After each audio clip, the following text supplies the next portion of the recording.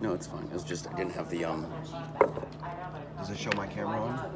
Yeah. On your mug? Yep. I just need to send her a text. She needs a text of the link for today. Where's her number? M? What's her number? He's gonna try to send her that link right now.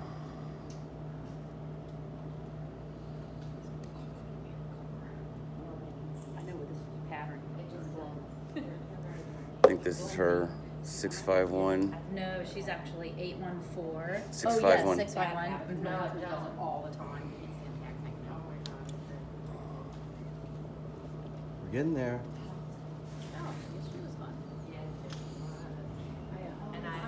Send it to me too, so that way I know like I got the link and I can kind of like whatever. Well, I won't be able to do anything with it because I'm gonna be. Let's plug your camera in so I can use my phone. Just need that camera link that's behind you on the floor.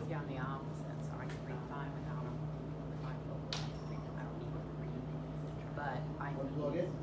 I can't see, so I'm Yeah. afraid. It's fine. Yep. We only get like an hour out of that thing, so we're gonna get all the good stuff in the first hour with it. That would all be fuzzy. Can we plug it in somewhere? No, it's a battery. There's no plug. You have to unplug it and charge it after it's done. You can't charge it while you're I using didn't it. do much. I went home and ate a little salad and went to bed a little while, went to Not bed. that I found But I was anywhere. proud of it for me yesterday. You have to get, it says you have to get it done. It's what it's been consistently doing. What's it advertised as? Up to 2. And everything in red says you can get. So you don't need this. That's just don't toss it. You don't care.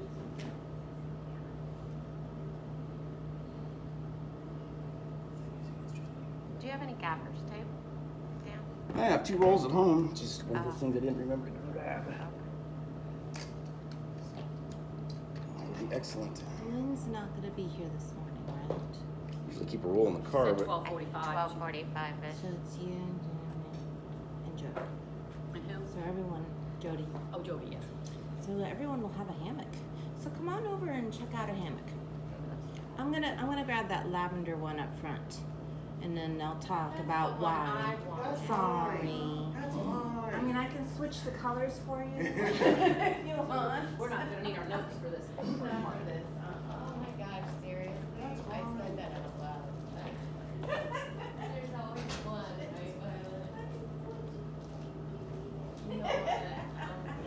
Those colors do speak to everyone. In fact, lots of times I'll say that when we first start a class. The color that speaks to you. Well, I did a little better, but I figured that was gonna be in the back, which would be too far out. No, Okay, because I know yesterday you were running it perfect. that was different. Okay. I want the blue then, I like blue. Blue's my favorite color. Lavender's mine, but no. Fine, Dawn, just take it. I'm kidding. You know what might work to cover that corner is you could do anything. Oh, to keep people from tripping on it? Put a mat over it?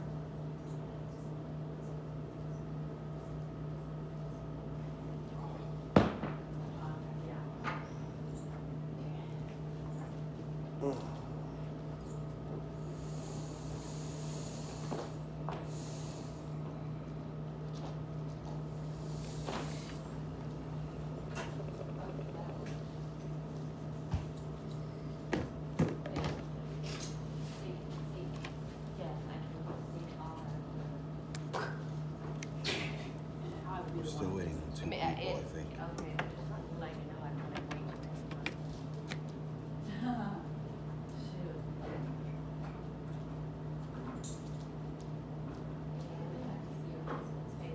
Dan, did you shave your arms? yeah.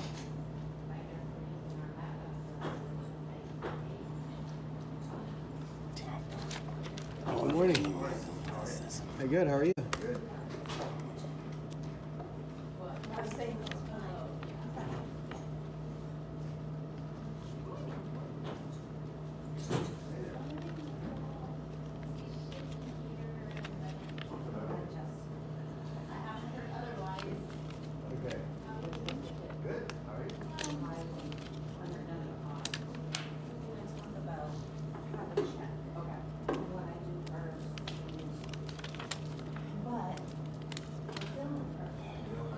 don't want to start.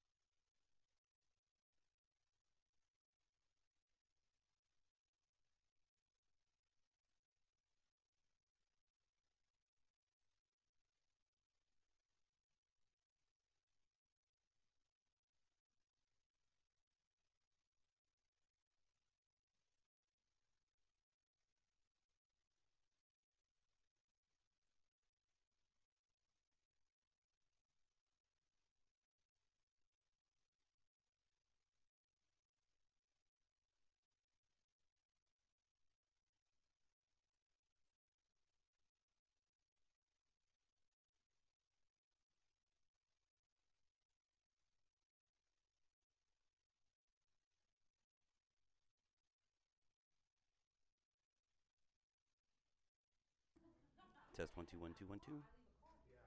Test 1 2 1 2 1 2. Hello, hello.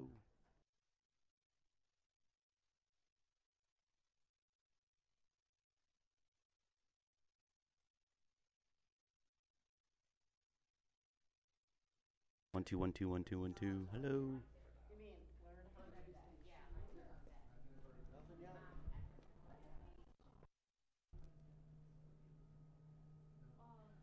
Hello, hello, hello. Nothing, nothing, nothing.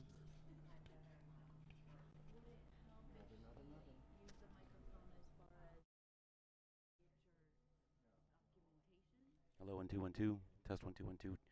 Hello, hello. Hello, hello, hello.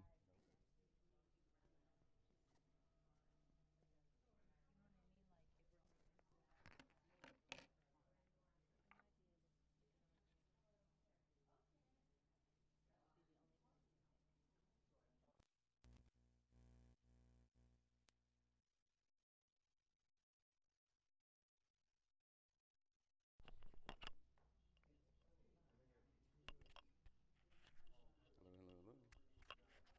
Test 1 2 1 2. Hello, hello, hello. You got me? Hello, hello, hello. It was like super light. As long as it's up to a 6, then we should be okay. Test 1 2 1 2 1 2. Hello, hello, hello. Yeah. Test 1 2 1 2.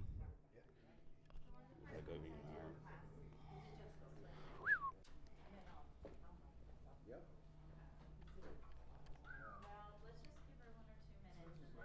Is it ready? I'll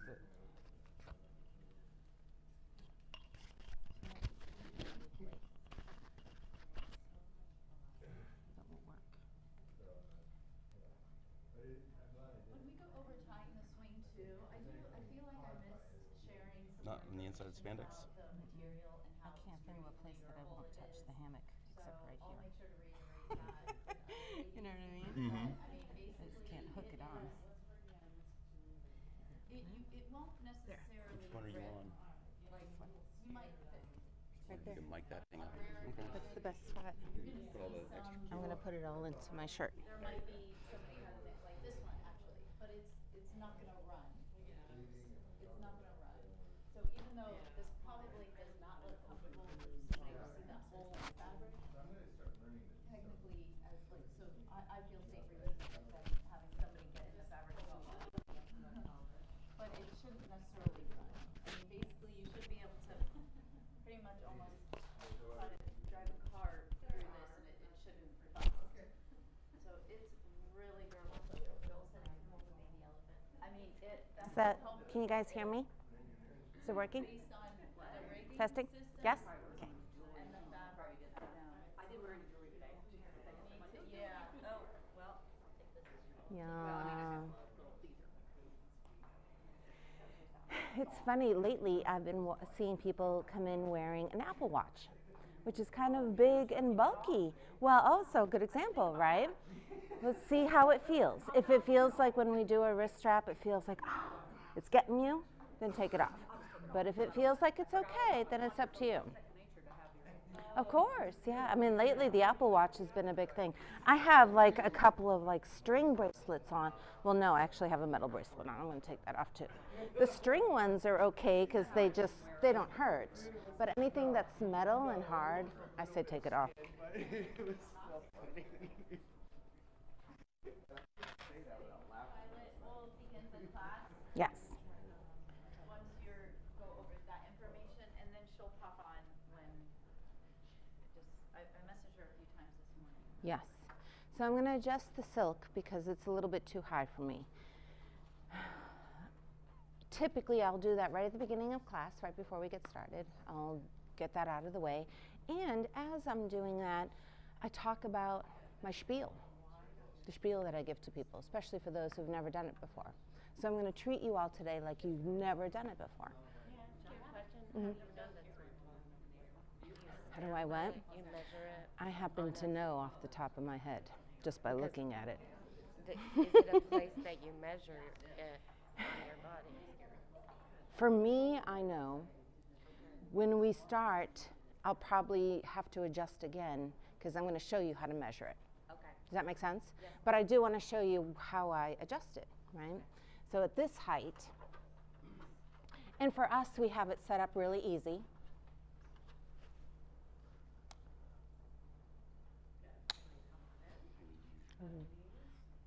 Here's my phone. Oh, okay. Yeah. And then, voila. Is there a reason why you only had to adjust one side? Yeah. It still is even? Yes. Sorry, hon. There it goes. It doesn't matter which second. Yes. It doesn't matter if you've got one side that might be a couple daisy chains higher, like for instance that one is, than this one. That's okay. Yeah, we went through Some that. people ask that. Yeah, they're very nervous about it. Well, why is that side higher? Because your gravity's going to still pull you in the middle. Mm-hmm. It doesn't make any difference That was whatsoever. a good morning wake up Mm-hmm. question. No, it is valid. That a lot of people ask that, and then they get really nervous about it. So I let them know that it's okay if it's still secure, everything's fine, it's still even. So I've adjusted mine. Now here's how I typically show people how to check to see if it's at good height for them. So I'm someone who likes to put the ladder out of the way, and then I'll grab it if I need it again. So my spiel goes like this. Hi everyone, I'm Violet. I'm going to be your aerial teacher today. Couple things about the hammock that you can expect. We're going to move through bunched hammock poses when the hammock is closed, and we'll also move through open hammock poses when the hammock is open. When the hammock is bunched and you apply it to certain areas of the body, you will feel pressure. sometimes it can feel more than just pressure. It can feel like a bite to an area. It can feel like a pinch to that area, maybe even a burn to that area. And it's the areas where you typically have lots of lymph and gland where you'll feel it the most. So most places that hurt, that you'll feel it, are areas like the armpits, lots of lymph and gland in that area. The groin region, anywhere, front, back, especially the really sensitive tissue that's through here and in here. You'll feel it on the backs of the knees. You'll feel it on the soles of the feet. You'll feel it in the palms of the hands. You'll find that you're gripping, and then you let go. And that hand can get that crampy sensation. I'll remind you to shake out the hands. I'll also remind you to I'll cue the breath a lot. So when you move into some of these challenging poses, lots of times people suck all the air out of the room and hold it. I'll remind you to move that breath and breathe through some of these poses. Center line is also something you'll hear me cue a lot, or your plumb line. The hammock always wants to come back to the plumb line. So you always want to glance up and make sure that you're standing right between those chains before you move into the pose, whether it's in front of the hammock, behind the hammock, even when you approach it from the sides. Contraindications: pregnancy, Botox in the last 24, 48 hours, any metal rods in the spine I should know about, open surgeries in the past few weeks, any wounds that you might have open that aren't covered, more serious contraindications, if anyone knows if you've got glaucoma or any kind of eye issues, if you're experiencing any kind of dizziness or vertigo, what's the term? Please let me know. I think that's it, right? Did I touch on the big factors? Inner ear. So we'll go slow, we'll be mindful of that, especially when we invert. We'll go slowly, see how it feels. If it doesn't feel good, we'll do a modification. I think that's it. I will know to work around it. Be mindful of that. Watch out for that. If you find that you've been gripping too much, it's starting to hurt, remember to just kind of come out of it, release, let it go, roll it out a little bit. I think that's it. That's typically how my spiel goes, right? Especially for newer people. For folks that come in that I'm, comfortable with and working, I already know what kind of issue they might be having. If they have something new happening with their body, they will typically tell me. They'll let me know, oh, my little lat has been hurting me lately, or something like that, right? And then we go from there. So. I have a question. You adjusted yours, and you said it was not low enough for you. How do we know if ours is the right height? So here's how we do it. I didn't know if you were getting to that. Yeah. Here's how we start. So let's come behind the hammock in the front. I'm going to face this direction, so that's this, and then I can see you. And then I'll turn around as we go. So grab a hold of the hammock, fingers to the front, thumbs to the back. Glance up between those chains, so you're in your center line. And now begin to push down on the hammock. Push down, bring the shoulders through. Push down so much that you can bring the hammock down to the pelvic bone. Yeah, nice. Now, feet stay planted. Take a deep breath in. On the exhale, lift the heart, and then begin to slowly forward fold over your hammock, keeping the hammock low. Come all the way down. Pause in your forward fold. Pause here for a few moments. The goal here is to stretch out the backs of the legs. So you'll feel it in the calf muscles, you'll feel it in the hamstrings. If it feels nice to maybe rub the calves a little bit, rub the hammies. I know it's first thing in the morning, so we want to wake things up, warm them up. We might be a little bit stiff. Here. Now from here, we're going to move into downward dog. So plant one hand in front of you and then step the same leg back, and then plant the other hand down on the mat, step that leg back. Hands are flat, palms are flat on the mat. Plant the hands, push down and away through the palms of the hands, open up through the armpits, lower the head. It's fine if toes come up in the hammock, because sometimes they will, but I want palms flat. And now breathe for a few moments. That hammock is always going to want to ride up to the abdomen. The goal is to keep it down near the flexors. How does everyone feel? You all look really great in your dogs, so I think that height for everyone in the hammock is pretty good. So take, that's all right, they don't have to. And also, remember, we just laundered too, so it's going to breathe and move a little bit. Yes, yes, yes. Yeah, that hammock will stretch a little bit, right? Because it does contract and then expand and mold to the body. So deep breath in. On the exhale, float the right leg up. Three-legged dog. Reach up nice and high through that right heel. Beautiful. And then lower. Inhale. Exhale, float the left leg up. Three-legged dog on the other side. Nice work. Now, ready? Bend that left knee and draw it up to the chest. Bring it into your chest, so now you're at like a runner's lunge, right? Like you're ready to take off in a race.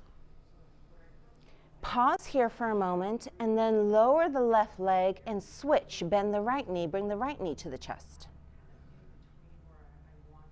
Inhale, exhale, switch again. Lower that right, bend the left. Now, keeping the left knee up to the chest, see if you can bring the right knee up to the chest as well. So here's where you're going to pour all of your weight into that hammock. And here is where you'll feel that bite. So if the hammock is too high and it's riding up the abdomen, you'll really feel it. If it's near the hip flexors, it's a little bit less painful. So here's where we can make some adjustments if needed, right? Otherwise, keep moving the breath. And of course, if at any point you need to come out of this pose, come out. You don't have to wait for me. Nice work, everyone. Maybe right hand to the right knee. Maybe left hand to the left knee. Now you can hang in your inverted cannonball this way. You don't have to if you don't want to, but as long as knees are tucked in super duper tight, physics will not let you fall out of this pose, right? You've now made a complete circle around that hammock. You cannot tip out. The way you would tip out is if you were to straighten your body, then you would tip out. But as long as you stay rounded and stay in your cannonball, breathe. There's the bite that I was talking about, which is another reason why I introduced this pose at the beginning of class, because I want people to know what I'm talking about with that bite. One more inhale.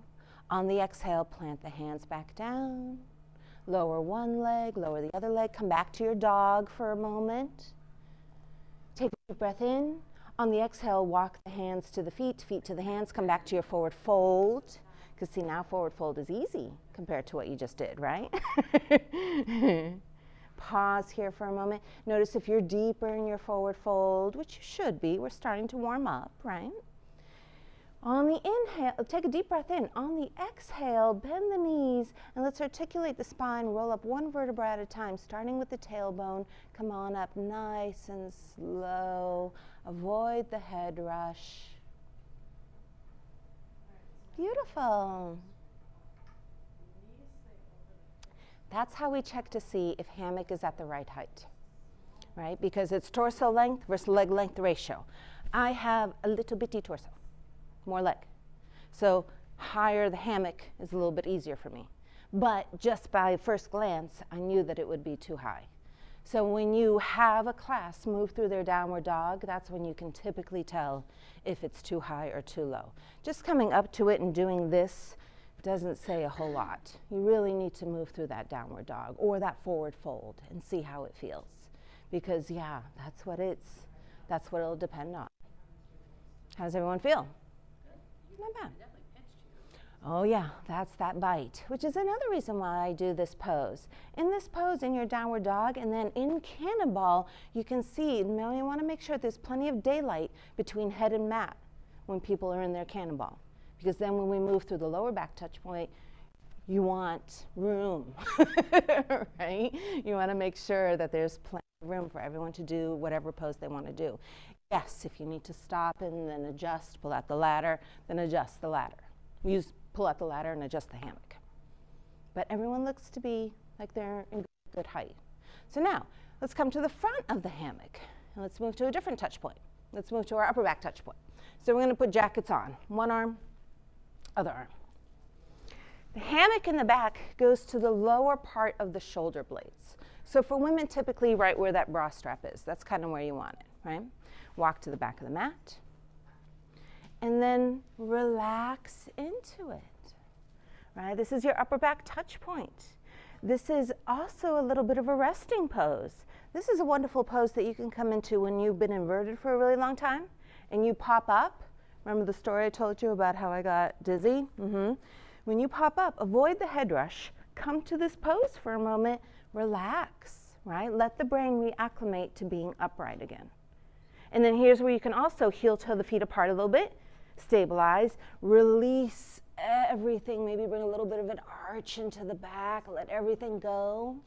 If this doesn't feel good on the back of the neck, remember you can always bend your elbows, intertwine fingers behind the head, and then support your neck a little bit.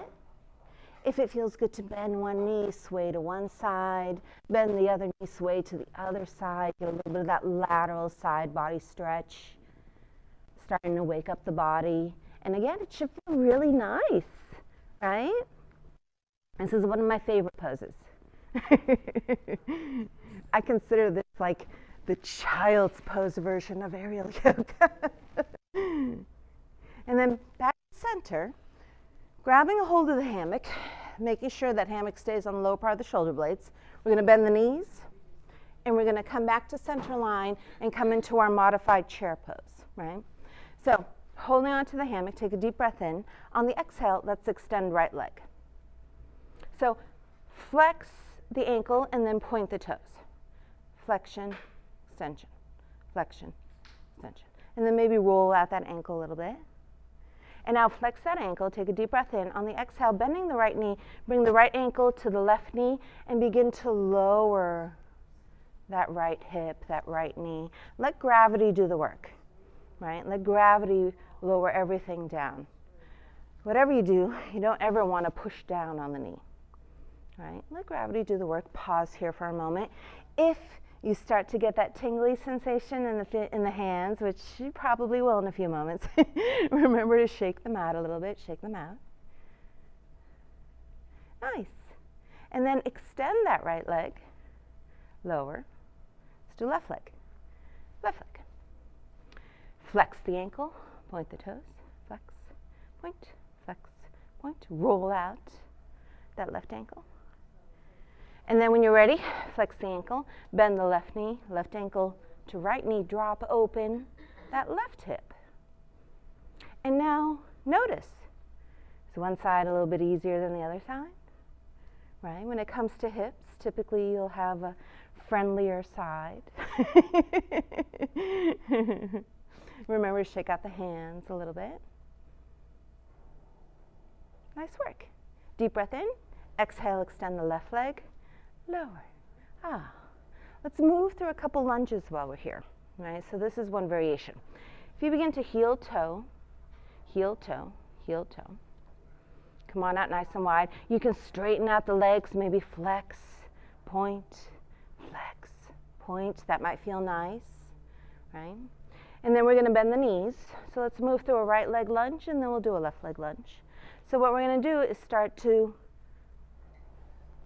square the hips towards the Pilates room. We're going to come up on the left toes behind us. Pause here, breathe, right? Inhale. On the exhale, let's come back through center and then move to a left leg lunge. So lower the right knee. Nice. Sometimes that right knee might touch the ground. It's okay. And then come back to center. Heel toe everything back together. All right, so now we're going to really ignite the core. If you find that this is starting to happen, see how the hammocks just rode up into my armpits like this, right? Adjust. Make sure that the hammock is still on the lower part of the shoulder blade, right? We're going to hold on tight. I'm going to take a baby step back and then extend. Release the hands. Reach behind you. Take a deep breath in And then on the exhale, grab a hold of the hammock, bend the knees, come all the way forward. We're going to move through our forward flying plank or ski jump, right? So in ski jump, you want the body to be nice and straight as a board. Lots of times you'll find people start to lowering their hips and everything collapses, right? Try to keep core engaged, spine straight, deep breath in, exhale, bending the knees, and then go back. Reach, reach, reach, deep inhale behind you, exhale, come forward, ski jump. You can continue to hold on to the hammock or extend the arms, bend the knees, and here's where you can begin to move with the breath. Inhale, reach behind, exhale, come forward, ski jump. One more. Inhale, reach, exhale, ski jump. Now from your ski jump, hinging at the hips, walk everything back, pause here for a moment. Here's where you're going to have that wonderful lymphatic release in the armpits, right? Shake out the hands a little bit. If it feels good to maybe sway a little side to side, start to bring the spine and hips into it. Nice work. And then, grabbing a hold of the hammock, bend the knees, come back to that modified chair, right under your center line. Now we're really going to ignite the core. All right, so I like to swing a little bit to the heels, and then come a little bit forward to the toes, and then to the heels, and then to the toes. So now the next time you come to the heels, see if you can bring one knee up to the chest, the other knee up to the chest, and hold for a moment or two. And then lower the feet when you have to. But there it is. There's that core engagement, right? This will wake up the core like that. Right? So try it again. And here's where you can also start to challenge yourself, because there's a million things that we can do here while you're swinging like this, right? You can practice maybe bringing the knees to the chest and lowering the knees. You can practice extending the legs. If you're counting, maybe give yourself an extra swing or two, if you're counting swings. If you're counting seconds, give yourself an extra second or two, right? But start to really, really turn on that core, right? Yeah, it can be very playful. This is when lots of times people are like, wee, you know, beautiful. And then come back to center line, holding on to the hammock, reach up nice and high, deep breath in, exhale, come on up. Ah, we starting. You getting there? Okay. Let's do a little bit of upper body. Here, we're okay with using rosin. Some studios are not okay with that, but we're all right with that.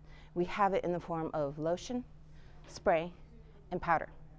Rosin helps with the grip, right? So if all of a sudden you're holding on and you find this starting to happen, a little bit of rosin might solve that issue. So if you'd like to try a little bit, you can come over, spray. I spray my hands, lotion, put it on your hands, powder, put it on one, get in there. So, upper body. Come in front of the hammock, hammock behind, and put your jacket back on. Oh, sorry, that's where you already were. Sorry about that. All right, so we're back to this pose. Let's bring hands to heart center, and then bring fingers through and around, and grab a hold of the hammock. Oh. So, first one, let's do this. Reach up nice and high. Grab the hammock nice and high. So now what we're going to do is jump up into our hands as best as you can, right? And use your legs, right? You want to shoot yourself up into the sky, pull yourself up, and then lower down, right? Wherever you go, you go. Move on the exhale. So in the inhale, we set up. Make sure you're under your center line, gripping onto the hammock. Take a deep breath in. Exhale, hop up. Come on back down. Right? And there's the upper body, right? You'll feel that. Everything from the waist up turns on to help you get up into the sky, and that's what we want, right? So try it again. Nice. This is a wonderful way to warm up the upper body. And also, here's where you can start to challenge yourself again. Maybe jump up, see if you can stay up. Catch a little bit of air up there, right? If you're counting seconds, give yourself an extra count or two, right? Take a deep breath in, move on the exhale. Hop up. One more, so make it your best, right? Deep breath in, exhale. Not bad, right? Okay, so let's try this one. Let's lower the hands. So now they're right in front of the shoulders, right? So we're gripping the hammock nice and low. So we want shoulders down, away from the ears. We want to lift up through the crown of the head. Chicken wings in, elbows are pointing down. Here's where, yeah, if someone left their Apple Watch on, see how your wrist feels, right? Be mindful of that. But here's where like the jewelry and the bracelet can get in the way. So gripping onto the hammock, holding onto your architecture from the waist up. And waist up, nothing changes. Waist down, inhale. On the exhale, bend one knee, bend the other knee, and see if you can hang here for a moment or two. Another fun way to ignite the upper body, right? Yeah, this will turn things on pretty quickly, right? And here's where also you can get a feel of, you'll find typically in class that when men come to class, they've got that upper body, right? So lots of times they will kind of shine in this area. They'll be able to pull themselves up nice and slow, hold themselves up there. This is typically a little bit harder for women. But the next thing we're going to do is work on hips. So that's kind of usually when women shine and men have a harder time, you know. So from here, unravel the wrists, shake them out, shake them out. So we've warmed up the upper body, we've ignited the core. Let's do a little bit of lower half, right? So come on out of the hammock. Let's bring the hammock to the front and let's open the hammock, right? So find the edge that's closest to you. And you might have to unroll it sometimes because the edges do roll up a little bit. Step back, fan out the hammock, open it up. And now holding on to just the edges, come back to your center line. So if you look down, you should see a pool of hammock that you've got there, right? So we're going to put the left leg into the middle of that hammock. So holding on to your edge, pouring the weight into the right leg, bending the left, drawing into your core, deep breath in. On the exhale, placing the left foot right in the middle where you've got hammock in the front and hammock in the back. In the middle, Jody, yeah. Get in there. Yeah. And then when you're ready, extend the left leg. Edges closest to you, pull them all the way up to the belly of the hamstring so the whole left leg is nice and secure. Holding on to your edges, glance up again, make sure you're still under your center line. If you've maybe moved out of your center line, maybe take a hop forward, make sure you're back in it. And then ready? Glance down, look at the right toes. Check out and see what the right toes are doing. Mine love to go out to the side because they're compensating for tight hamstrings, right? So square the toes to the front of the mat, square the hips to the front of the mat, square your shoulders to the front of the mat. And now start with the right leg. Start pushing down through the sole of that right leg. Ignite the right leg muscles. Lift that right kneecap. Inner spiral the right thigh. Squeeze that right glute. Turn everything on. And now do the same for the left leg. Plug this left femur bone back into its hip socket. Lift that left kneecap. Draw the muscles onto the bones. Flex that left ankle. Nice. Lower the shoulders. Lift up through the crown. Hold on to the integrity of the spine. Take a deep breath in. On the exhale, begin to forward fold into the hammock over your left leg. And then pause when you start to feel the back round and collapse, because this is a hinging at the hips. Legs are straight, back is straight. The goal is to stretch out the back of that left leg, and that's where you should feel it, in that left hamstring, that left calf muscle. So pause when you feel like you're about to lose the spine, it's about to round. Stop there, breathe. In fact, if you like, maybe inhale, come up a little bit, and then on the exhale, come down a little bit deeper. That might feel nice. Breathe. Breathe into that left hamstring. Send it loving thoughts with every inhale and every exhale. Encourage it to stretch. One more inhale. Exhale, come all the way out. Nice work. That's an advanced level yoga pose. Knee to nose while balancing in a regular class without the assistance of the hammock. 9 times out of 10, we would have all fallen out within just the first few seconds. Right? And look at us, we're still standing on the one leg. So now, maybe shake out the hands a little bit. Edges closest to you, go into the left hand. Right hand can come to the hip. Take a deep breath in. On the exhale, send the left leg out to the side, and then draw it back in. Bring it out, draw it back in. So there's that wonderful rotation in the hip socket, right? This is beautiful.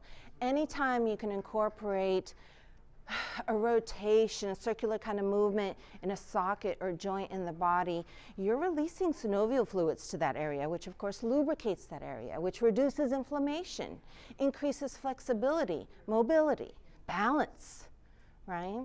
This was a hard pose for me when I first started. I had very tight hips. But now I love this pose. This is yummy and delicious in all kinds of ways for the hips. And then bring it out, hold. Extend the right arm. Take a deep breath in. On the exhale, we're going to do a side body stretch on the right. We're going to crunch it in on the left. Right arm up and over, grabs a hold of hammock above the head. So it's like a modified gate pose, right? Now remember to keep that elbow, that right elbow, nice and high. Don't let the back round and collapse. Keep it up and open. Maybe even look up and out from under that right armpit. One more inhale. Exhale. Come on out. Now let's try this. Let's make sure that we're still under center line. So maybe take a little hop forward in case you're out. We're going to do a stretch, a lateral split kind of fun stretch. So here's how we start. Closest to you, put it in the right hand. Left hand comes around the back and grabs the opposite side. So this is a little bit safer of a grip. So now you've got complete control over this hammock with your upper body and your left leg, right? Holding on, taking a deep breath in. On the exhale, we're going to slide our weight into the left leg and come into a side split. Now, before we go there, start with the right leg. Same thing as before. Start pushing down through the sole of that right leg. Ignite those right leg muscles. Lift that right kneecap. Inner spiral the thigh. Squeeze the glute. And then do the same thing for the left leg. Turn those muscles on. Either flex the foot, push out through the ball of the foot, or point the toes. I'm all right with one of those three because it really does help to ignite your leg muscles, right? So holding on to all of that, deep breath in. On the exhale, start to pour the weight into this left leg. Now you will reach a point where it feels like, okay, I'm there. Pause there, breathe, right? Keep moving the breath. If you're someone that has really open hips and you can go nice and deep and even adjust the grip in the hammock, because you can bring that left hand to that left toe and go deep into a variation. Now, only move into that variation if it feels comfortable. If it does not, stay where you are, keep moving the breath. Nice work, everyone. One more inhale. On the exhale, using the grip of the hammock, pull the body up. Nice. Yeah, that will wake up the hips, right? All right, so let's bring the left leg forward. Edges closest to you, pull them up and around your left glute. So get your left butt cheek in there. I like to put my whole butt cheek in, but as long as you've got the majority of the butt cheek into the hammock, and then it's got you and it's holding you, right? When men come to this class, I tell them to just kind of be mindful of where you put the edge of that hammock, right? All right, so now we're going to bend the knee. Left knee bends. Left knee goes towards the kapok tree, towards the left side of the mat. Right sole of the left foot goes to the right side of the mat, towards the Pilates room. So now we're kind of standing in like a standing pigeon pose. Torso comes right through the middle of the hammocks. Separate the hammocks, push them behind the armpits, right? Make sure that this butt cheek is still nice and secure and inside that hammock. When you're ready, start to bend the right knee and pour your weight into the hammock. This is what we call our flying pigeon pose. And it should feel kind of nice. This is a nice deep hip opener. And we've got variations here, right? So I typically will tell people to kick off a little bit. Kicking off is nice because then you get a little bit of air, right? You know, you really are flying. You can maybe reach back with the right hand and catch that right ankle back there. Then you'll get that wonderful quad stretch in the right leg. You can even reach up with the left hand and catch the left edge. Whatever you catch is fine. Breathe, right? Keep moving the breath. Pigeon is a very wonderful hip opener, right? And it can be hard for people to manage pigeon on the floor. It's difficult. The floor is hard. It's hard on the knees, it's hard on the hips. But when you're up in the air wrapped in silk, it's much nicer. You can also move through a variation of half lotus. So if you were to release that right leg behind you, bring the right leg forward, reach down with that right hand, catch whatever you can catch, and maybe to encourage the right foot to come up, you can move through a half lotus pose. Make sure the hammock stays behind your armpits. Breathe, right? Breathe. Half lotus, another really hard pose. Really difficult. These are advanced level poses, but they become beginner level poses in an aerial class. And also be mindful of your knees, right? This left knee is in deep, deep flexion. And turn around so I can face you. This is deep flexion for that knee, so you always kind of want to be mindful of that. If it feels like someone's having tension, or if anyone is having tension in their knee, you can cue to maybe flex that ankle, see if that relieves the tension in the knee. If they're still having tension in the knee, have them come out, right? We can do this pose, supine, we can do all kinds of fun variations in pigeon that are a bit easier on the knee. So now to come out of the pose, lower the right leg, right foot plants. Start to pour the weight into that right leg, rise up. Catch the edges of the hammock, and then gently extend that left leg. Nice. Pause for a moment. And now ready? Bend the left knee. We're going to go up. We're going to go up in open hammock, which is a little bit easier on the soles of the feet than bunched hammock. But we'll do both, I'm sure, at some point this weekend. All right, so make sure that the hammock, that excess hammock that's in the front, is off of that front knee, right? Because if it's wrapped around that knee, it could get caught in there, right? So just kind of make sure that you've got plenty of leeway with that extra hammock. Reach up nice and high. Make sure you're under your center line. Grip, grip, grip. Do not let go. Deep breath in. Exhale. Pull up.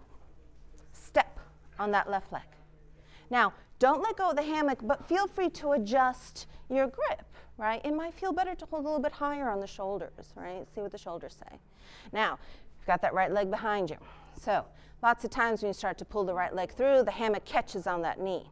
So I kick back a little bit first, bend that right knee, and guide my right knee through the front so it doesn't get caught on that excess hammock.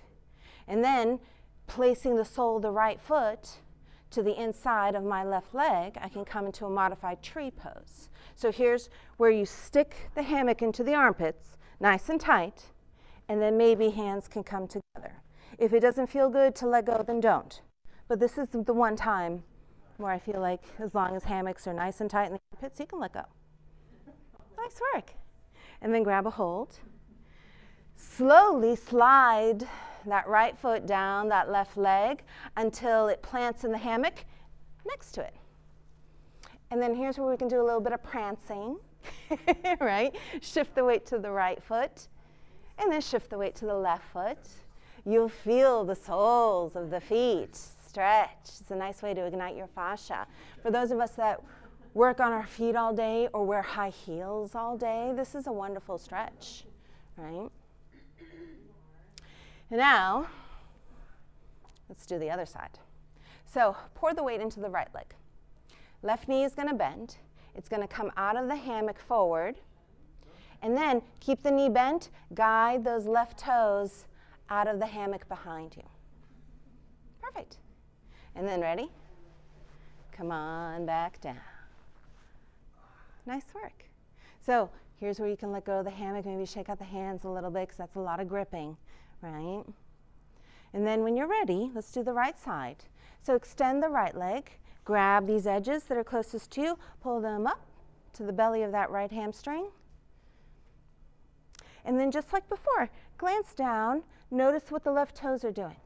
Make sure everything is squared to the front of the mat, right? Hips are squared forward, shoulders are squared forward. Glance up. Make sure you're still under your center line. And then ready? Ignite your left leg muscles. Press down through the sole of that left foot. Lift the left kneecap in a spiral. Squeeze the glutes. And then turn on your right leg muscles. Plug that femur bone back into its hip socket. Turn everything on. Flex that right ankle. Lower the shoulders. Lift up through the crown of the head. Deep breath in. And then on the exhale, here we go. Forward fold over the right leg into the hammock. And then notice, is this the easier side? Right? Is this a side that maybe you can go a little bit deeper into the pose? Same thing, be mindful of the spine, hold on to the integrity of the spine, keep it straight, keep legs straight. Try to make the hinge happen just in the hips. Because again, the goal here is to stretch out that right hamstring, the back of the right leg muscles. You can move a little bit with the breath. If it feels like you can inhale, come up a little bit, and then exhale, forward fold a little deeper, go right ahead. One more inhale. Exhale, slowly rise up, rise up. Edges closest to you, right hand. Left hand can go to the hip if it likes. And then here we go. Bring that right leg out. Draw it back in. Did somebody's hip just pop? And then draw it back in. And you can move with the breath, right? Lots of times you'll find new people will just start swinging their leg back and forth, right? Mindful, slow movement, right? Just like regular yoga, right? Breathe through it. Encourage that hip flexor to open up. Again, notice if you've got one side is a little bit nicer than the other side. Extend, hold, and then ready? Extend the left arm. So gate pose, right? Deep breath in. On the exhale, side body stretch on the left. Crunch it in on the right. Left arm up and over. Grab a hold above the head. Keep that left shoulder nice and high. Maybe even look up and out from under that left armpit. One more inhale. Exhale. Come on out. All right, so now you know where we're going. We're going to go into that lateral split on this side. So this is a pose where you definitely need to be under your center line. So if you're not, maybe take that little hop forward. Make sure you're there because the hammock will pull you back into its center line if you're not under it. And start with edges closest to you in the left hand. Right hand goes around the back, catches the other side. So now you've got control over your right leg. Don't forget about the left leg. Push down through the sole of that left leg. Ignite those left leg muscles. Turn everything on. And then do the same thing for the right. Remember, either flex, push out through the ball of the foot, or point the toes, right? Take a deep breath in. Move on your exhale. Exhale, start to slowly come into this pose. Take a few hops forward, Jody. You're out of your center line. That's why it's yanking you forward like that. And same thing. You'll get to that spot where you're like, okay, I'm good. I'm there. Stay there. Breathe. Don't forget about your left leg. Keep pushing down through the sole of that left leg. One more deep inhale. On the exhale, use your upper body. Pull yourself back up. Nice. All right, so Leg comes forward. Edges closest to you, up and around the right glute this time. And then we're going to bend the right knee. Knee goes towards the Pilates room to the right side of the mat. So the foot goes to the left side of the mat. Standing pigeon. Torso, body comes right through the hammocks. Make sure it's under, behind the armpits. Again, deep flexion in that right knee. So if you're feeling any kind of tension, maybe flex that right ankle. And then when you're ready, pour your weight into it. And then, yeah, take off. Fly, little birdies, fly. A little bit of air should feel nice. If it feels good, now you know the different variations. If it feels good to grab the ankle behind, you're getting that quad stretch. If it feels good to reach up and catch the hammock, you might notice that this side might feel better. Nice work. It's a very meditative pose, pigeon. And it's also a very yin style pose. It's the kind of pose where you want to come into and stay in for a little while, right? Because you want your yin tissue to ignite a little bit in this pose. Typically when we practice yoga, Pilates, whatever kind of CrossFit, whatever it may be, we're focusing on our yang tissue, the stuff that stretches your muscles, right? It's just as important to focus on your yin tissue as it is your yang tissue. We just don't do it often enough. But a pose like this, here's where you can ignite that yin tissue, the stuff that doesn't stretch. So your bones, your tendons, your joints, your fascia. And then maybe catch the foot in front. Maybe bring it up. Come into a half lotus pose. See how it feels on this side, right? Breathe. Keep moving the breath. Nice work, everyone. Sometimes we call this the floating Buddha. But it should feel pretty nice. And then when you're ready, lower that left leg. Well, we're going to move into our low back inversion, which is even yummier. So you definitely don't want to miss that. So pouring the weight into the left leg, start to rise up. Grab your edges. Extend the left leg.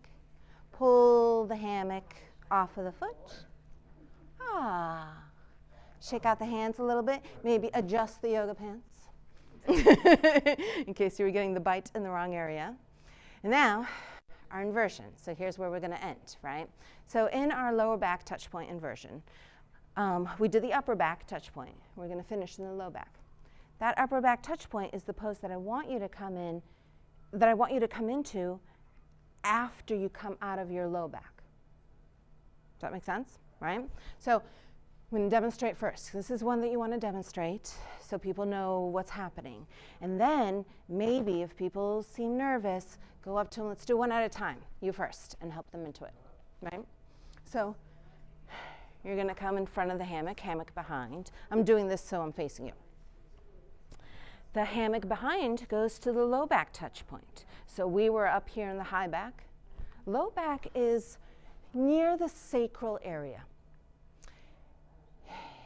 The pain level varies for everyone. For me, the lower I can get it, the less painful. But that's not to say that's going to be the case for everyone else.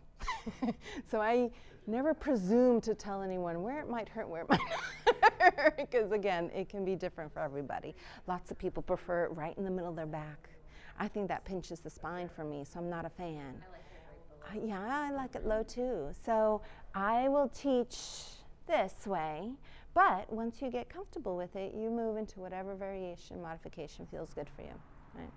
So yeah, I bring it near that sacral area, and you'll find that's funny, lots of times, yoga pants will have a seam right in that area, so that's kind of a good, right? Like see it, like I've got one right in that area.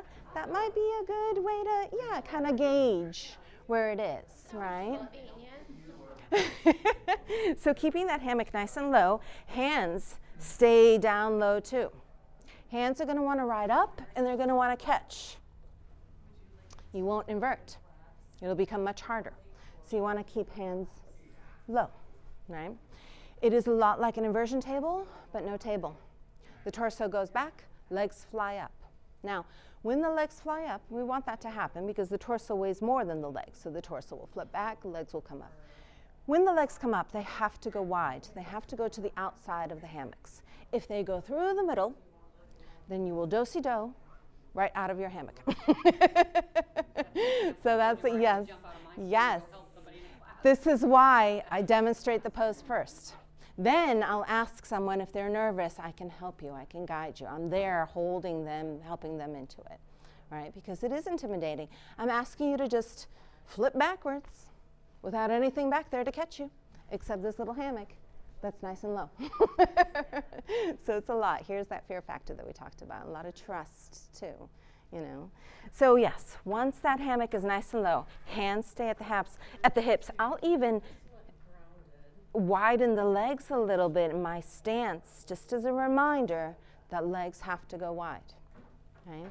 And then when I guide someone through it, I'll tell them to bend the knees, pour the weight into it, keep holding low, let the legs come up, let the legs go wide, and then they can hook their feet in the front, and then let go.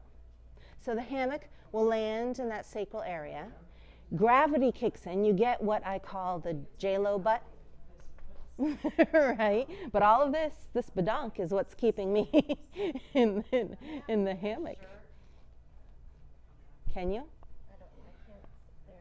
Yeah. Now to come out,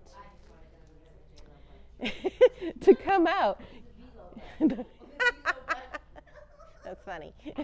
To come out, you want to look up at your navel. You want to go for the hammock above one thigh, the hammock above the other thigh. Unhook the feet, and then bending the elbows at the same time, pull back up, come out the way you came in. And then here's where we talked about coming into that upper back touch point. Pause here for a moment, let the brain reacclimate. Who wants to go first? That's typically what I'll say right after that. And then when someone's like, oh, I got this, because you'll have students in all kinds of levels that will flip right into it, not a problem. I'm going to help you. Swing, but not on silk. There you go, yeah. Bend the legs, and then bring the legs up. And remember, wide, wide, beautiful. Oh, yeah, hon. You're natural. Yeah. And now, see if you can pause here for a few moments. Breathe through this. Allow that decompression. You see Terry's back, her spine is coming back to that natural S-curve. And that's what happens in the low back inversion. And that's what we want. This is that yummy decompression that the spine needs, you know.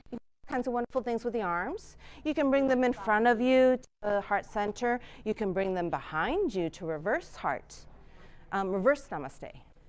You can intertwine fingers back there and just kind of keep them at your back. You can straighten the arms out, draw the shoulder blades together behind you, push the heart forward, and maybe begin to extend the arms away from the back. There's all kinds of wonderful things that you can do here. In a beginner class, this is all I'm going to push for. If I can get everyone in this, yay, win. Right? In more advanced class, here's where we can move through variations of goddess, leaving one leg hooked, extending the other leg, all kinds of wonderful things. But for a beginner class, this is sufficient. Because yes, you'll start to get that like feeling where eyeballs are popping out, it's time to come up. So when that happens, look up at your navel. Go for the hammock above one thigh, go for the hammock above the other thigh. Unhook the feet, bend the elbows, pull up, lower the feet. Come into your upper back touch point and relax here for a few moments. Pause. Right? How do you feel? Good. Feels okay? No issues? Inner ear? It's fighting it? Okay. But yes. See what I mean about like... I got no poker. Yeah.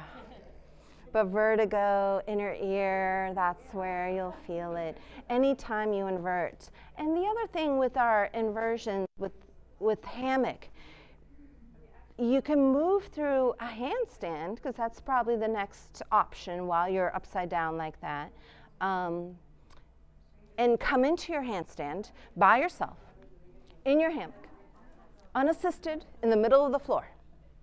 That never happens in regular yoga, especially a beginner yoga class, right?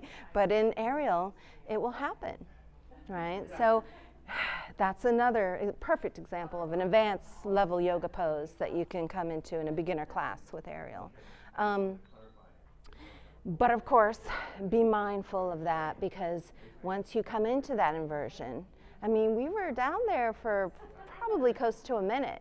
Even that doesn't typically happen in regular yoga, unless, you know, you're a die-hard yogi that feels they need to stand on their head for 20 minutes every day, just like Mr. Iyengar taught her. That's my master teacher. She's like, 20 minutes a day on the head. I'm like, Karen, I feel like that's a little excessive. Oh gosh. And she's like 80 and does it daily, and that's her ritual, and it's amazing, you know. But she practiced and lived with B.K.S. Iyengar for a number of years. She translated his manuscripts for him, and so she's a pretty amazing woman. So when she tells me to do something, I do it. But when it comes to the 20-minute headstand, I don't know if that's necessary. But I will say, in the hammock, it becomes possible. It definitely becomes possible. You're completely supported, right? You can put the hands down, you can bring the hands up, you can shake them out while you're still inverted, right? You can maybe adjust the legs, but still stay in it. So it is possible. I've done it before. I've meditated hanging upside down. Feels wonderful.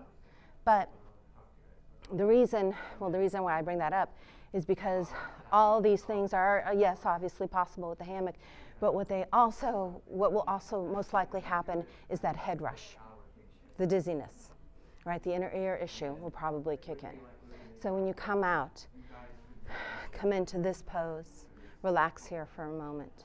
Whether you've been in your inversion for a really long time or just for a few moments, come into this pose afterwards, relax.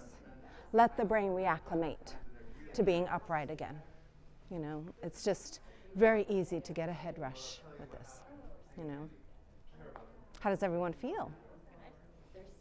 Yes, definitely grab some water. So typically what I would do at the end of this class is guide everyone back into that open hammock, climb in there, float away for a few moments, and that's how we do Shavasana. For today, we don't have to, but that was a beginner class. Really? With some modifications and progressions. The whole class? That was it. That's it? That's it. Okay. What do you mean? Are you not impressed? I'm like, are you not impressed? well, that's easy. Are you not entertained? I was very entertained. I thought it would be a lot harder. So. No, that's a beginner class. Like, I wouldn't typically push anyone past that who's never done it before. Do you want someone to like take, never done before, to take like the class you did yesterday first before this one?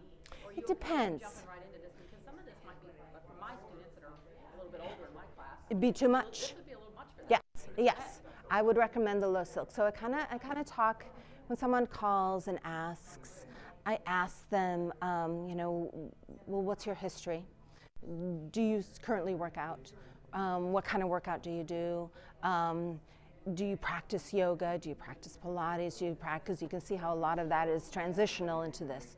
I try to get a gauge on age, maybe weight versus, you know, a diet even, versus whether or not they're still working out, that type of thing. And then I kind of make my recommendation. That's when it's over the phone. When I see someone in person, I get a better idea of like their gait, you know, how they hold their body, like what, you know, see if their hips are pretty, see what their upper body is like. And in the gate, because I do not understand anything, what are you looking for? We're about to find, SP's going to go through like everything, like how to look for like spine, and then everything. You'll get a good idea. I got excited. Yes, you'll find out. But then that's kind of when I gauge and see if someone's got, you know, all kinds of medical issues. That it's funny, that friend that I spoke about yesterday about the Botox, how I said to her, I'm like, Cherie, we can't do this, right? That was before she was diagnosed with cancer. She was diagnosed with cancer, and she's, poor thing, she's like 23. She's been fighting, and she's in remission right now. And she's like, I want to come back to aerial. And I'm like, awesome, let's do a low swing restorative. That's because I know what she's done in the past. I know what she's just been through for the past 3 years. So that's what I would recommend. She wanted to do a high right off the bat. I'm like, Cherie, let's just do low. You've been away from the swing for a few years. Let's start with low. So yeah. The studio that I teach at in Ohio, they don't have swings yet. They're getting ready to order them. So I would assume I'm going to be the first person to teach there. Yeah. I think it's okay to tell people when they sign up that you have to do it in steps. Take the restorative and then you can go to the next one. Because I'd be a little afraid of some of my students in this class first. The restorative and a beginner yoga class are both considered beginner, right? The restorative class is obviously more beginner. So that's how you can describe it to people, and then let them make their decision, right? It's okay to require them to take that one first. I think it's okay for people to decide on their own. Yes. Be afraid for them to tell them, If, well, that's where you make that recommendation for them. take the restorative first, try that. Mm-hmm. Yeah. Based on what you know, based on what you like, their mobility, what they can do, what they can't do, you make that recommendation for them. Because that's what I would do. Like I could do with Cherie. I was like, let's start low.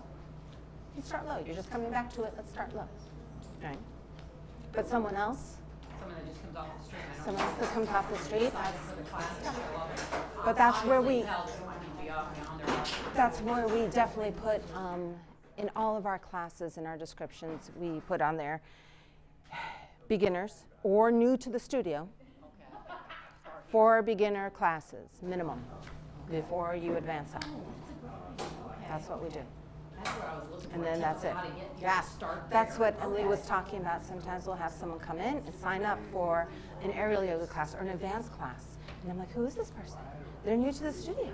I'm like, why are they signing up for something like, did they not see? You're new to the studio for beginner classes first, right? And then we find out a little bit of their history. We find out, well, they're a circus arts performer. They're this, they know. Okay, that's different, you know. Can I mention one thing? You guys, if you wanted to take a few minutes break and then reset, you'll be seated, so if you want to grab something, You do it right. fine. You know, There's hot tea, there's hot or cold white tea. There's bananas. Bananas.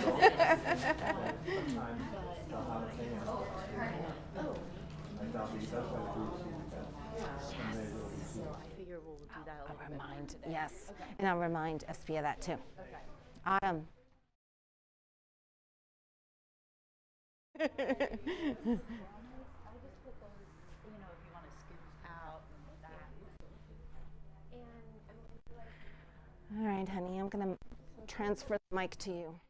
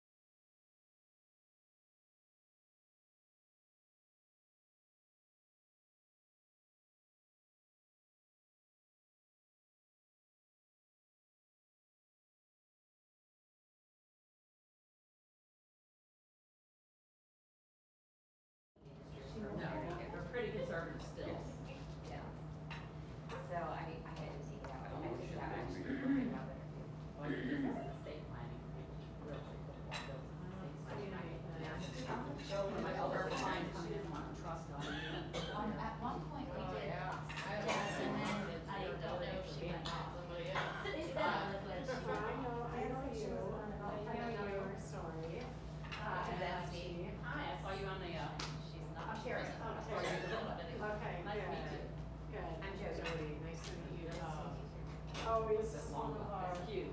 Yeah, I know, so it's like the boss. And then reach the arms Love back. that. And then Yeah, it the is. shoulder blades Got down. really back here. The knees. And then tuck your right knee into the table. Terry, I live in Ohio. And then bend the left knee into the hip. And keep the arms reaching back. Gail, if you need like at any point, just bring the arms and the bar up above. So I'm reaching overhead. So into your single leg stretch, you're gonna step one leg out, bend one knee in, and keep the upper back pressing into the ground. And the legs So up like, stretch. your RYT or? Yeah, just 200. I just finished at the beginning of June, just started teaching. The studio that I have, I was swing. So I'm really Very cool. Jody, how about you? The only person I Tuck talk both to knees and soften the elbows a little bit more or slide Those are the best. captive people. audience, make sure they're set there. Yeah, so I'm not a teacher. Okay. Or like I said, bring the arms straight up. Last night, so I didn't get into the story, so. So it changes the position of the arms. Slowly, right, but Which we'll, does, more will be if you're revealed good, probably fit on us as the weekend goes. And then Emily extend wanted the to legs make sure out you your said Pilates there's knee and tea, hold there's it there white for tea, 30 hot and seconds. cold. 2, If you need 1, anything, and then bend the snacks, knees back obviously, into right. it. And then again,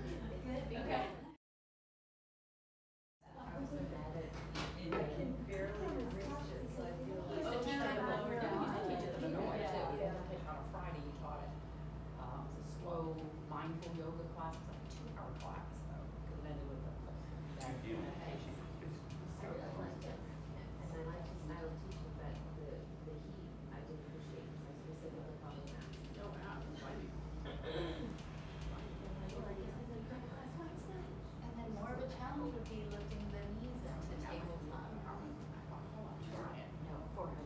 But I stayed right at the door. And slowly And then once I get off, so do 5.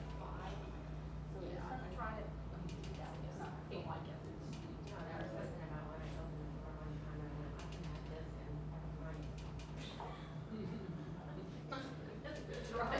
Sorry, but I'm not gonna pay for this. I can get this at night for free, I guess. Every other day. Okay, all right. So you're gonna slide out from Do this? underneath. No, I can do it by Have you myself. seated facing the side I wall? can do it in my car. That's the bamboo, everything's cooling on my head. So you're gonna do an underhand grip and place the ball between the thighs and the wall. She said yes. She's there. All I right. found it though. Well, then why don't we move over back into the area? Your audio is. So squeeze through the Okay. thigh. Make sure We'll your come knees back are over. close to your back. I need our notes now. Yes, so if you want to bring your books with you, and if you've got a pen, anything like that, that would be good. Ankles and take an inhale right here and then on exhale. If you, good morning. If you want a bolster or something to sit on or a blanket, that's fine too. Although we will try and make it fairly interactive so that we're not sitting the whole time. Yeah. I'm sorry, I'm gonna run to my car. Yeah, no problem. All right. So.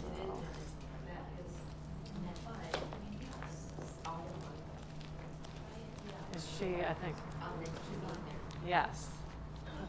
Autumn, this was sent to you, so you can now look at this. I think Emily sent this via email to you yesterday. We'll wait for Jody to come back.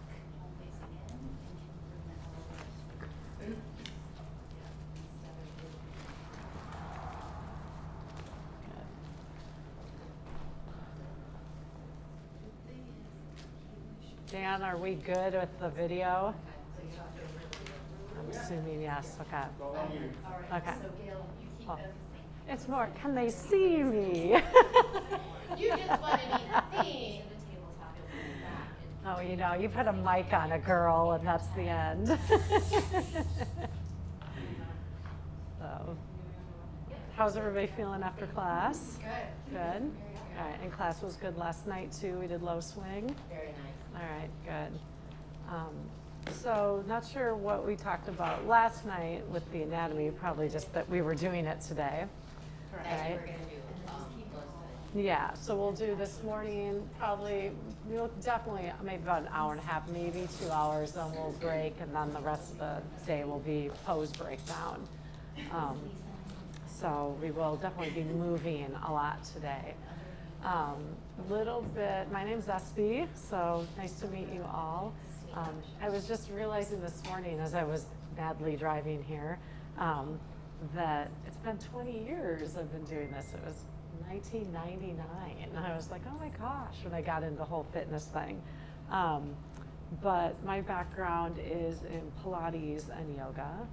So with my Pilates training, we did a lot on it. It's all about anatomy. It's all about how the body moves, how the body doesn't move. A lot of times what we'll find is that the body has a lot of ailments or things that are going on or poor mechanics. And we're not born that way. Most of the time we're born pretty perfect, right? And the baby comes out, and then over time as we start to do either activities or sports or just lack of things, our bodies will start to default into some not so great patterns. And since most of our clientele that walk through the doors are adults, right? They probably had some life through them, right? You know, but we can have young people who have issues too, especially now that athletics is very prominent in our society. So, and I know that she'll be able to attest to that with her son who plays baseball. So when we were putting the whole program together, gosh, a couple of years ago, we said we've got to have a section on anatomy. Now, you know, it's only a weekend training, so I mean, you could do a whole weekend on anatomy, which actually, this is kind of a snippet of what in 2 weeks when we start our Pilates certification, we do basically a weekend of really diving a little bit deeper into some of these postural issues that we're going to touch on today. So if you find that something you really like and you want to learn even more about, I would encourage you to come and maybe take that as well. So what we want to do is we don't want to blow your minds this morning, but we want to kind of open them up and kind of start thinking about if you're planning on teaching, that you always take into consideration the whole body. And everybody's going to have a different body that walks in. And it's not even necessarily anything to do with weight. A lot of it has to do with the musculoskeletal design of the body. So, you know, we're designed to be, you know, really in this neutral, great posture, but that's not how we live, right? I mean, even right now, a lot of us, you know, or when we're driving or whatever we're doing, we just default into the patterns in our body. So we're going to go over 3 what we call syndromes of the body, and then 1 is a built-in structure, which is scoliosis. This is not meant that you're diagnosing anything. It's more observing. I want you to really think about this as being an observer. That's one of the best things you can be as a teacher, is to observe how people move, right? Because if something's hurting them, we want to look at why is it hurting them.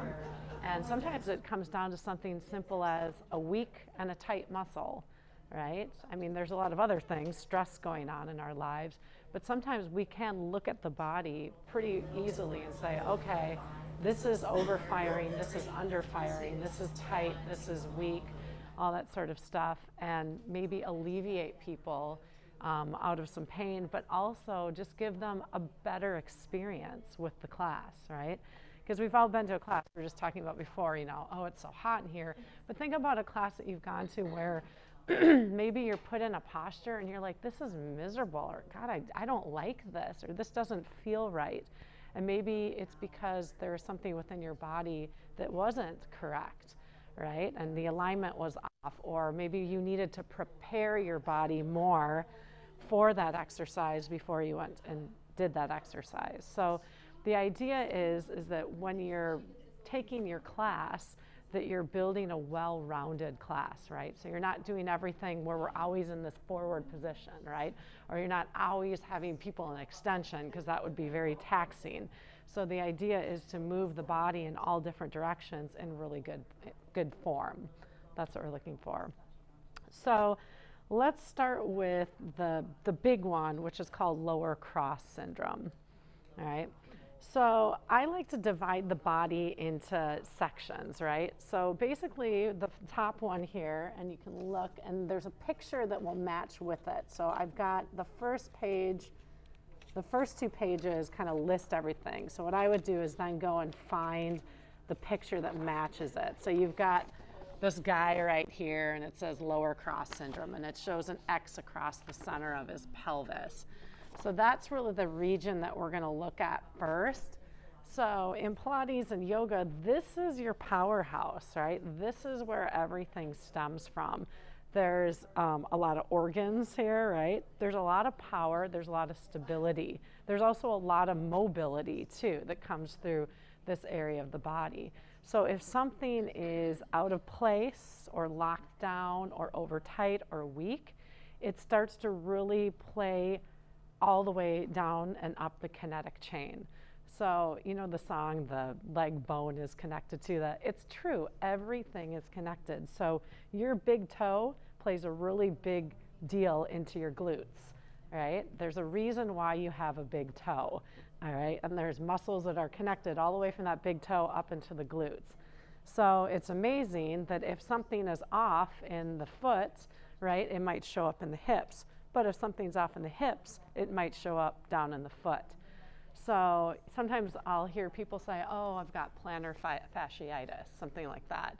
And right away they think, well, I've got to massage the feet. Well, yeah, that's where the pain source is, but let's find out if that's really where it's from. Could it be above the foot? Do they have really tight calf muscles? Or do they just have really tight hips and it's been pulling all the way and that pain is showing up in the foot? So that's the idea, is to try and figure out where is the actual pain source coming from. It might not be where the pain is showing up. So it's good to start in the center of the body because this is called the lumbo-pelvic hip complex. This is a very complex area of the body, the hip joints, the sacrum, all that, the low back. What do 80% of Americans suffer from? Low back pain, right? And a lot of it stems from something within the pelvis is off. And not just that, maybe something in the pelvis has been off for a long time and they've been doing step aerobics for 15 years, pound, pound, pound, right? So there's been a lot of compression that's been put on the lumbar spine. So we want to think about when people walk in, almost being the observer of their bodies, right? So you can tell right away when, you know, you look at somebody, if they're just kind of standing, like do they stand on one leg? Do they stick their butt out more, right? Do they round their shoulders forward? I mean, there's some very easy things to pick up when you look at people, right? And, you know, some of this might be what's going on more emotionally than physically. So maybe just being able to get them lifted physically, that'll take it out. But more than likely in our society, a lot of this is going to be some built-in structural stuff that we've just been doing over time. So if you look at the picture of this lovely guy right here, this is what we would talk about, what we call lower cross syndrome. Now, he is, I mean, he's got some of it. I say a lot of times you see this more in women, you see this in dancers, and you can see it in me. If I'm really, really lazy with my posture, right, it's really easy for me to just kind of dump into my pelvis, right, my low back and stick my butt out. Right, so that's kind of, for me, this is the lazy way for me to stand. And over time, that would really, really hurt. I stand a lot for my job. I'm working with people one-on-one. So I have to constantly continue to get myself into what's known as neutral. And everyone's neutral is a little different. So what I want to do today is have all of us find where our neutral is, what we call a neutral pelvis. So it's a good kind of marker for us to start with. So what I'll have you do is come down on your back with your knees bent. All right. So this is really important that we know kind of the markers of the body. So your feet are down on the floor, knees bent. All right. So you're going to take kind of the pads of your palms and find what we call the ASIS. That's the front of your hip bones right here. So they're kind of like the knobby parts that stick out. All right, so you've got a right one and you've got a left one. Sometimes people right away will go, oh, my right one's a little higher than my left one. And that can be two different ways. It can be high this way, right? But it could also be high this way. Because remember, your hip rotates in many, your hip complex rotates in many different positions. So what we're looking for are they even across horizontally, but also are they even vertically. All right, so then you've got your hip bones. I want you to take your fingertips and try and find your pubic bone. All right, so that's the top of the pubis right there. So you've got your hands on your hip bones, and hopefully your fingers can reach towards your pubic bone, right? Pubic bone is what sticks out a little bit, right down there. All right, and then you've got your belly button. So I call this the baseball diamond. So the belly button is home, right hip bone is first base, pubic bone second, third, and back. And if you're not a baseball person, then just think of, you know, north, south, east, west, something like that. So what we're looking for is for this whole area, the hip bones and the pubic bone, to be level. I don't like to use the word flat because it's nothing in the body is really flat. We have a lot of different curves and movements in the body. So you're looking for that diamond to really be level. So what I want you to do now is gently press your low back into the mat. Notice your pubic bone lifts, goes a little higher, correct? Then I want you to arch your low back. Your pubic bone points down. So now your hip bones are higher than your pubic bone. So just do that a few times. It actually should feel good, pressing your low back in, arching it out. So what this is called is this is a posterior and an anterior tilt. So when your pubic bone is pointed down and lower, that's an anterior tilt. When your pubic bone is higher than your hip bone, so that's a posterior tilt, when you're pressing your low back into the mat. All right, so those are two ways to move the pelvis, posteriorly and anteriorly. All right, and they're just kind of directional terms that we use in anatomy right there. So what we're looking for is we're looking for where all that is level. Now, everybody's curvature is different, right? When I am in neutral, I still have quite a bit of space between the floor and the low back. Also, if you have, I have a little bit more of a pronounced backside. So if you have a little bit more of a pronounced backside, you're probably going to have a little bit more of a curve back there. Some people will not really have much. They'll actually have quite a bit of their low back on the mat being in neutral. So everyone is different, but you need to find where your neutral is. All right, so again, you're coming back to the pubic bone and the hip bones being level. All right, so is this making sense to everyone so far? Okay. All right, so the other thing that we want to be able to do is, can you move your pelvis? So I just had you move it front and back, right?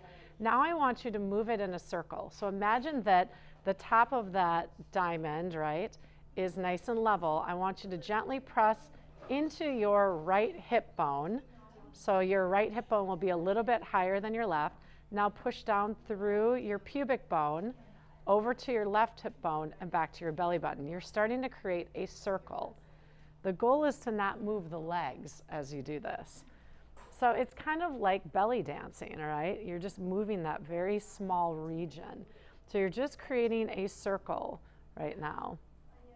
And I'm trying to think, I'm having you go counterclockwise right now. All right, so now pause and switch directions, go the other way.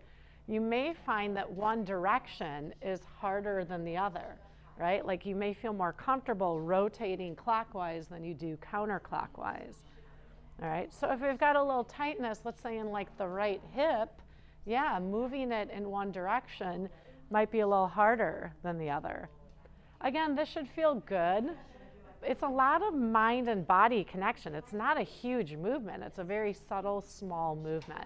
And then just come back to your neutral. All right. So now that you've got your neutral, I want you to come up to a standing position. And let's see what it looks like standing.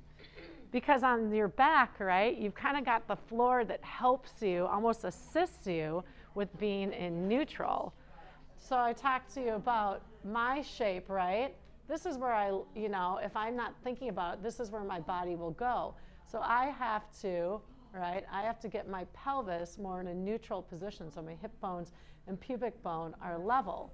So if that's not something that we're necessarily used to, it might feel a little odd, right, to finally start to bring ourselves into a neutral. So as you're standing, your feet should be about hip distance, right? So shoulders over hips, over knees, over ankles. And then you've got that same idea. Are my hip bones and my pubic bone level? Because as soon as I put my pelvis in a neutral position, my spine generally goes in a neutral position as well. This is not a neutral position for my spine. I have over accentuated that lumbar curve. This is not a neutral position. And you will see people who will walk around. I actually call this the old man, right? You'll see this a lot, the old man walking around with the tucking out. This is going to be kind of probably more of the girl, yeah, the dancer, gymnast, anybody, you know, because they were taught to open up all that. And again, it's not necessarily bad, but you don't want to be in that position forever. Your body really is craving to always go back into a neutral position. So the other thing that is important once you teach somebody neutral is to teach them engagement, right? Because you can be in neutral, but if you're not engaging those core muscles, there's no support. So yoga and Pilates have similar, there's a little bit difference, right? You'll hear in yoga the Mula Bandha, right? That's lifting up through the pelvic floor muscles. We believe in the same thing in Pilates, right? There's the scooping of the abdomen, so drawing the stomach muscles up and in. The other thing, though, that I will say sometimes that yoga and Pilates might kind of fight over a little bit is the upper abs, right? Because yoga is always talking about opening up. So you'll see a lot of times, you know, that overextension going on up here. But there are abdominal muscles, right? Your obliques and your upper abs that are really important that we get those engaged as well. So if you've got your pelvic floor muscles, your glute muscles are also part of your core, right? Your abdominals, low back, upper abs, your chest and your back are actually all core muscles. So I always tell people, if you were to say, what's your core? Just take off your head, arms, and legs. It's like the, it's my favorite, the Monty Python. If we ever remember he got his arms and his legs and he's hopping around, and I go, he was a core. So yes, his but a flesh wound. He was a core, you know, at the end. He could still survive because he had his core, you know. So I mean, that's really what it is. So that's for your own sake, right? This is good for your body. So as you work today and we work through postures, it's important to think about all that. Now, does that mean that your pelvis is going to go into extension or flexion sometimes? Yes, those are, your body should do that. But when we're standing, right, or when we're coming into mountain pose, which is really the foundation of yoga, this is it, right? It's coming into a neutral position. It's engaging all the abdominal muscles from front to back and really aligning our spine so that, yes, our spine's going to have natural curves. Some of us are going to have more curves through the neck, more curves through the low back. But generally, we're all structured the same way. It just sometimes the packaging looks a little different. All right? So with lower cross, what we're looking for, right, is that probably what we would call lordosis, all right, or a little bit of that extra curvature going through. But what happens as soon as, so now take yourself, if you're not somebody who has lordosis, although we all have in a sense a little bit because of the curving, take yourself into like an over-accentuated lower cross. What happens to the rest of the body, right? I mean, all of a sudden now my chest is forward. I'm not balanced anymore. I mean, this is really not a great, I mean, I try to go and do a balancing posture and my body is off.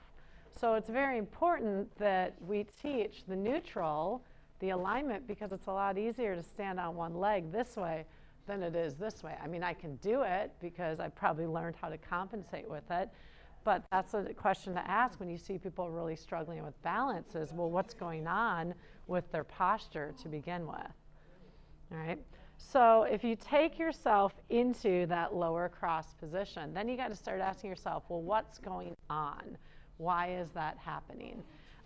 It's probably not, you know, built in, like, you know, I don't think, you know, over time, scoliosis. This is really what we would call a built-in muscular issue right now. So when we talk about things that are working and aren't working, that's what we're looking for when we're looking at lower cross. So what's not working or what's too tight? Those are kind of the things that we're looking at.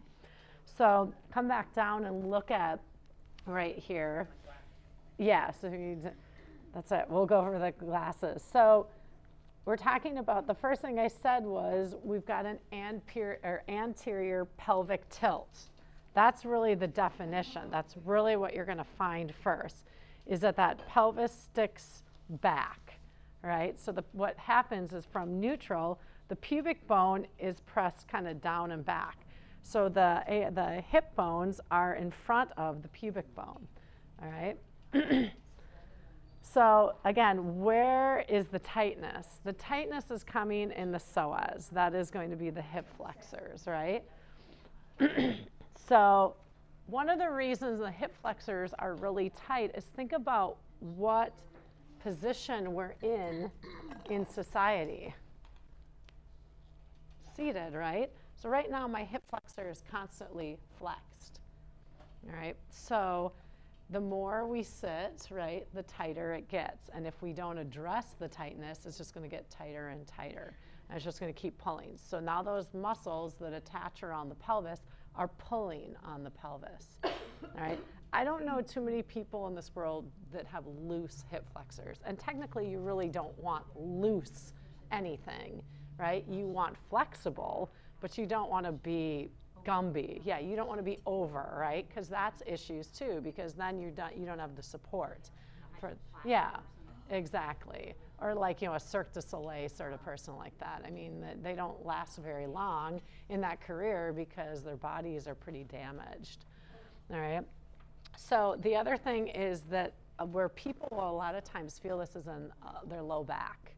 You hear like, oh, my low back's really tight, my low back is really tight. Well, if you think about it, you're tilting the pelvis back, and then let's say you're somebody who goes to a lot of plyometric classes where you want to do the hopping. You know, right now, high intensity interval is like all the rage, all that sort of stuff for people to do.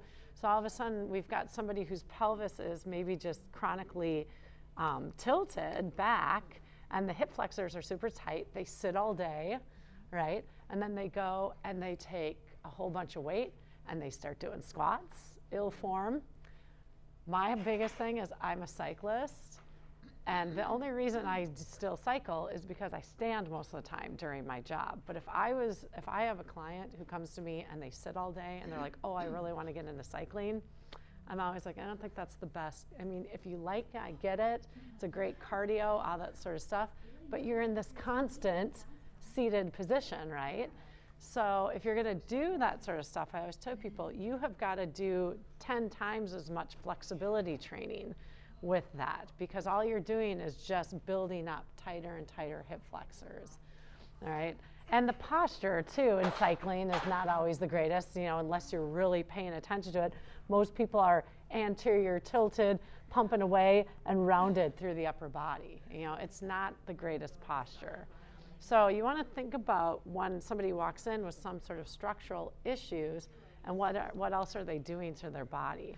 So it scares me a lot when I hear people with the CrossFit stuff and they're lifting all this weight and then they're having low back issues, right? And the question is, well, okay, have you been taught core engagement? Are you in the correct alignment?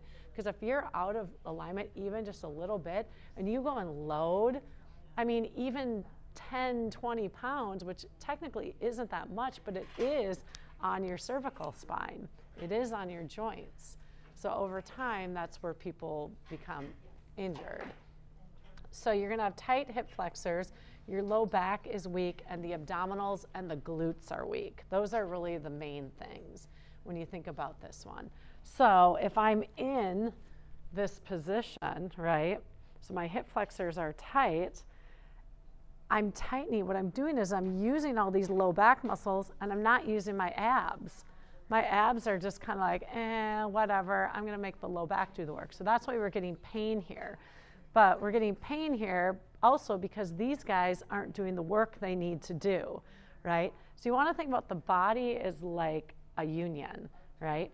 So if your abs aren't working as hard as your low back, it's not fair, right? Your low back wants to divorce your abs. That's basically what is going on. And every muscle has an opposing muscle. Your quadriceps, your hamstrings, right? So if these are really, really overdeveloped and these are underdeveloped, think about how that affects the structure above and below, right? So your knees and your hips. So you hear a lot of times people saying, oh, my knees really hurt. Well, maybe they've been working this too much and not here, or maybe something back here is not strong. So you want to think about, like we talked about, the knees aren't necessarily the cause. It's what's maybe above and below it that have not been working together. So you'll look at a lot of times people also, if they're in this position and they go to do squats, they're not using their abs and they're not using their glutes. And your glutes should be working pretty hard on a squat. I mean, yes, your quads are working, but if you think about what's going on, the glutes have to power you back up. So if you're in an ill-formed squat with an anterior tilt, the glutes aren't doing anything. Guess where it's going to? Low back and probably quads, right? So you're missing two major muscle groups if you're not doing a squat correctly. Abs, right, and glutes. And those are the two weak portions of this syndrome, right? The lower cross. So I've got super tight hip flexors, I've got abs that aren't doing anything, and a butt that's not doing anything either. So over time, aesthetically, that doesn't really look the greatest, right? Because you want your glute muscles to be working. Those are really your largest and your strongest muscles next to the quads. All right, so those are two major muscle groups that we want to focus on. So if we look at tight muscles, we talked about the psoas muscles being really tight. So the psoas is the only muscle that attaches the upper body to the lower body. If you didn't have the psoas, you wouldn't be able to do this, right? You wouldn't walk. So we need the psoas. It's a very crucial muscle. It attaches actually in the diaphragm. So it attaches in the diaphragm, it comes over the front of the hip, and it attaches back in what's called the acetabulum, which is right where the femur connects into the hip. All right, so it's how you can walk. All right, and or it's how you can swing your leg in flexion and extension. It ends up doing really well at flexion, and it's sometimes for a lot of people not very good at extension, and that's where they're going to really feel. So I saw Violet today doing, you know, when you're thinking about it, what are some exercises in yoga? Well, the first one's a lunge, right? And you can do it kneeling, you can do it standing. You're going to feel right away that hip flexor opening up. Those are some of the exercises that we think of. Bridge. So I just had you guys on your back. All I would have you do right there is lift your hips up, right? You're starting to open up into the bridge. Camel pose is another one as well, where you're kneeling, opening up. So you're thinking about anything that can open up the front of the pelvis. That's really what we're looking for. And a lot of people they don't necessarily like lunges, right? Lunges can be very hard, and kneeling lunge is not so bad. We just have to decide if that's okay for people's knees. A lot of times lunges is more about people don't like them because of the flexibility. It's not necessarily the strength. I mean, you should be able to stay in this position for a long time. These are strong muscles, but this is a really tight muscle. So a lot of times when people are doing lunges, they'll say, oh, I feel it in this back leg. Well, it should really be here that's doing the work. This is the leg that's doing the work, but because most of us are so tight, we're feeling that stretch, and it's just like, ugh, how much longer do I have to do this? All right, so releasing those hip flexors is really important. And if you can do that in every yoga class or every class that you teach, people will walk out feeling a lot better having that part, especially if you know that most of your clientele or most of the people that you're working with sit a lot throughout the day. That's like a no-brainer to make sure that they're doing something to open up the hip flexors. Other parts that are weak, or not weak, are tight, are the inner thighs. All right, so again, talking about that attaches to the inner thigh muscles, right? That's the groin muscles. A lot of them are there. They attach right into the base of the pelvis. They tend to be adductors in any situation, tend to be tight and weak at the same time, because there's not a lot of exercises, you know, unless you're doing the Suzanne Summers, right, where you're pulling it in. Pilates, we focus a lot on the groin muscles, right, because it plays a lot into the alignment with the knees. Again, if you've got something above the knee that's weak, right, I mean, if this is all working together in unison, the knees should be tracking just fine. They should feel fine. Right? I mean, it is a complex joint, but when we have one part of the mechanism that's weak, right, it's going to throw off the gait, whether it's your gait or it's going to throw off the alignment.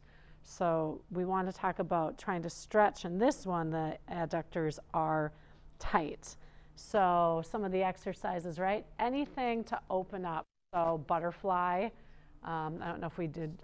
Yep, the straddle. Any sort of straddle. Yeah, anytime you know you're working through just opening up, we're trying to open up that inner line of the thigh. That's very important. And then the piriformis. So this is one where it's a twofold. The glutes are weak, but they're also tight a lot of times with lower cross syndrome. So you guys did pigeon today. That's a great one. Anytime, right? Any sort of figure 4 stretch to open up through the hips. That's very important. Or cow face pose is another one. So you want to address, and that's always the things that you're thinking about in class, is you want to address tightness and weakness, right, through the body. We all love to train. We all love to do those. We all have like a signature pose where we're like, oh, I'm good at this. It feels good, all that sort of stuff. Yeah, exactly. The ones that we're like, oh my God, no, please don't make us do that. Those are probably the ones that our body needs.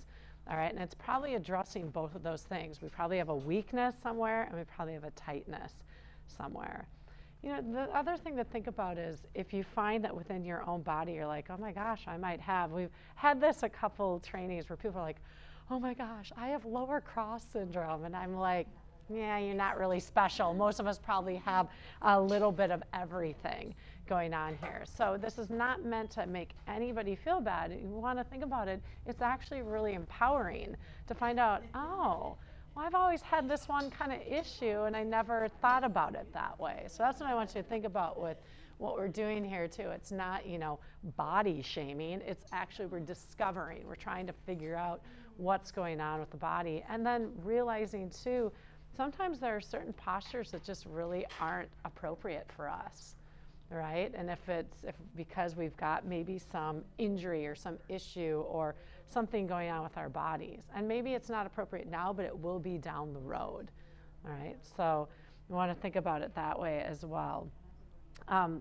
So I like this in here, the importance. It says prolonged sitting holds people in this posture on an everyday basis. So this posture places excessive stress on the low back, creating faulty biomechanics and lower body extremity. So, you know, like I said, a lot of this is coming from just our daily living, right? So how we've changed, you know, evolved more towards the office, more towards the computer over the last, 30 years. Yeah. Well, we'll get into that. That's another syndrome right there. All right. But the biggest thing you're going to look for is that anterior tilt in the pelvis where it's a pretty, and you'll see it. Some people, like I will tell you, 20 years ago when I first started doing Pilates and yoga, I was huge curve. I still will always have that. That's part of my structure. But it has saved a lot on my low back, learning to make sure that I'm in neutral, learning to really tighten up the muscles in the abdomen. That's very important. So as we go down, how are we feeling about this so far? Okay. How do you cue that in your class? Because that's, obviously you're talking about the diamond, and you're just getting people into a mountain pose or a tree pose or something. I will, it's funny. Yeah. I mean, I teach a lot of senior yoga classes, and seniors have very tight pelvis, right? I mean, like I said, I got a lot of guys walking in like this, and to be real honest, I don't have as much of this as they get older. They tend to flatten more, and I mean, you can tell right away. I mean, and it doesn't need to be. People say, "Oh, as you get older, your butt gets flatter." No. It means that you're not working it, right? I mean, you should always have some sort of definition in the backside. But seniors tend to sit a little, they sit a lot throughout the day, just the course of the way it is. I actually just make people put their hands on. And I say, okay, and just exactly what I had you guys, if I'm teaching a class, I might even have them come down on your back. Sometimes being on your back, like the way I had you do it at the beginning, just makes more sense, right? And also too, nobody's staring at you. Kind of depends on what the class is like. I'm unabashed. It doesn't, I've had 2 babies. So it's like now it's like, okay, but my hands on my pelvis, things around in front of somebody, I don't care. But somebody might not like that. So that's why I cued you guys on the floor and then standing. It is important though that they know where it is standing, because that's what you're doing. You're doing quite a few standing postures in yoga. But also, they're moving throughout the course of the day. So it's nice to have that, okay, oh, I should come into neutral. So exactly what I had you guys do. I might even just have them do it standing, tilt the pelvis forward and back. I mean, I've been in a group with 25 seniors, and we're all standing there, just kind of swinging the hips forward and back.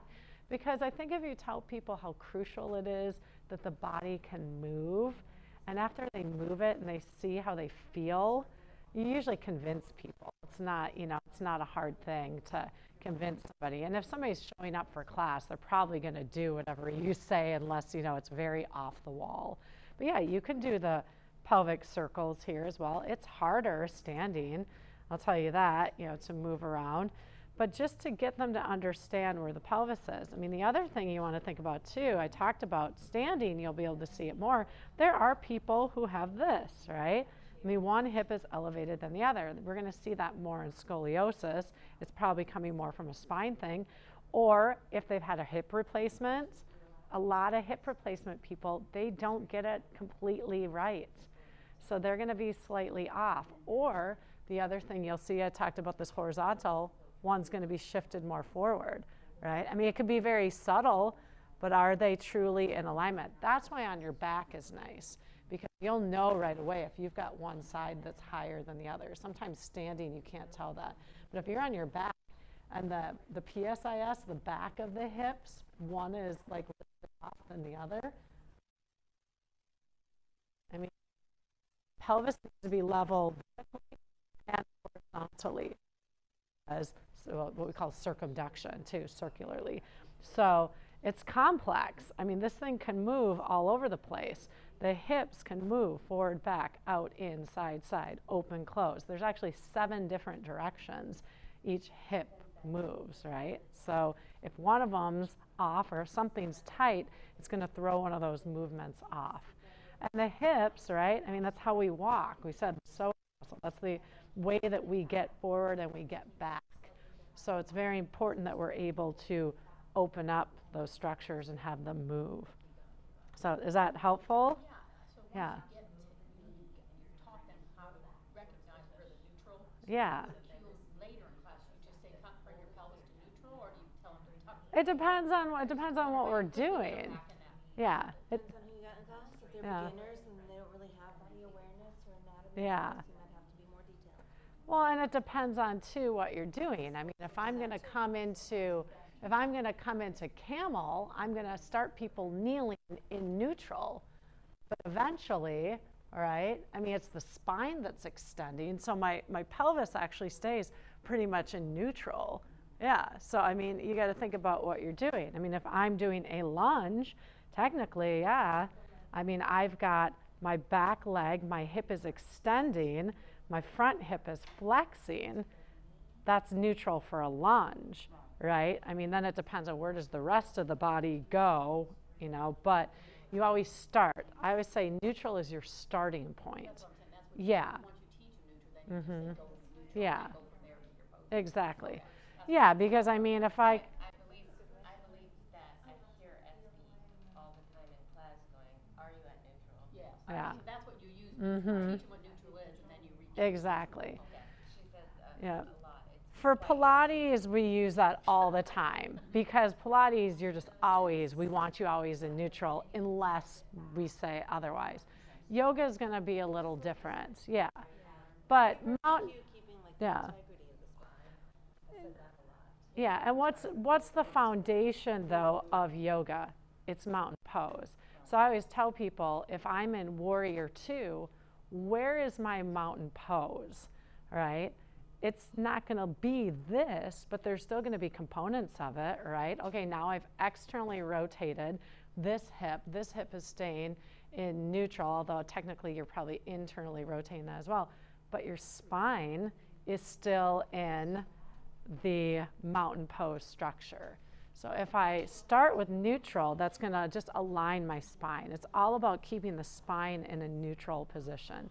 Because if I'm not, my spine is no longer in neutral. I am in some funky forward lean sort of thing. So now I've got a lot of pressure on my low back. So that's what we're looking for, is as soon as I bring this structure of the body back into neutral, generally the rest of it will follow. That's what we're looking for. So as we move into the weak muscles, we talked about it, stomach.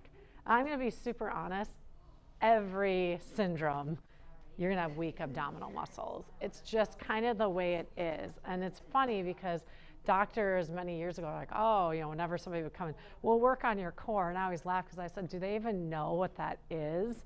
You know, they just kind of heard that. So we talked about that, the core muscles, right? It's not just your stomach, right? I mean, yeah, that probably is maybe the weaker portion of the core, but it's not the only one, right? And there's also a lot of different abdominal muscles, right? So you've got your rectus muscles. Those are the abs that help you do this, flex and extend, right? And that's your spine flexes forward and it flexes back. All right, then you have your external obliques. They're the ones that help you, and your internal obliques that help you lateral side bend. This is not a big movement of the spine. All right, and then you've got your transverse abdominal muscles, right? That's the corset. That's actually really, from my point of view, that's the most important one. So we talk about, go back to the Mula Bandha. You've got your pelvic floor and your transverse abdominal muscles. Those are the ones that hold in your internal organs, right, and protect your low back. All right, so if I don't have my transverse abdominal muscles on, my lumbar spine is all on its own. It has no support, right? So as soon as I engage my pelvic floor muscles and I engage my transverse abdominal muscles, I now have a well-supported low back, all right? So think about that. If I'm sitting all day, these are turned off, and I'm putting all my pressure on my low back. Why is it then? I mean, there's no wonder when then, oh God, my back hurts. You know, when people wake up in the morning or when they get out of the chair, or they go to turn and they throw something out in their back because there's been no support from that, from the abdominals. And then we have twisting, right? Twisting's not a huge movement either, and the obliques play into that as well, but so do the transverse. So I always want to think about the body, the spine, how it moves. It moves forward and back because of the abs. It moves side to side because of the abdominals, right? And it twists, and then it just supports.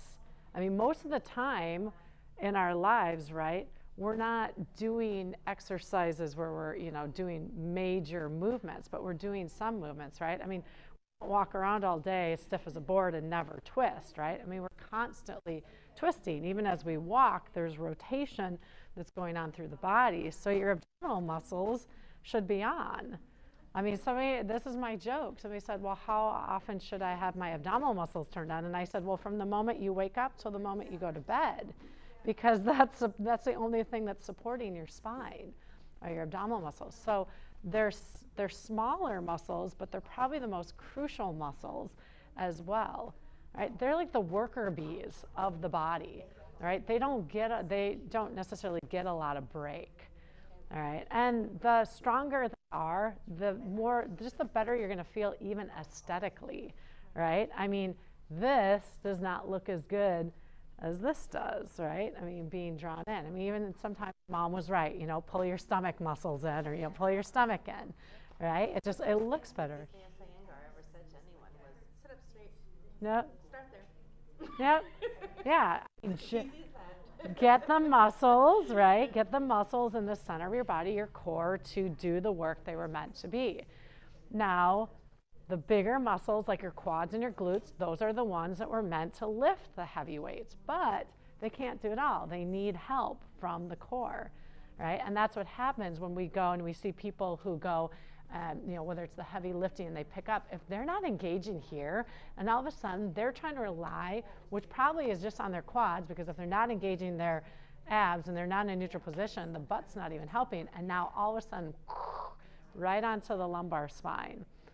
So those are things to think about. And, you know, and I'm very honest with a lot of people when they come. There are certain modalities of exercise that I'm not super jazzed about. I don't tell people that they can't do it. You know, that's up to their doctor or whatever to do that. But I might personally say, yeah, I don't think that's a great exercise for you.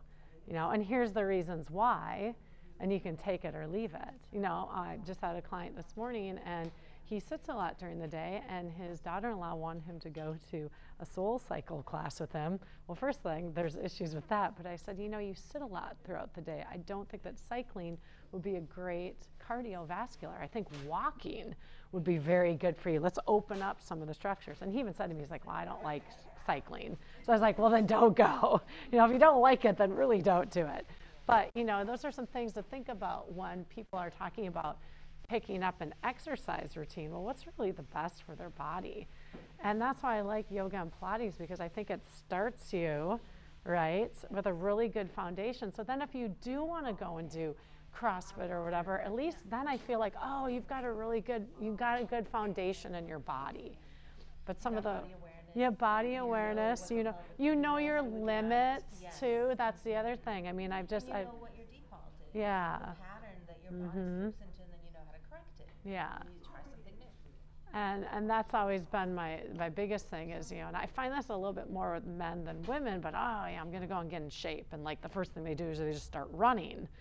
And I'm like, well, okay, but maybe you're got some extra weight on you or something like that. Or why don't you start with walking first, you know, build yourself up to it. Or I'm going to go and just start doing pull-ups right away. Well, if you haven't worked your upper body in years, and now all of a sudden you're asking these very subtle muscles to do all the way to pulling your body weight up, and then all of a sudden you wrench your shoulder out, well, there's a reason. It wasn't ready, it wasn't prepared. So the idea is, what we're hoping is that we know just how to prepare.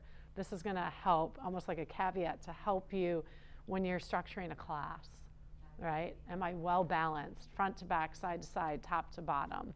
And is there always a focus on breath and with core engagement? And it really starts with that. We're going into, okay, so we said abdominal muscles were weak. Vastus medialis, that's one of your quad muscles. So you got quad, 4, right? You got 4 of them. Most of us, and if you even, everybody stand up, take a look at their legs. Most of us are pretty well developed in these outer quads. I mean, you can just see it, right? You can even feel it. So the inner quad right here, that's where we're feeling it. And I always forget to do this. If you can see my dry legs this morning. Pull it up if you can. We can definitely see it. Okay. Oh, that sucks. That's not going to be good. All right. Well, this is not going to, I almost feel like I need to pull my pants down the other way. But maybe you could see it, but that wouldn't be good either. Yes. Okay. So the vastus medialis is right here. All right. So for many people, it's not super developed. Take your leg out if you can balance on one leg. Actually, let's do this. Take a seat. It'll be easier. Why am I making you work so hard? All right. So you take your legs out in a forward fold position. All right. I want you to tighten up your quadricep muscles. All right. So right away, can you see the outer quads, right? Those are pretty defined. The inner quad right here, that's what we're looking for. I want you to see, and what this vastus medialis does, it is actually the muscle that helps to fully extend the knee joint. So when we, in a sense, and I don't like to use the word lock, but you kind of are. And right now there's no pressure on your knees, so you can lock your knees here. That's just fine. We don't have any weight on it. So when you lock your knees, right there is the vastus medialis. So just kind of take like your index finger and touch it a little bit, and hopefully there is something there, right? But for a lot of people, this is very underdeveloped, all right? So a lot of it has to do with knee tracking, all right? And it also goes back to maybe there's some structures that aren't performing as well as the others. So if your glutes aren't performing, you may be asking your outer quads to be doing more instead of your inner quads. So one of the best, lunges, warriors, I think chair pose is a great pose for this. And you can teach people, because this is also where you can watch people in alignment. So let's stand back up. All right. So if you're cueing people for mountain pose, right, we're in neutral. So everything should be in alignment. And then, let's just start with an easy squat, an easy chair. So your abs draw in, right? You move first from your hips, so you're going to push your pelvis back. You're going to bend your knees, and you're going to start to come into your ankles. So watch your knee alignment with your toes. You're going to see lots of funky things in class, right? More than likely, you're not going to see this. I don't see knees coming out. I see a lot of knees caving in, right? All right, so if you see the knees caving in, right, obviously you want to align that. But what I will sometimes have people do is come down in this position, just start to tap that little area. Don't push on it too hard, but sometimes just tapping it. And can you get that? And now come up a little, go back down. Come up a little, and go back down. There it is. All right, and you're just trying to start to wake that vastus medialis up right there. This is super, super crucial for people who have knee issues, all right? Because a lot of times, are we feeling that? Are we feeling how that muscle starts to wake up a little bit? It's really to get it to fully wake up, right? You have to be able to fully extend the leg. Like when I push out right there, I can feel that. If I undo it just a little bit, it softens up. It's the full extension of the knee, all right, where you're really going to get it. All right, but again, people say, oh, that really hurts my knees, all right? So you might have to just work small. Maybe they're just doing a little right there, almost like a little pulsing. So that's why the chair kind of pulse is nice. And I'll have this. This is actually, to be honest, this is a big area with my older population that we have to work on, right, is to get that vastus medialis to wake up. Any sort of standing postures, right? I mean, if you come into a lunge, you come into warrior, you're working all that. The biggest thing is watching foot alignment, knee and foot alignment. Because if you'll see a lot, especially with warrior, people will, they'll go beyond. You want to keep them in alignment because that's going to make that quad muscle have to really work. All right. So that's a muscle that's weak. And a lot of it is because we've got tight hip flexors, right? And we've got tight adductors.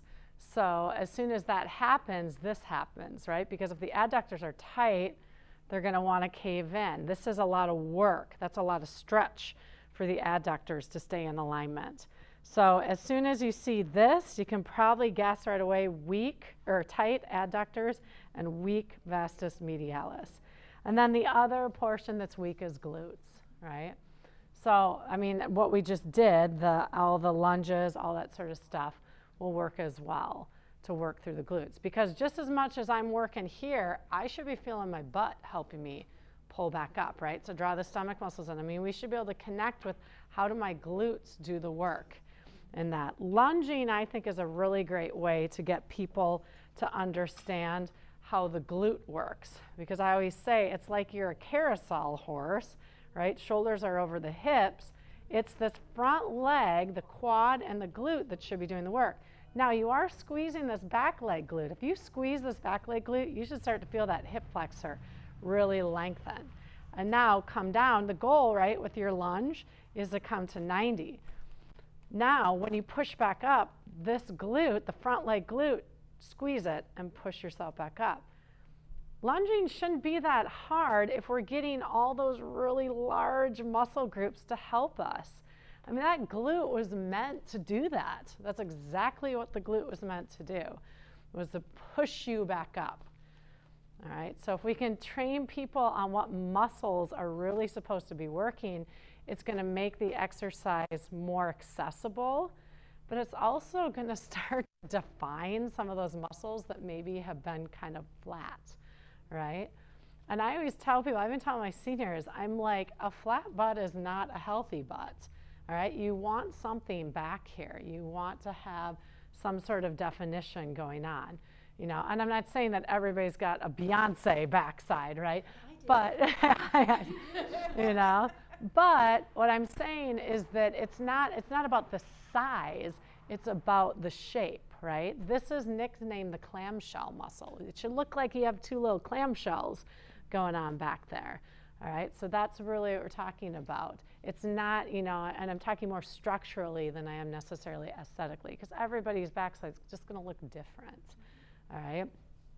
So that is lower cross. So the idea is, and I wrote in here things to look for. Basically, you're lacking spinal stability. If you can't hold your pelvis in neutral, right, your spine's not stable. So that's why we start with this one, because we've got to have a stable spine, right? Before I start to move you in any direction, I want to make sure you know how to support your spine, because otherwise you're going to set yourself up, or I would set you up for injury, right?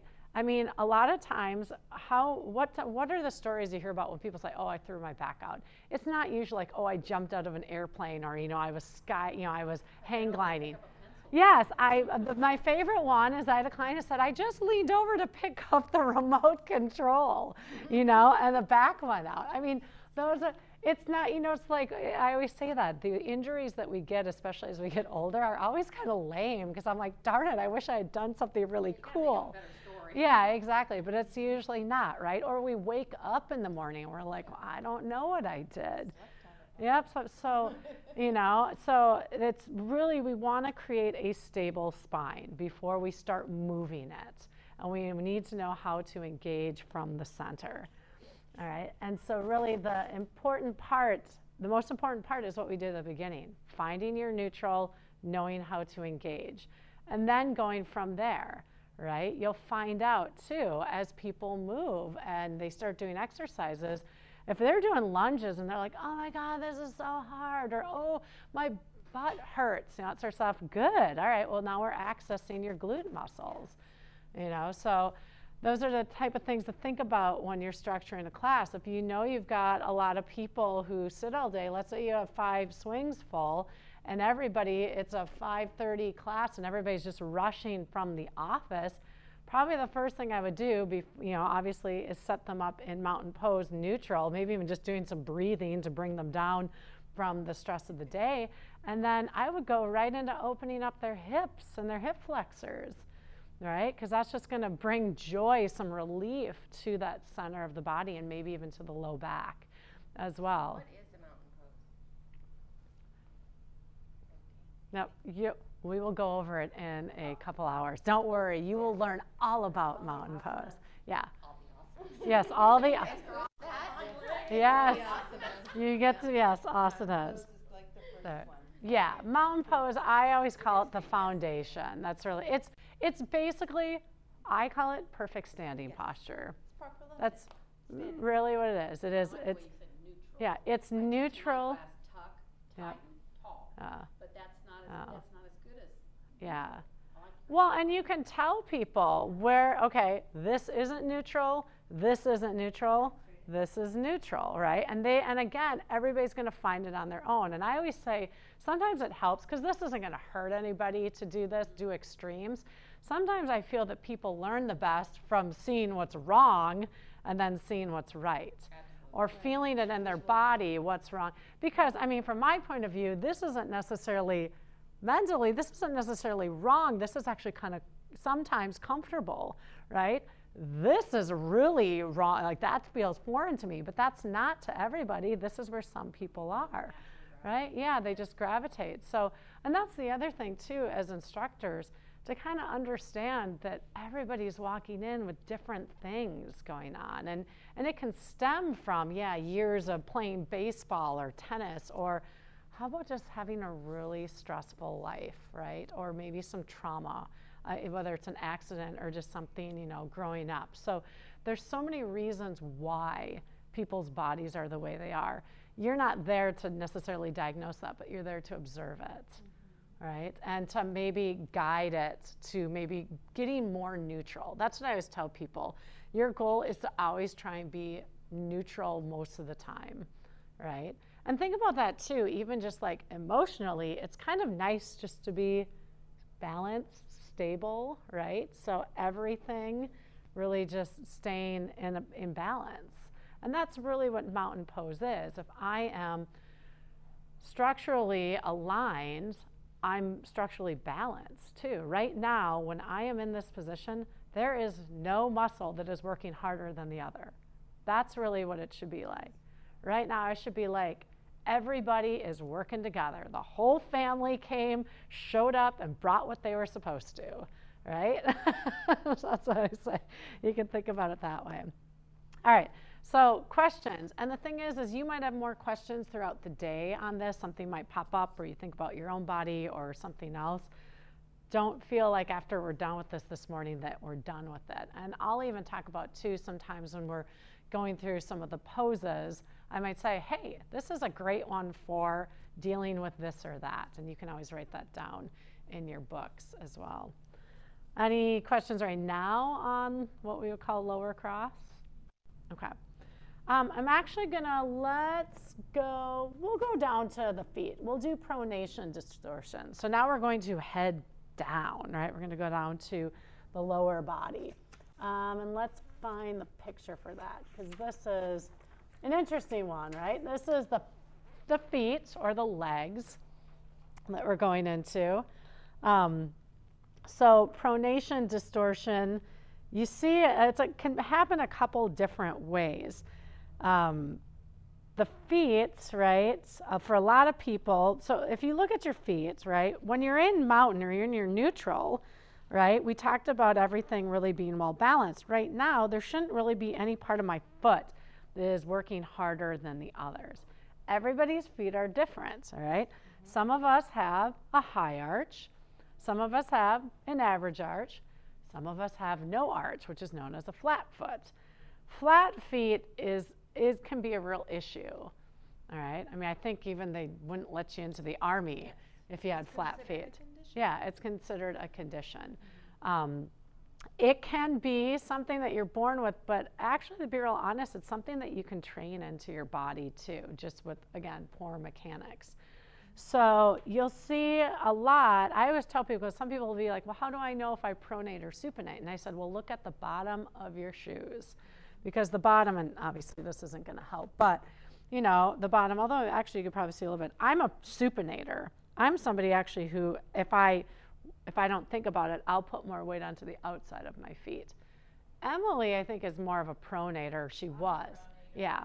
So she's more of somebody who would go in this way. No, it's totally, no, I mean, like I said, yeah. When you look at the bottom of your foot, like for me, this outer edge of my heel will be more worn. And that's how you can usually tell. A pronator, it'll be the inside, right? So a shoe is a great way to tell right away. The other thing is not every foot's the same, right? So just because, I mean, you could pronate more on one foot than the other, right? So, I mean, you could, there again, it could be something coming from your hip, something coming from the knee, you know? Yeah, I mean, you could supinate more on one side than the other. So it's not necessarily equal either. So that's where this becomes really kind of weird, right? So sometimes, think about it, do you have a better leg that you balance on? Like, is there one side? Now, that might not be coming from the foot, but it might be coming from the hip, but the foot is compromised because of it, because the foot is the one that's taking on all the work, right? So the ankle is a very complex part of the body. It's also been nicknamed the mortise joint, called the dead joint. So if we're unable, and we'll see this a lot, I do a lot of ankle foot exercises with my older adults because we see this a lot, right? The shuffling, that's coming from an ankle joint that's not mobile, all right? So you should be able to heel, toe, right? Toe, heel, and sometimes you actually have to retrain people to do that because they've gotten so used to, you know, shuffling their legs, really picking up. One foot might do it better than the other, all right? So let's go down and take a look at the pronation distortion. All right, so there's a lot of big words there, all right? So just think of it as the ankle, and all those are the ankle and the calf muscles that we're working with, all right, and going into the toes as well. So it says here, when pronation extends beyond 55% of the gait stance phase, it exceeds 1.8 degrees, and the tibia is held in internal rotation. So your tibia, right, tibia and fibia, right here are the two bones that are supported by the calf muscles. So that tibia is rotating in, and as that rotates in, it collapses the arch, if you even have an arch, all right? A flat-footed person doesn't even have an arch there, all right? So then the femur, so this is where it goes a little crazy, right? So this is, and a lot of times people with pronation distortion have a lot of knee issues. So if my tibia is internally rotating, right, the excessive internal rotation is opposed by the femur externally rotating. All right, so I've got this bone rotating in and this one rotating out. Well, look at what happens to my knee as soon as it takes it out of alignment. Then you ask that person to start to squat, right? And it's putting a lot of excess on their knees right there. Knees, the spine, and the ankles, and the SI joints, as it leads all the way up the kinetic chain.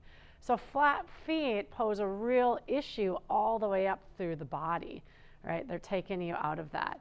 In Pilates, we do a lot of focus on what's known as footwork, where we're really trying to work the muscles in the feet and to even train an arch into it. I mean, Emily, you are pretty flat, not completely flat-footed, but Pilates has really helped her to get an arch, right? A lot better. Yeah. It's definitely something that I have to work on because my feet want to do like this. Mm-hmm. And she doesn't have completely flat feet, but she doesn't have a huge arch. You have quite a high arch. Yeah, right there. So that, I mean, that poses different issues as well. You have a higher arch right there. So it creates different strain on the body. All right. So again, we're talking about the knee. So the knee is often where people are going to feel the issues with this, with pronations, distortion. So a lot of times when we talk about people saying, oh, I have a lot of pain in their knees, that's why we'll go right away to the foot and say, okay, well, what's going on? How's the tracking going from the ankle up through the tibia to the femur to the hip, right? And if we're seeing any sort of, like I said, funky, more rotation than what's supposed to happen in there. And yeah, it says the pain's in the medial knee, so the middle of the knee most of the time. The other thing is there's a lot of stress on the Achilles, and this is where a lot of people have people with flat feet usually have plantar fasciitis, or they just have a lot of pain in their feet as well. And that obviously it's because they're not getting the support, all right? If it's, we talked about this, if it's unilateral, so if there's one foot that's more, that's more flat than the other, it can actually make like a shorter leg. So again, that's not a structural thing, it's a muscular thing that's going on there, which we can probably over time improve, right? So that's why I always tell people, if it's not a structural thing going on, it's a muscular thing, you can really change your body if you want to. It might take a while and it might take a lot of work, but if you're willing to do it, it can really, we can change it. I go to the same place where I get my sneakers, and when I was in really bad shape for a while with the plantar fasciitis, probably a good year, and I worked very diligently on strengthening my feet and trying to make the corrective changes. So when I went to go get another pair of shoes, like 8 months later, the lady was like, wow, you don't even need the same support. This is somebody who sees feet and shoes all the time. Yeah. So she was like, wow, this is very different. What are you doing? Remember, the body always wants to go back to neutral. The body loves neutral. So if you're working to get it back to neutral, it'll work with you, especially the muscles. I mean, the muscles, they have memory if they were once neutral to come back to it. And then the other thing is, and I like this, and if one of the legs is a little bit shorter, think about what that does to the spine. It throws the whole spine off. So now you've got maybe one side of your back that hurts more. And when somebody tells me they have a localized spot that's really hurting them, it's probably from some sort of alignment up and down the pulley system, right? That something's off. Maybe the hip's a little bit higher from something, or it could be coming from one foot being more flat than the other. And the other thing that is with this, and this all of us will relate, wearing high heels is really, really not good for the body. It's not good for the feet. It's not good for the low back. And a lot of times over years, I know people have worn them for a long time, they can feel the results of it. Is that the result of yours? I can't help it. Yeah. I'm short. I wear high heels all the time. Yeah. So it is definitely hard. So the biggest thing with people who wear high heels all the time is your calf muscles are probably really, really tight because they're constantly in that position, right? They're natural to me. Now more of the wedge type shoes is a little better, isn't it? Wear platforms. We're platforms. There we go. Yeah, actually the bureau on us, having a little bit of lift is not, everybody's different, right? Back in my 20s when I worked retail, you didn't really have a choice and you were 20, but I remember at the end of the day, not only did my feet hurt, but God, my low back would hurt. It really does throw your structure off right there. So yeah, observation, flat feet right away, you're gonna know. And then bow legs. And you'll see that sometimes. That is actually, can be a trained in. It kind of depends, that going on. Like you'll see little babies will start with that and they're always checking out the hips to make sure, because the femurs are naturally externally rotated, and so hopefully over time, like my youngest, my husband and I were really, really nervous because she was still like 2.5, and like major bow leg. We're like, oh my gosh, but I mean, it's gone now. But yeah, I mean, you'll see that sometimes that structure doesn't change for people. And that will affect the knees big time if they're bow-legged. Yeah, knees cave in. Yeah, that's generally, though, more of a muscular. Yeah, the bow-legged is going to be more of a structural thing that happens. Okay, so with that, we want to talk about, obviously, what's the big muscles that are tight in that one, your calf muscles. And to be honest, most of us have tight, it's kind of like the psoas. I don't know anybody whose calf muscles don't need to be stretched. And there's a lot of research out there, some good yoga. I'm trying to think of what the yoga teacher was. But she has said, especially over the age of 50, that you should be stretching your calf muscles twice every day. Yes. That it leads to, and again, that goes back to the ankle joints, you know, being able to, because just doing this, right, that is, you know, there's the stretch, there's the extending, and there's the flexion, right? So just being able to do that, I mean, those are good exercises, but then being able to really stretch the calf muscles. Now remember, you've got 3 different calf muscles. So you've got the big one, right? Go down the gastrocnemius. Then you have the perineals, which are the inner calf muscles. And then I'm losing track of what my soleus on the outside. So just stretching this way is great. In our full anatomy course, we go into some other ways to stretch your calf muscles, like foam rolling and things like that. But even just massage. I'll be super honest, if you all probably take a thumb and go right into the belly, you're probably going to feel something. You're probably going to feel, or move around somewhere in there, and you're probably going to feel some soreness. Yep. All right, so that's the middle of the gastros right there. I don't know about you, but when I go and get a massage, I mean, they need to work on my legs. When they go for my calves, I'm always like, oh God, oh God, oh God, ah, you know, because the calves are so tight. They really are. This morning, just in our forward fold, I was like, massage the calf muscles a little bit. Mm-hmm. Massage them, why not? Yep. So really important to stretch out the calf muscles. All right, so again, any of the standing straddle splits, forward folds, warriors. The quad muscles, especially now the vastus medialis. So you're starting to see how things cross over from lower cross to pronation. You'll see there's some almost kind of things going back and forth, because the vastus medialis and lower cross is generally weaker. Now in pronation, we're seeing that it's maybe a little tighter right here. So quads, again, lunges, you're getting some of that. Bridging, I mean, really dancer's pose is a great one to get the quads as well. These are really, really, again, if you've ever gone for a massage and they do the quads can be pretty evil too. So definitely these are parts of the body that need some of that relief.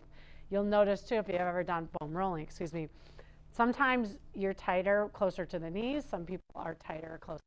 Sometimes it's the whole shebang. But yeah, you'll always find, and just like I had, I mean, if you go and even your quads for a lot of us are very tight. Oh, like right there. Yeah, I mean, yep, definitely. And then also tight the adductors, right? So you're going back to butterfly, just being able to open up those external hip rotators as well. And think about that, if their feet are flat, right? Yeah, my vastus medialis is working a ton, and my hips are really tight. So I'm trying to do, you know, squats, but I'm always constantly kind of moving in that direction. Those are the muscles that are getting overdone there. All right. Then weak, we go back again, glutes. You know, so I might be working my outer hips, but I'm not working the belly, right? I'm not working into, and there's 7 glute muscles, all right? So it's not just the glutes, but you've got the piriformis and then a couple other little guys tucked under there. And then the hamstrings. And we tend to overwork. The quads technically should be 2 times as strong as the hamstrings. The problem is usually they're 2 times 0. You know, the hamstrings, we just don't work them because we don't see them, right? So a lot of times people don't like bridges, right? They'll come into a bridge and they're like, oh my gosh, my hamstrings, my hamstrings. You know, I'm feeling that. So definitely something, Warrior 3 is a great posture to work the hamstrings. I mean, it's a great balance, but it's a single leg deadlift is what I'm doing. So that whole back of the leg to bring myself up has to really work. That's super important. So a lot of times people have issues with Warrior 3. I always tell people balance isn't just about standing on one leg. The issue, yes, is that you can't stand on one leg, but it's probably because there's a weakness going somewhere. So if I am truly balanced front to back, top to bottom, side to side, I should be able to balance on one leg, right? Because all the muscles know now how to recruit. But if I've got a muscle group that's never at the party, right, the other guys are like, well, I can only do so much.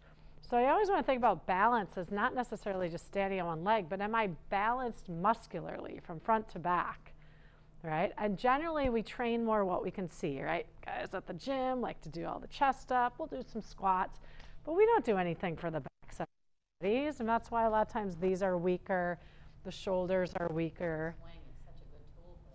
Exactly. So it starts to address some of those issues going on. So with pronation, I always tell people the best thing you can do, and again, here you are at the beginning of class standing at mountain pose, and maybe you're just walking around as they close their eyes and they're breathing, and you can look at everybody's feet. And you can tell right away if you've got somebody with flat feet, right? I mean, you can see that, or if they're collapsed in, or if you have somebody with a really high arch too. You can look at that. You start bringing people into chairs, you can start to see, are their knees tracking in alignment with their toes? Are they caving in? You know, are they collapsing through the chest? I mean, there's a lot of good exercises that you can have people do at the first 5 minutes that will tell you a lot about what's going on with their body, right?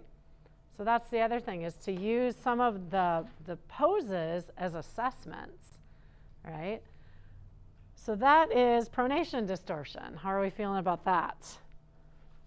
And again, we're giving you, this is kind of like the Cliff's Notes going on. Like I said, we'll spend the whole day, you know, when we do our anatomy workshop, breaking these down a little bit more. We'll do some of the same stuff, but then we'll start to really dive into exercises on how you release those muscles, how you strengthen them. All right, so, and just having you feel a little bit more in tune with how to address some of those syndromes. The final syndrome that we're going to go into is upper cross. Are we doing okay with this? Okay. Upper cross, I would say everybody in this room has some upper cross. It's just kind of the way that we are. And it's interesting, you did this, Terry. You did this. There's now actually a syndrome called text neck. Yeah. All right, so it goes a lot, yeah. And the sad thing is that it's happening with our kids, all right? I mean, I have to like, yeah, exactly. So, you know, not to mention that they're already like, you know, oh, I hate being a teenager. This is the worst time of my life, you know. But now we've got them even more in a sense, in the fetal position. All right, and there's a time to be in this, but it's a lot better to be in neutral. So upper cross, if you want to look at the picture here, it can look a couple, I mean, his is pretty good. Older population, you're going to actually, this will sometimes, especially if we've got osteoporosis, this might be trained in structure. The bones of the spine might actually have come to this by now. And we call that kyphosis, right? So where that upper back is really rounded, or like the hump, I call that. You can't really change that, but you can get people to be comfortable to get more to their neutral in it. The biggest thing you're going to see, it's the head. The head is forward. I mean, this is just where a lot of us are. And then, we drive, we eat, we do all this sort of stuff. So that's a really big one, is getting people to get their head in alignment. And people don't like that because, right, they feel a lot of times like they've got kind of the double chin going on right there. But to truly get the ears over the shoulders, right? So I always tell people this is like a 20, 25-pound bowling ball. And if it's even like a couple millimeters off of where it's supposed to land on the spine, that is 4 times the weights. Anytime you take a structure out of alignment, you're 4 times the weights. So now you're looking at 100 pounds right there on your cervical spine. And then we wonder why a lot of us have headaches and neck aches and all that sort of stuff. So it's a very, very, I would say that I don't know too many people who don't have at least a little bit of this. I do. I mean, I know I'm constantly having to tell myself to pull the chin down and shoulder blades down and back, right? I do it every time I see a person hunched over. It's just like, yeah. I notice I'm doing all of a sudden I'll go. But if you're somebody who comes pretty in tune with your body, the other thing is that you realize, oh, that just doesn't feel good, right? You'll still go back to it, but you'll keep pulling yourself out of it, which is good, and that's kind of exercise in itself to do that. But it's with everybody. So I would probably say that all of us could use all of the kind of tools for this one. So obviously, neck muscles are really tight, right? I mean, the head's been forward. Generally, it's the muscles in the front of the neck that are going to be tighter because, right, I'm coming here. These are usually a little bit more stretched, the back ones. So these are called the scalenes. There's actually some exercises you can do where you would actually kind of grab and you pull. And if you pull that out, you'll start to feel, sometimes you'll even feel like little, I don't want to say nodules, but you might even feel like, when there's a muscle and you've got the little nugget, you have the same thing going right here. Yeah. So like a little what? I don't like that. Yes, a lot of people don't like this. If you've ever gone to a masseuse who's done stuff around your neck, it kills. It really hurts going right up in there. If you go down like that, like right there, I can really feel it, and pull it away.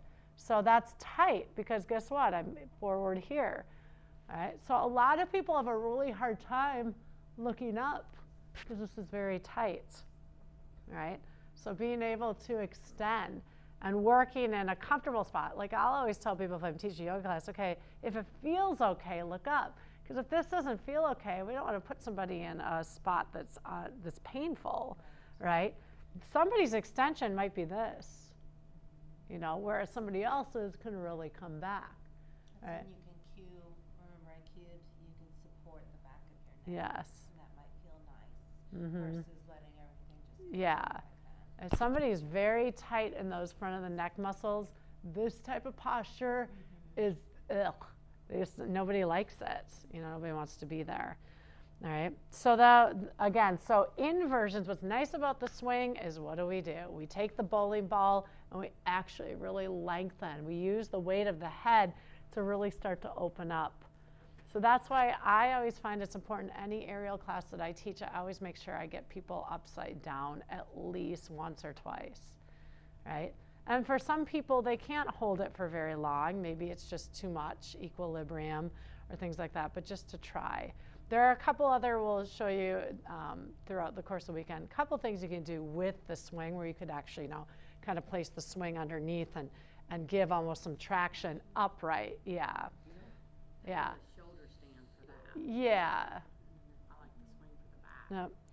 Yep. Tight muscles. Most people's chest muscles are very tight because we're always constantly pushing, right? Doing stuff away. So I always have to laugh when I see people at the gym and they're doing chest press. I'm like, okay, you should be doing the opposite, right? But, and we'll talk about that for weak muscles.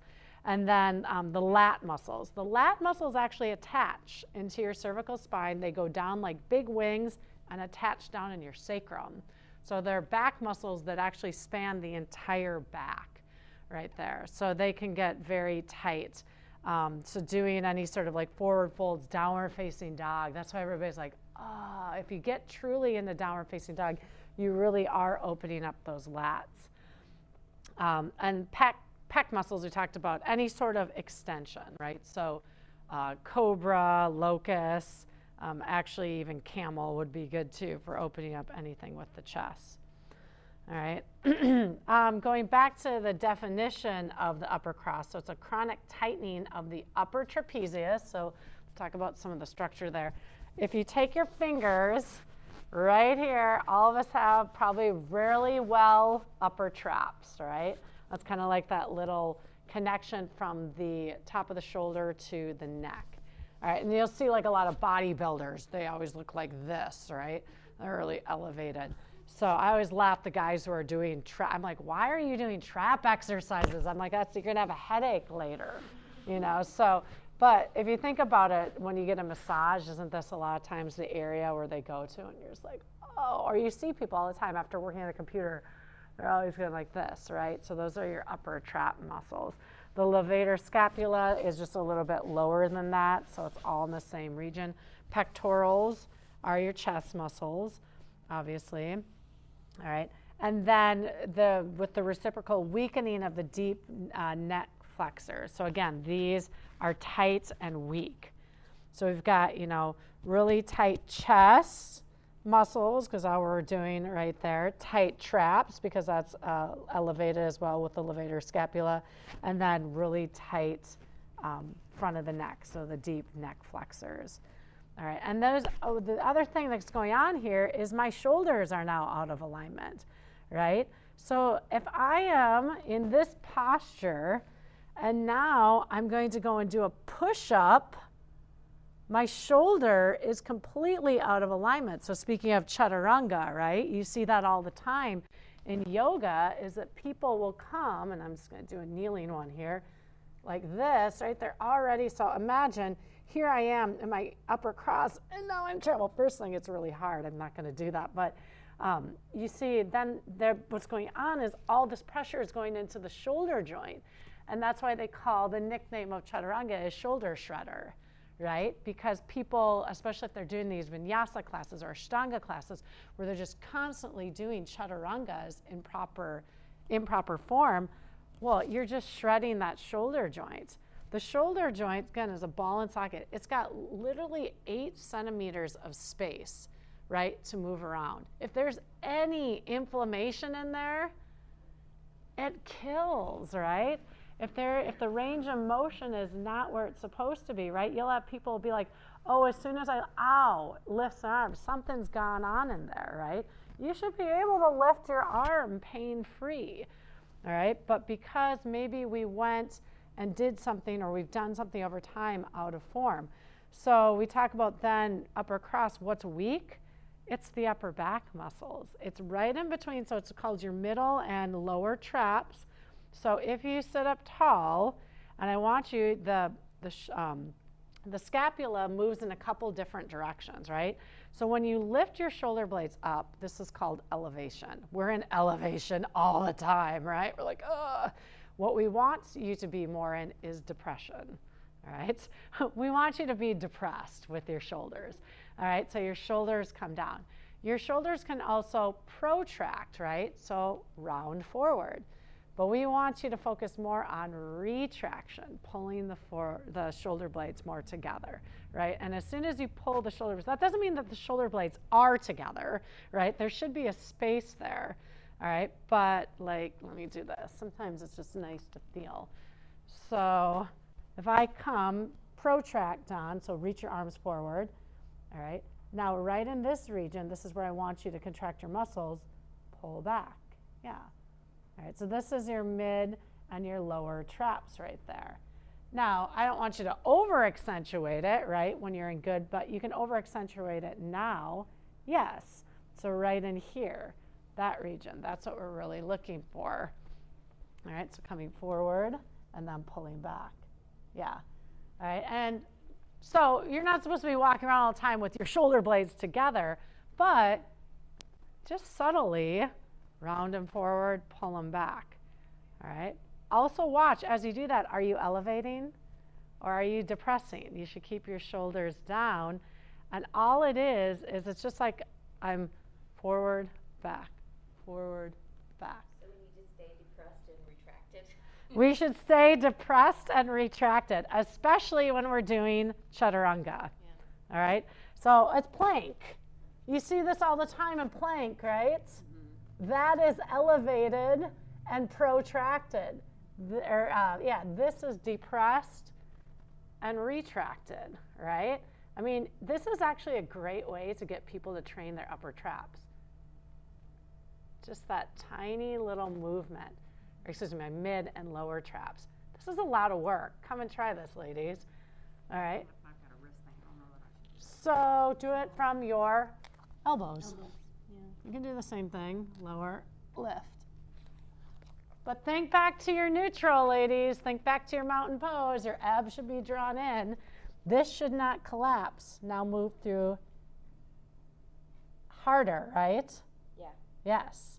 You've got to always remember your core. Think back to your neutral. Think back to where we started. Terry, how does that feel? Let me see. Yep, and then this is moving down, but not this. This has got to stay. So now move from your scapula. Lower down. Pull up. Yeah, it's hard, right? Yeah, that's very hard. It's very hard. There's not, to be real honest, there's not a lot of movement for a lot of us in that area. Pull up just a little more here. Now go. Without elevating. It's really hard. That's a great exercise to make people do. I mean, it's tiny to move in there, but to get, yes, to get the mid. So that's why I would start people, like I would start seniors a lot. We'd just be seated and doing it, all right? So don't let this elevate, but you're just coming forward and back. And can you get, I mean, if you look at the structure of the scapula, right? It's two little blades that come around. It's right in this region. That's the region, all right, kind of they call it the mid and the lower portion of the blades, right, or in between the blades. Those are your mid and lower traps. Your upper traps are up here, right? So you've got upper traps, which are way over tight, right, and overworked, exhausted. They're pissed off, really, to tell you the truth. I mean, come on, when you think about it, and somebody go, oh, you're just like, oh, that hurts really bad.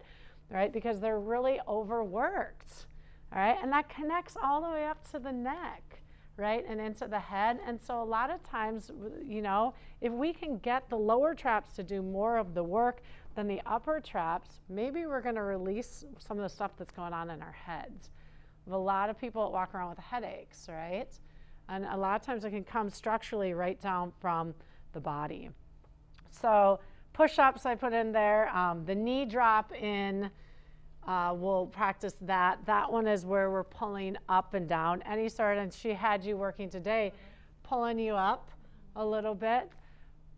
So we talked about this is really overworked. This is not. And that becomes a huge deal. I always tell people you should be doing, so remember how I said your quad should be 2-to-1 hamstrings? Exercising your back should be 2-to-1. You should be doing this twice as much as doing this, right? Because I already know you're strong through your chest, right? I mean, that's not to say that I'm not going to have you do push-ups or some sort of chest flies or things like that, things, you know, within class or within, you know, your workout. But I know just structurally, and even from watching you guys all work out, right? That those mid and lower traps need some attention, right? And that's just going to help with your structure. It's going to help too, because if the mid and lower traps are weak, right, it puts you right into that default upper cross position, and it just doesn't feel good. And then again, as soon as I have this upper cross, these aren't turned on. This is taking a lot of work on.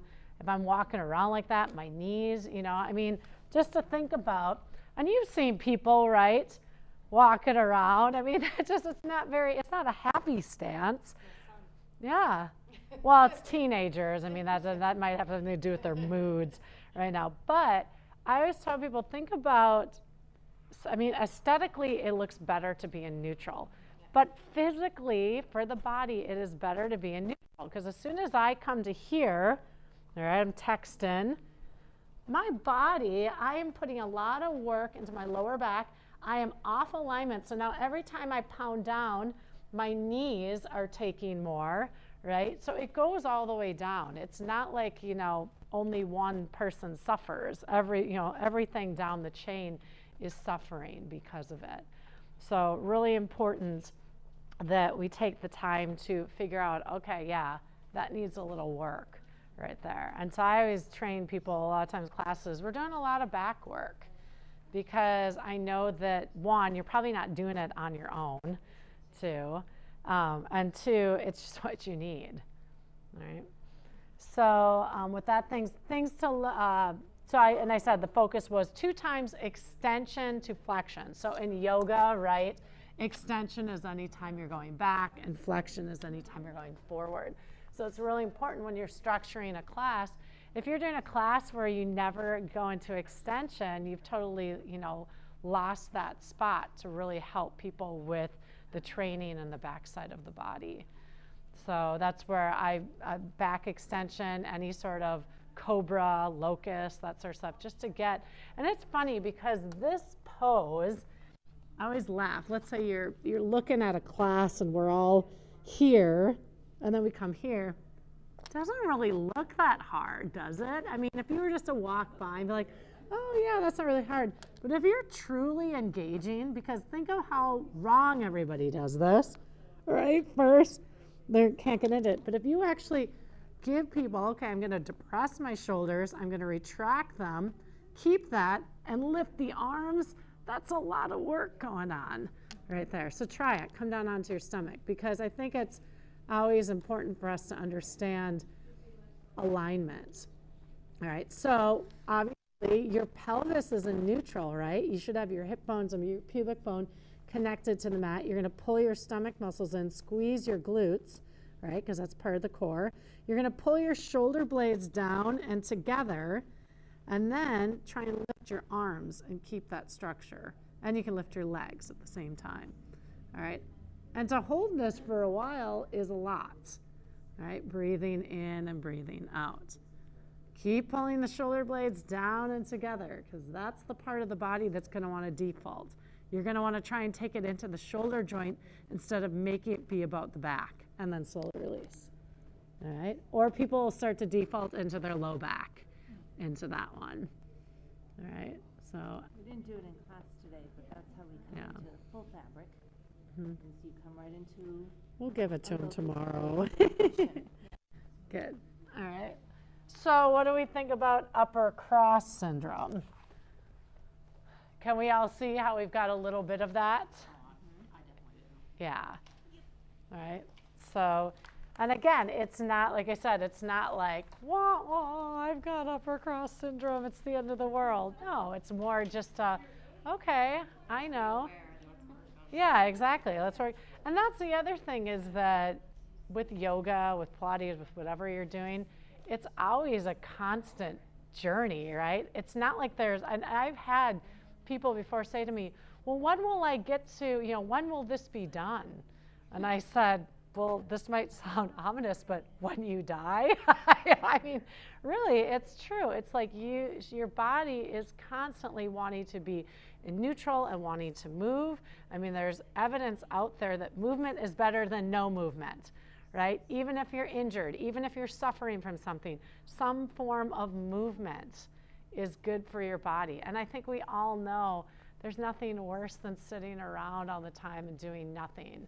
It's not good for the structure. It's not good for our minds. So movement is what the body desires. It was actually made to move. Our bodies are really made to move. They weren't made to sit at a desk or lie on the couch or sleep all the time. There's a time for everything, and there's definitely time for movement. The final one that we're going to go through is, again, we're going to touch on, I've actually done a whole workshop on scoliosis. All right, scoliosis generally, but not always, is a lot more you'll find in women, but I have seen lots of men who have it too. It is a built-in structure, so it's not something that we can change, kind of.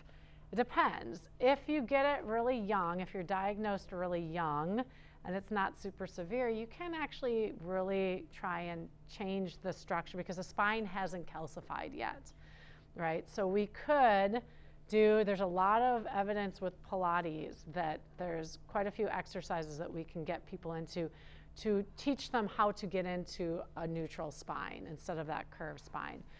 The issue is a lot of times it's just not found early enough, or somebody might say, oh, well, you've got some slight scoliosis, but it's not a big deal. Especially, I mean, they usually check girls, 10, 11, 12. That's how I was diagnosed in Yeah. the 70s. Your daughter has some scoliosis. Yeah. Oh, okay. What does that mean? What should she be doing? Yeah. My mom didn't even know to ask these questions. Mm-hmm. So that was that.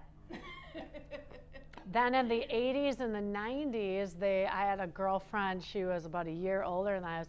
They did the metal rods and the brace. They still do that. I actually know a teenager who just had that about a year or two ago. Hers was really, she grew super duper fast, and she was very tall too, this girl, and it just kept getting worse. I mean, and there's degrees, right, of curvature. It can be like, yours was probably like 10, maybe 10%. When it starts to get over 30, they start to get a little afraid. Because if you think about it, the spine, right, if it's where it's supposed to be, it funnels right down the center of the body, and all the organs, the lungs, everything are situated well around it. But if all of a sudden your spine is taking a 30-degree curve, one of those lungs is now getting pushed. And so it actually does start to play into the whole body, right? I mean, now you're talking about somebody losing some lung capacity, right? Or just being in pain. So it can be very serious. There's different types. There is actually a trained-in scoliosis, I should say that. So somebody like a baseball catcher who's constantly doing something over and over again, muscularly, they might look like they have scoliosis, but they really don't. They're overdeveloped generally on one side of their body. So you'll tell right away. The best way you tell is by having somebody bend over and you actually look at their spine. Those people who have like an overdevelopment, they'll bend over and the spine is in neutral. So then we know that it is more of a muscular. So is any, no, nobody has scoliosis except for you. So. I trained my yoga training under Chris Acosta. He had 30 and a 50%. So he had an S curve? Yeah, he had 130% and 150%. Yeah, holy moly. And Okay. He had lived in a brace for Yeah. He brought his picture that time. Yeah. Did it last. Mm-hmm. He was in a brace for 4.5 years, and they were getting ready to do the major surgery with all this stuff. And that's when he got really into yoga and has made his body pain free through yoga without Yeah. surgery. And He's a huge believer in traction. the other issue is that let's say like a 12-year-old girl, they diagnose with it. The other problem is getting that 12-year-old girl to buy into the exercise. A lot of times that's what I'll say. I mean, I've got a 12-year-old and a 14-year-old girl. And I had a girlfriend who's a massage therapist, and her daughter has it. And she was very proactive. We worked together, showed her exercises. But if you don't do it, it's not going to make a difference. So that is the problem, is a lot of times by the time you're motivated, it is now solidified. So just some things to think about that way. So I wrote on here that people with scoliosis will have what's called a built-in curve and twist of the spine, and we're going to talk about that idea in a second. Each scoliosis curve is unique, so we can't always pinpoint every weakness and tightness because it's going to be different. The curves are in different spots of the body. One might be up higher, one might be lower. You just might have one, you might have two. They might be going to the right, they might be going to the left, all this sort of stuff. So, this is not like with upper cross, okay, this is weak, that's weak. We just don't know. It's going to be more of where is the curve and what is it affecting. Can you tell when you bend someone over? Yeah, we're going to, if she's okay with it, we'll take a look at her spine and see. So the best rule of thumb, I said, is to get them into an inversion. Because as soon as they turn upside down, their spine goes into neutral. And that's really, or it goes towards neutral. The biggest thing is that and let's turn to, where's the scoliosis? And I just gave you, this is not the greatest thing, but if you see the woman right there at the curve, what ends up happening is one side of the body becomes overdeveloped and the other side becomes underdeveloped. So they're constantly always dealing with pain spots, right? A lot of times it goes into their hips. One hip is really just, it hurts. It almost feels like it's in a sense kind of grinding. Well, it kind of is because it's elevated from the curve. So as soon as I turn her upside down, right, we talk about the weight pulling down, and it's not necessarily straightening out the spine, but it's stretching those muscles that are tight around the spine. A woman who comes to my Friday morning aerial yoga class, she's been coming now for, well, gosh, at least 3 or 4 years, and she comes at least once a week because it's her way of stretching her spine. I mean, she likes all the other stuff that we do, but I always make sure that she is going to be upside down a couple times. And it does. It makes a huge difference for her body to do that. And then remember that a person with scoliosis is structurally uneven. So you're not going to make them, we're going to move them towards neutral. We're going to try and do some things to get them to feel what their neutral is, but their neutral is not what a non-scoliosis spine is going to be. So there's always going to be challenges. You're always going to have to work a little bit. Pilates, we would probably focus a lot more on. Yoga, not so much, but there are some things we can talk about here that we could do besides getting people upside down. So a couple different curves, right? On a curve in the thoracic, so let's talk about the spine. Your neck is your cervical spine, right? The middle of the back is what we call your thoracic, kind of to the upper to mid back, and then from kind of that lower mid to right, I would say kind of like to where the butt cheeks kind of start or whatever. That's your lumbar spine. And then you've got your sacrum, which is really within your pelvis, right? Your SI joints, SI 1 and 2. The curves, generally, you have what's known as a C curve. A C curve is one curve, and it generally happens somewhere in the thoracic. It might kind of cross over the thoracic and the lumbar, but like right here, she's got, this would be, I would call a traditional C curve. It curves to the right. I have seen C curves that curve to the left, but traditionally, you see, for some reason, they curve to the right. All right, so let's talk about first just the C curve, because to me, that's the easier one. The S curve starts to get a little crazy. When we talk about curves, it's not just that the spine is curving. It's that the spine is curving and twisting.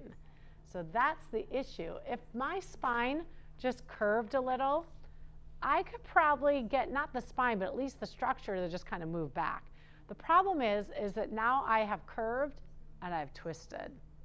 And that's the real part of the scoliosis that's unfair, right, is the twist. Because now I have not only moved myself this way, you know, laterally side to side, but now I have made myself uneven from front to back. So that's where, if you think about that, let's say you're somebody who is now in their 30s or 40s and has had this curve all their life and has lived with it, right? Because your body's young, all this sort of stuff. But let's say you were a runner, right? So let's say, more than likely, you don't find a lot of people who have major scoliosis running because it just never would feel good. Because if I am curved and twisted and I start pounding, I am out of alignment. So I am pounding on one hip more than the other. Because remember, it goes all the way down the body. So what we're looking at when you have the C curve, so I've got the curve and the twist. What happens is, especially along the lats, you can really tell a C curve pretty easy because they've got one lat muscle that's super developed, like it's huge, and then this other one's flat. So you can tell by the shoulder blades that like one is higher than the other. And that's generally, we call that the convex, that's very tight, and this is the concave, all right? So if I'm working with somebody who's got a C curve, and let's say we're working on, right? Well, if they've got their curve and their twist, guess what side's working? The overworked. This one's not doing anything. So what I'm going to try and cue that person is, okay, could you maybe pull this shoulder back and slide your body over this way a bit? And now have you pull. And I might actually get that left lat to start to work. All right. Yes. And that's what I would do. I would do a 2-to-1. I would say you work a lot of times with people with scoliosis unilaterally. A lot of one-sided stuff. Because why would I make this side keep going? Yeah, it's pissing off the person even more. So I got to get the person who's not at the party to show up, you know, with the beer right here, you know, and pay their dues. So that's the idea. So a C curve, when I work with somebody who has a C curve, I'm like, okay, that's not so bad because it's the upper spine. We can shift, twist, all that sort of stuff. As you start to move down the spine, as we all know, the sacrum, right, the lumbar spine and the sacrum are a little feisty. It's a little harder to deal with. So she's got a subtle one here, but because I think they moved this as a traditional C. Well, they might just call this a C curve. What'll happen sometimes over time, though, is the C curve, if it's not really addressed, will turn into an S curve. All right? So what an S curve means is it makes the spine look like an S. So now I've got a curve and a twist up here, and I have a curve and a twist down here. So I always tell people, I think it's nice, especially for somebody who doesn't have scoliosis, to feel what it would be like. So let's all stand up for a second. All right? So because traditionally, like I said, a lot of us have muscle imbalances. So yeah, I might be a little stronger on my right, but my spine is still neutral. So if I've got a C curve, I want you to think like slide kind of the middle of your chest over to the right. So slide that and then pull your right shoulder forward. That is a C curve. Now I want you to slide your left hip over towards the parking lot and pull forward. All right. Yes. This hip is going to kill, right? Because this is elevated, rotated in, and now all day I'm walking. I mean, even try it. You're putting more into this leg. That right leg is doing more work, right? I mean, it's... I can see knee. Yeah, knee, everything. So it starts to just go down the whole body. So like I said, when you're 15 and you're doing your stuff, you know, you've got still a lot of cushioning going on in your body. Where people tend to really start is late 30s, early 40s, when things start to wear down. But I'll be real honest, one of my favorite clients, I'm originally from Minnesota, so I trained her, and she was only 25, and she was already in a lot of pain. And she was one of those girls who was 12, who was told, oh, it's not a big deal. Well, it ended up being a big deal. I mean, she's never done any surgery because she's done a lot of Pilates work with it, and we worked so hard. It started out, she had just a C curve, but over time, they realized when they went back that she ended up having an S curve. And so, you know, we worked a lot on the upper thoracic, and then, you know, we had to go back and really work on the pelvis. The issue with somebody who has scoliosis is they have to work twice as hard here as well as here. So every time they go to do something, so like I said, if you are here, here, here, here, I now will ask them, okay, try to shift over here a bit and pull your shoulder back. Their spine is still curving, but I'm trying to get these muscles. And then I'll do the same thing, push this hip over and pull it forward. So now they look more neutral, even though the spine is still curved, because I'm trying to get the muscles to fire. So now I'm used to squatting this way, and now I've asked them to squat this way. It becomes a lot, it's very difficult, and it's very easy for their structure to fall back into those imbalances right there. So that's why with yoga, again, you know, if you can just try, it's, you know, in a big class, if you have somebody who walks in with scoliosis, you're not going to be working, like I said, I do a whole weekend of scoliosis. You know, we call it the keynote position. We try to get them into their neutral, right? But, you know, you don't really have the class time if you've got one person with, you know, scoliosis. My suggestion, though, is if you do have somebody with scoliosis and they are having a lot of pain, to say, well, maybe we should do a private session or something like that. So we can talk a little bit about when you're in class, here are some of the things you're going to need to do. But simply being able to get them upside down is going to feel really good. You're going to hit some of those pressure points in the pelvis, in the upper back. I mean, when they come into that high back position, and think about that one lat muscle, I mean, they're going to feel that on that right lat, leaning back into it because this is so overdeveloped. So the biggest thing is when somebody comes over, like I said, the thoracic, what you're going to find is almost like this. That's what it's going to look like. This shoulder is really over, and you can even tell, like if I will a lot of times have people come down to like their tank top or even bra if they're willing to, and you can see the muscle on that left side is hard as a rock. That's the other thing, is that it has been working for years. It's so tight. So we've got to get that to loosen up. So, I mean, any sort of massaging they can do, foam rolling to do. So that's the other thing, is there's just going to be years and years of overwork on different areas. Specifically, you'll see it if it's the traditional C-curve, that right lat is just on fire. So we've got to get that to loosen up. And then we've got to get the other side to work. Oh yeah, and that's what you'll notice. You'll notice a lot with their pants. My left hip's a little higher.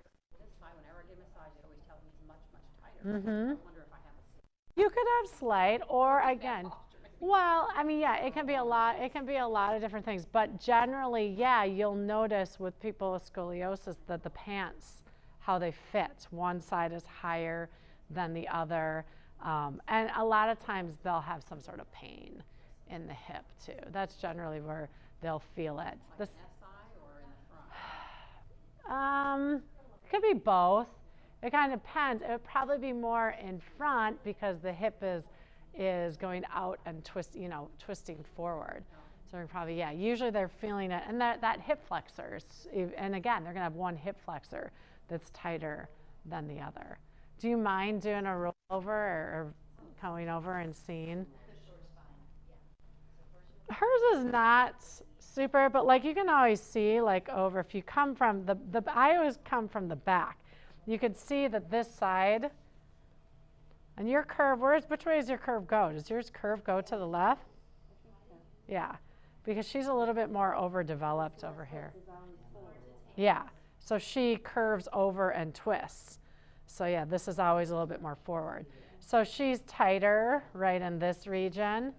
And a little lax. I mean, if you come from the back, you can see. Oh, that's I where can you'll now, see. yeah. Yeah. That's the angle, yes. Yep, from that angle. Higher. So, and the other thing too we've discovered about her, right, is that one glute is probably a little bit more developed. Yep, look at her right tush is a little more developed than her left. Kind of cute. You want to see that there from the back? Yeah. Yeah.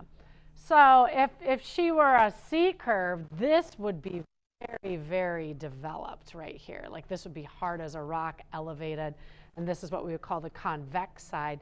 This is the concave side, and it caves in. So this is her convex side, and this is her concave side. Hers is not super duper extreme. She has lived life just fine, although she has had some aches and pains, But that could be just from, a lot of stuff that she does too. You can come back up right there, engage, right? So again, what's nice though is like at the beginning of her class, right, she had you guys doing the forward fold, right, over. So that's a great time. So we talked about, okay, mountain pose, they're breathing, all stuff. You're looking at their feet, you're looking at their pelvis. Now they're fold over, look at the spine. There's also a lot of people who walk around who, yeah, might have some slight scoliosis. It's never really bugged them much when they're younger, but now it does. Most people who have a pretty severe scoliosis will know They know. They're going to come in and say, I've got this or that, or, you know, here's what I do, or here's, yeah, you know, exactly. So, you know, or they've had some sort of back surgery. They've got some rods in their back, that sort of stuff. That is very important for us to know, right? Because if they've got a permanent structure in their spine is not going to move traditionally like an unaltered spine, right? Or if they've had, and even to say that, or if they've had some sort of disc surgery, something, those are things we really want to know because there are some compromising positions. People who have severe stuff, though, generally have been told what they can and cannot do or what they should or should not do. But I always ask, I always say, you know, okay, you know, are there certain exercises that you've been told you're not supposed to do? And there are some that I just know they shouldn't do, just over the years, working with people with different issues. But everybody's different. You know, I have people who've had total knee replacements and they were told they're never supposed to kneel again, and then some do, you know. So it just kind of depends on how you heal, how your body is. So any questions on that one? And that can be kind of like, whoo, all over the place. Like I said, that's a big issue going on there. We're just touching a little bit.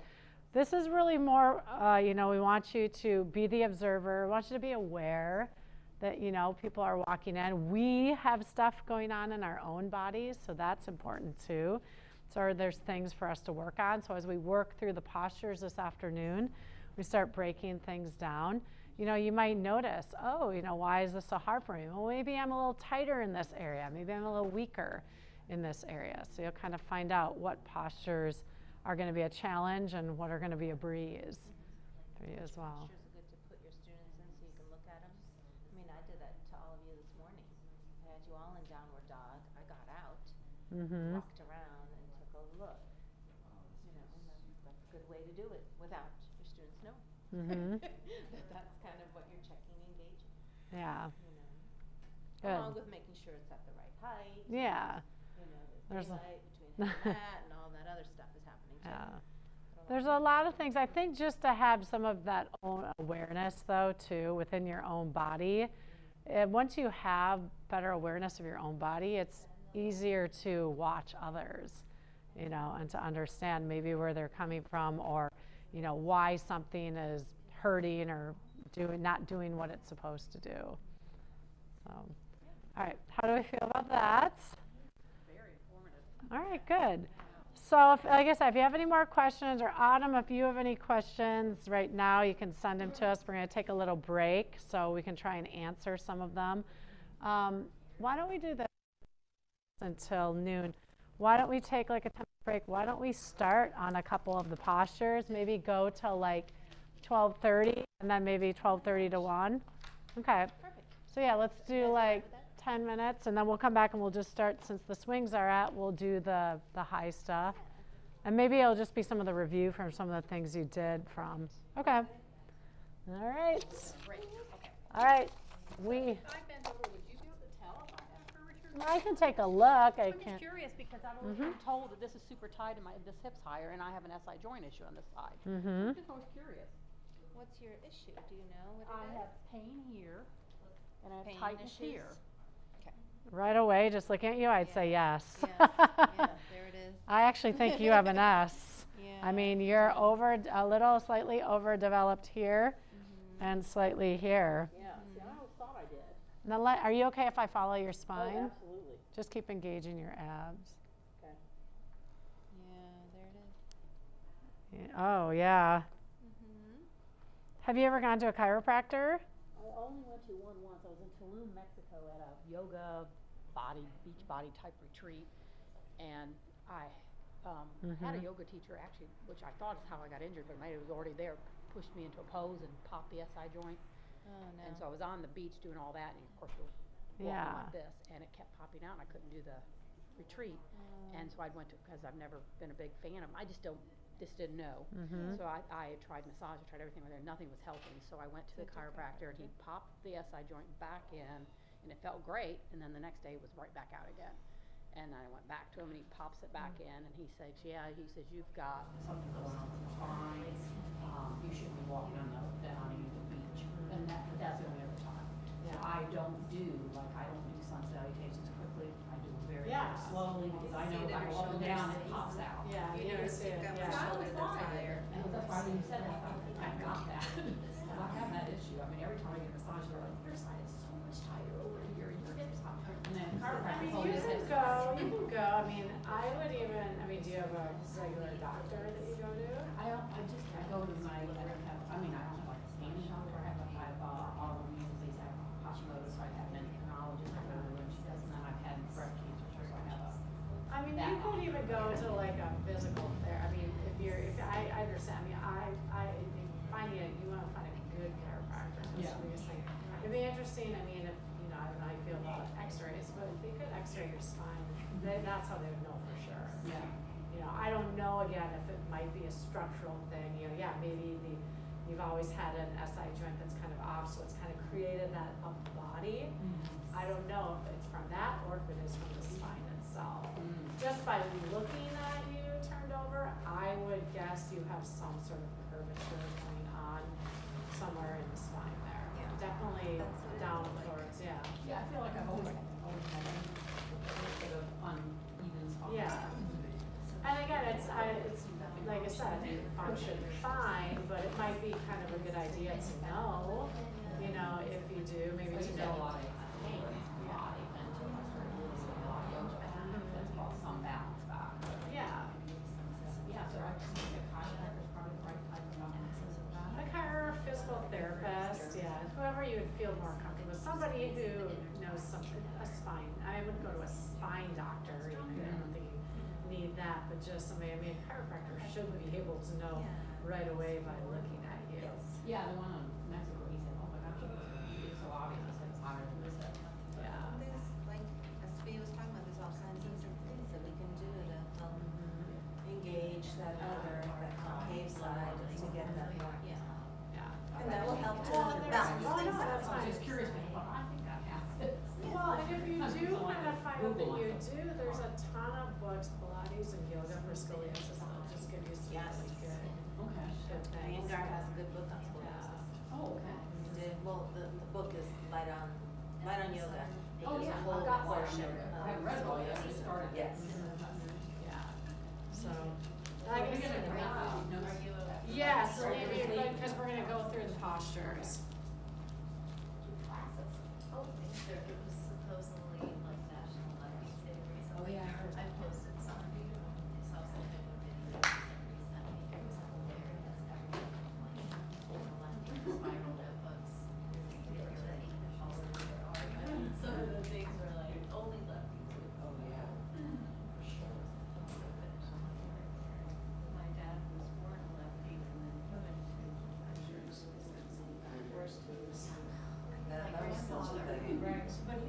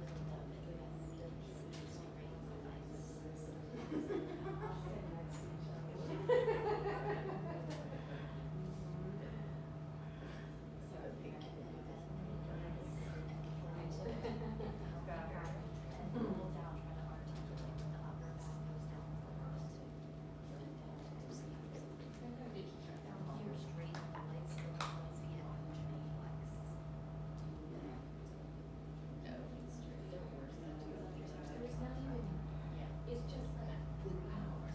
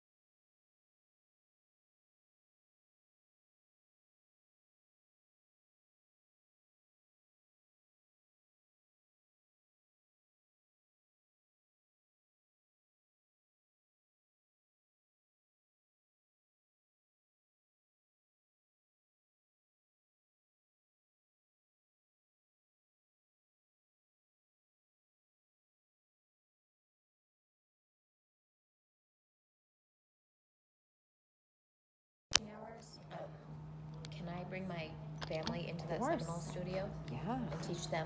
Yeah. Okay. Family's the best. They're the best guinea pigs. You know, friends and You can be your family. biggest critics too, though. For sure. Oh, well, Oh, yeah. my daughter And then there'll loves be to times like, criticize me. lots of times what we'll do is we'll throw it out there. And Dawn's someone who's taken a lot of advantage of that. We'll be like, does anyone want a free aerial class? Yes, yes, yes. They'll come out of the woodwork Oh, for that. to like get you to the Yes, students to come, train 'em. yes, so you have students in your class. Oh, that's Because nice. sometimes that's the hard part. You can't find anyone who's willing to come. Like, I even your can- friends are like, I no. can make my husband and daughter come. No problem. Yes. Awesome. Hey everyone, this is what we're doing today. Awesome. But yeah, that's always good. This time, as you lift, I want to be over here. I did that in my first class I taught you. I invited my friends, I said, everybody come and I'm going to practice on your expression. No. Which is super helpful because I had some of the other yoga classes on too. And the family just knows that people are going to be honest with you. Let's see too. Autumn's on here. What else?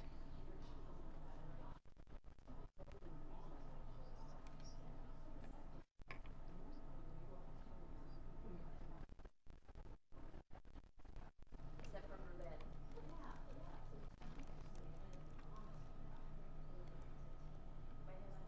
1, 2, 3.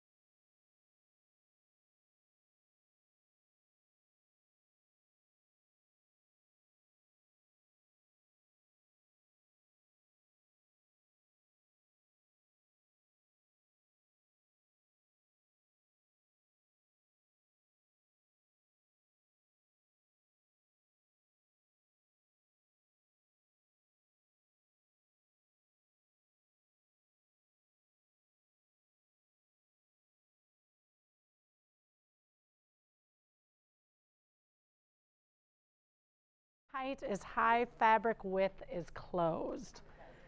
So I know that she did a little bit of both with you today, but obviously when the fabric is like this, it's closed. When the fabric's like this, it's open, right? So that's how we kind of talk about the different types of swing height and fabric width. I know. Yes, that's why. Well, we're talking about when we update it, maybe we'll make that a little bigger. I think it's a great idea, then you can realize who really needs their eyes Yep. checked or not. How old we are? I said eyes checked. No. That has nothing to do with age. No. So 49. Keep going. Nope. Yep, keep going. The reason we're bopping around, we're not going right at the beginning of the manual, is because right now we have the swings at this height. So we're going to do all the high today for sure. We'll get, actually, we really feel like we should get through all the poses, except for, we're going to save inversions till tomorrow. So, Having difficulty finding the pages. I don't know. Autumn, are you having a hard time? We'll check and see. But we're going to do all of the high swing stuff just because the swings are set at high. Then we'll bring all the swings down and do the low swing. It's just easier. Okay. So if you look at this, it's not necessarily based on the person's height, right? It actually has a lot to do with torso length.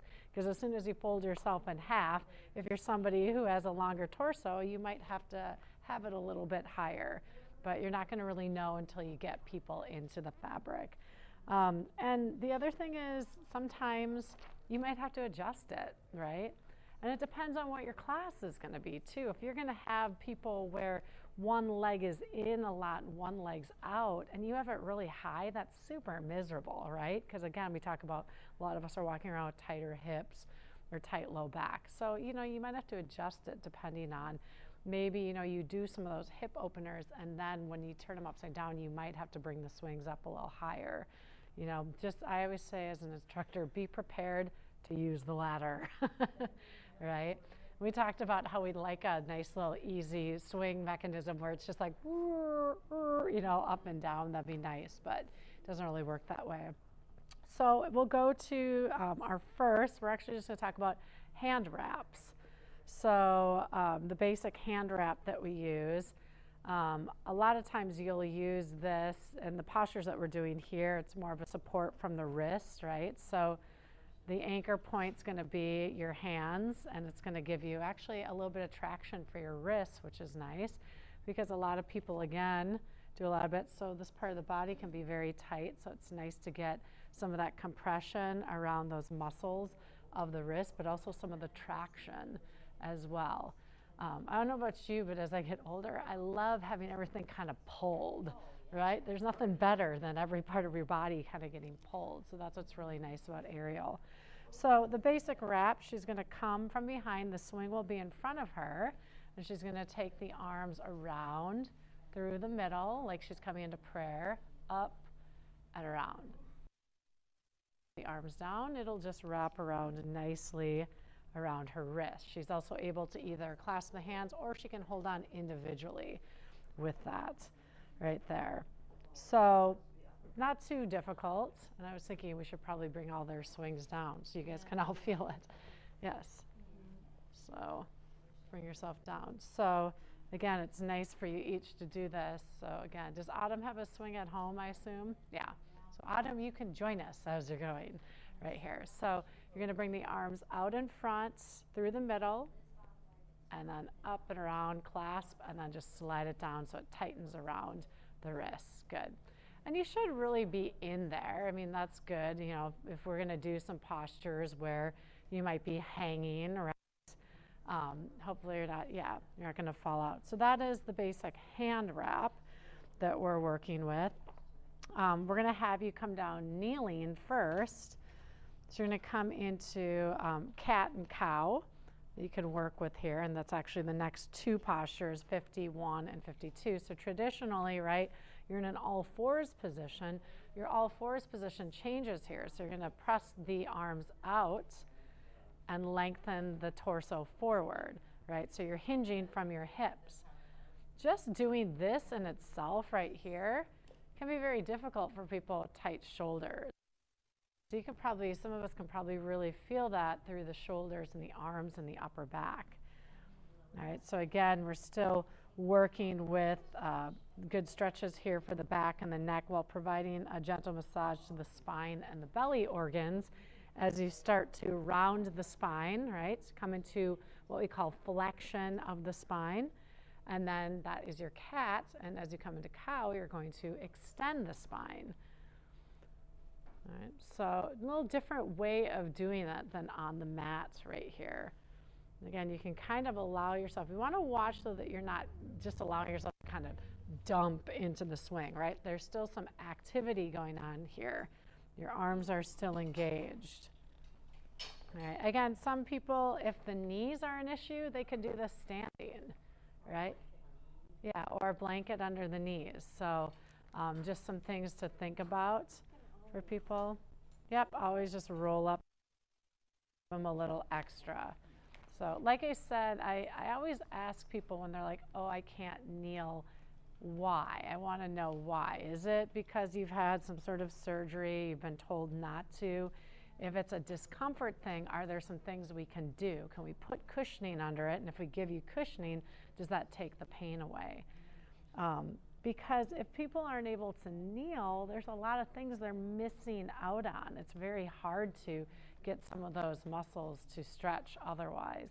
So, I mean, again, and I'm not going to make anybody go into a position that they don't want to, but sometimes I feel like sometimes people maybe have been coddled a little bit too much when it comes to their knees, being, you know, have you truly been told you're never supposed to kneel? That's, I guess, what I want to know from that.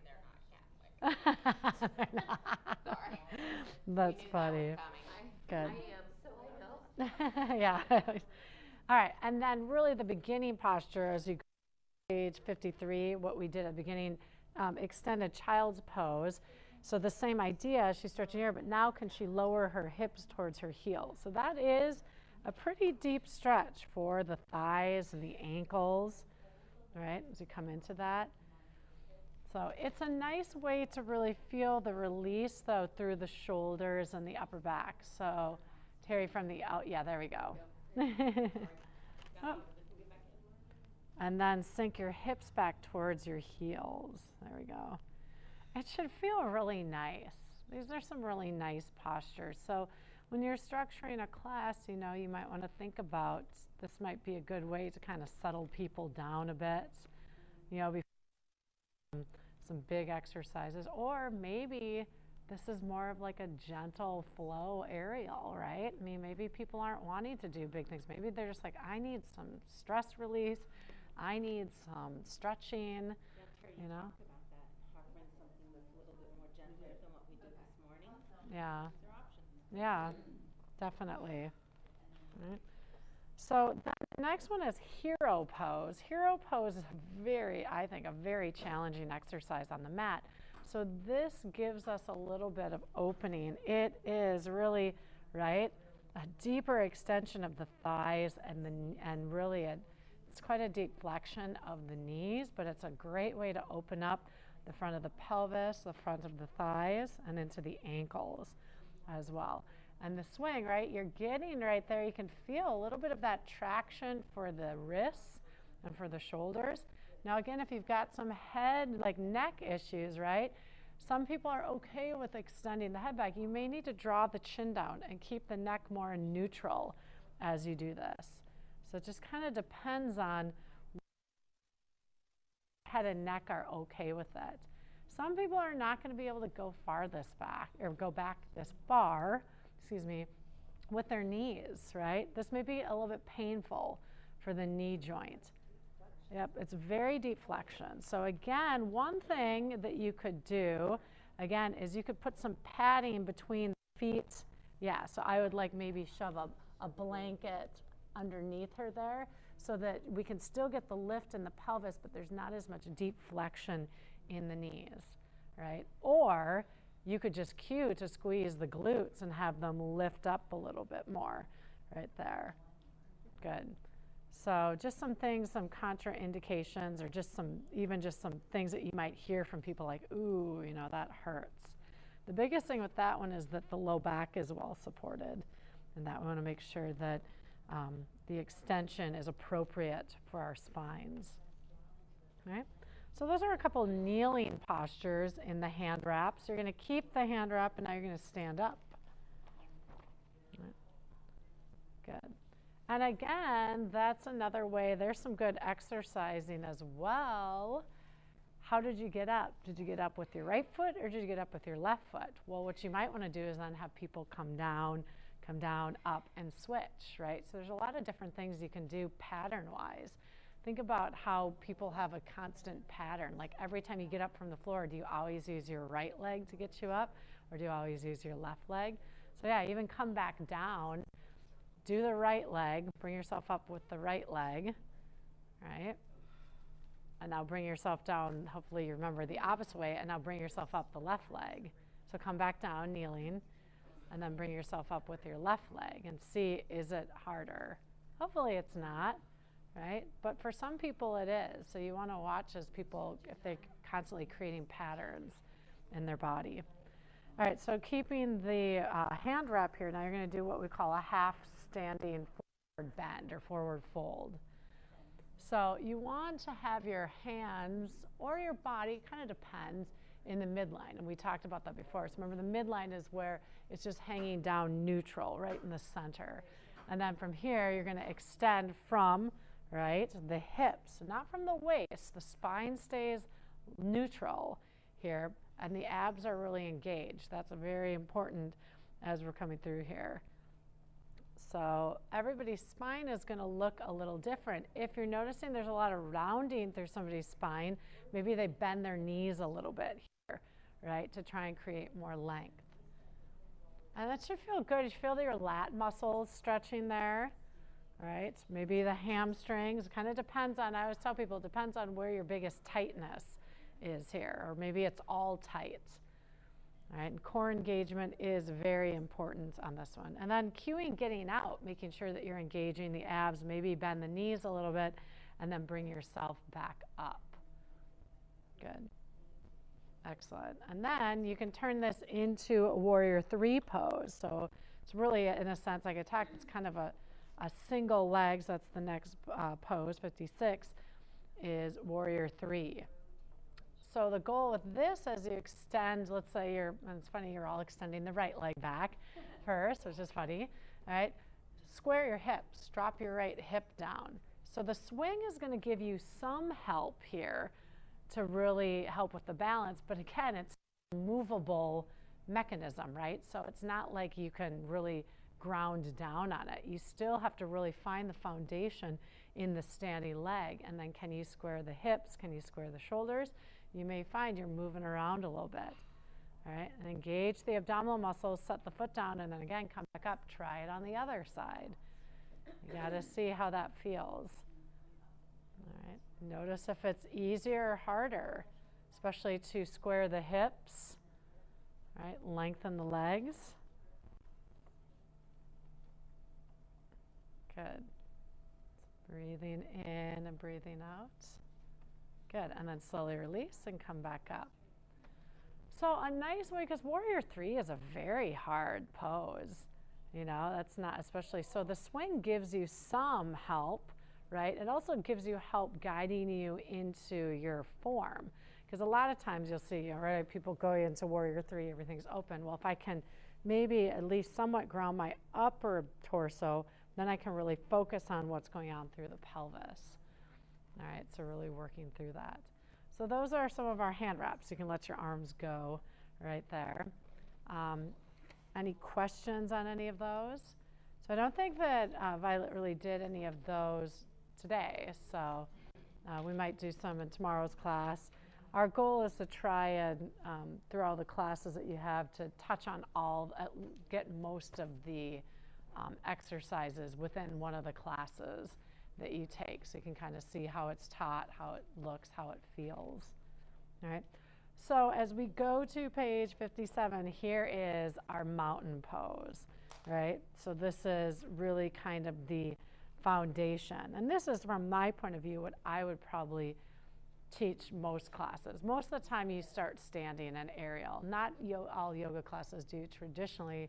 You know, some people might start on the ground or something like that. But here, generally, you're starting standing because you're trying to explain to people how the swings work, how they hang, all this sort of stuff.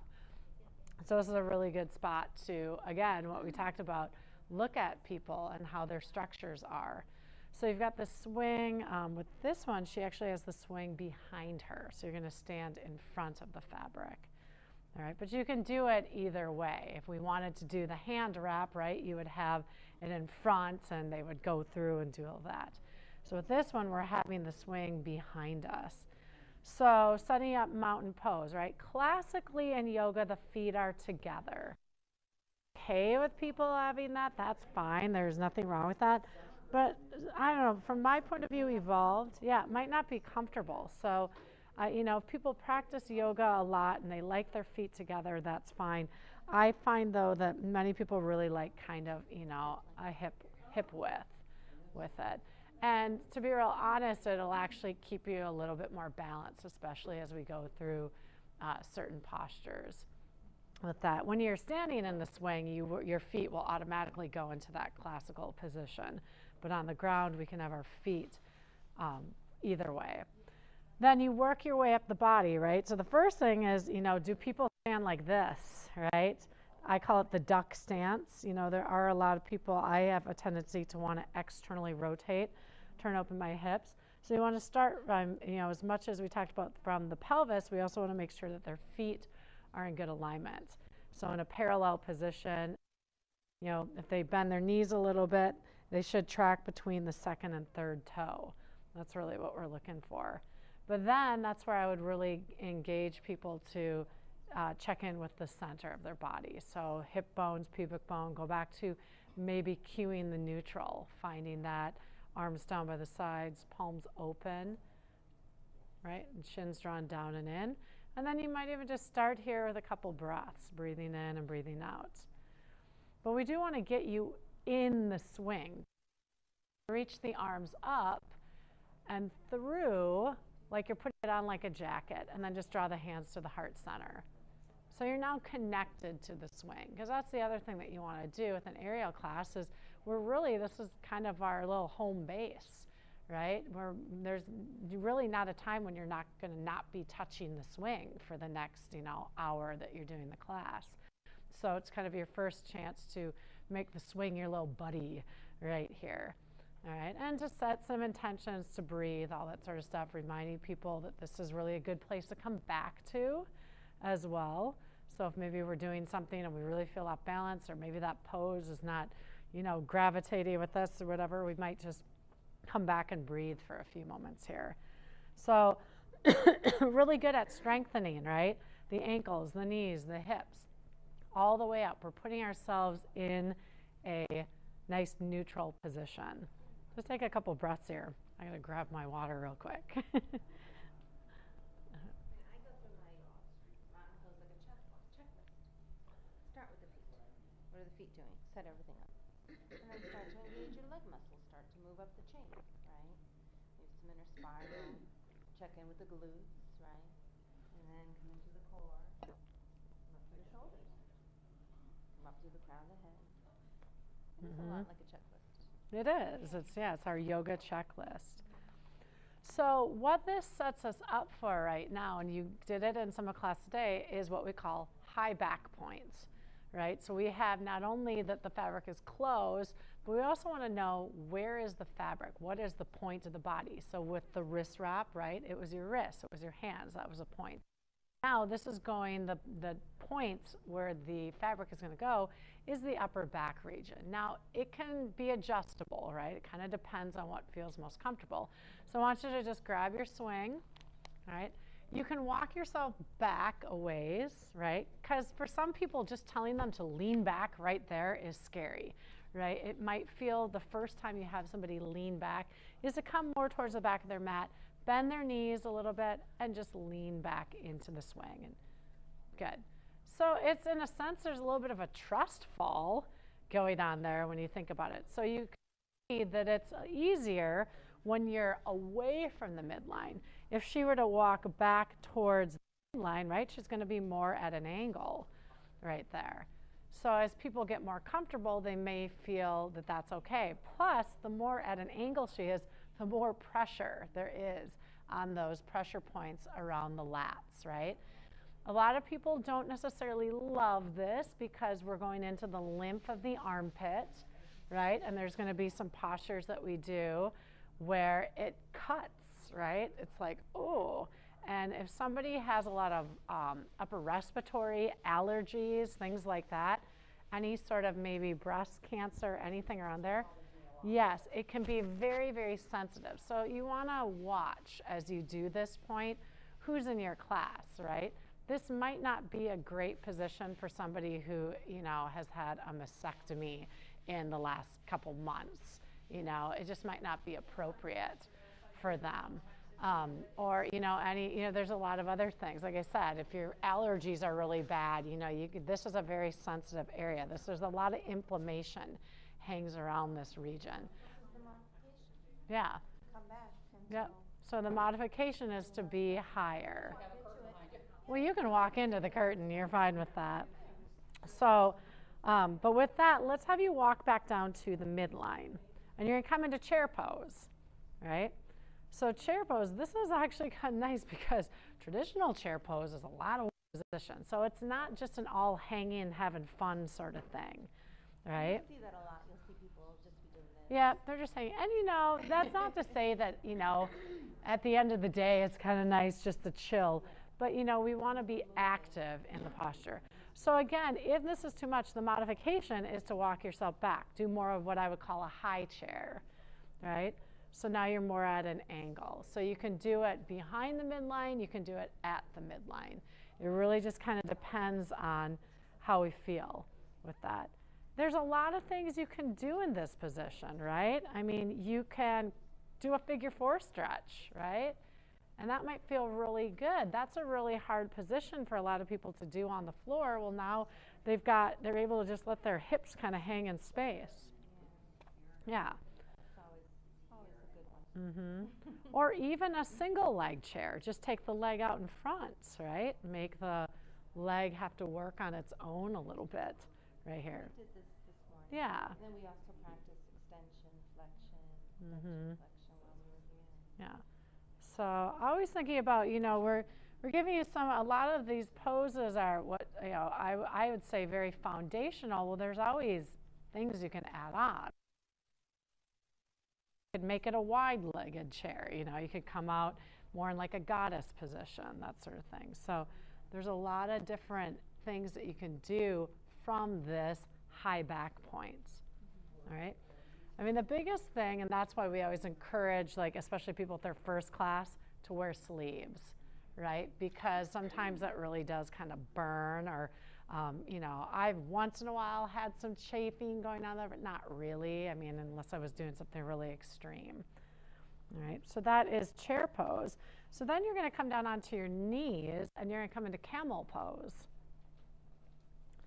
All right.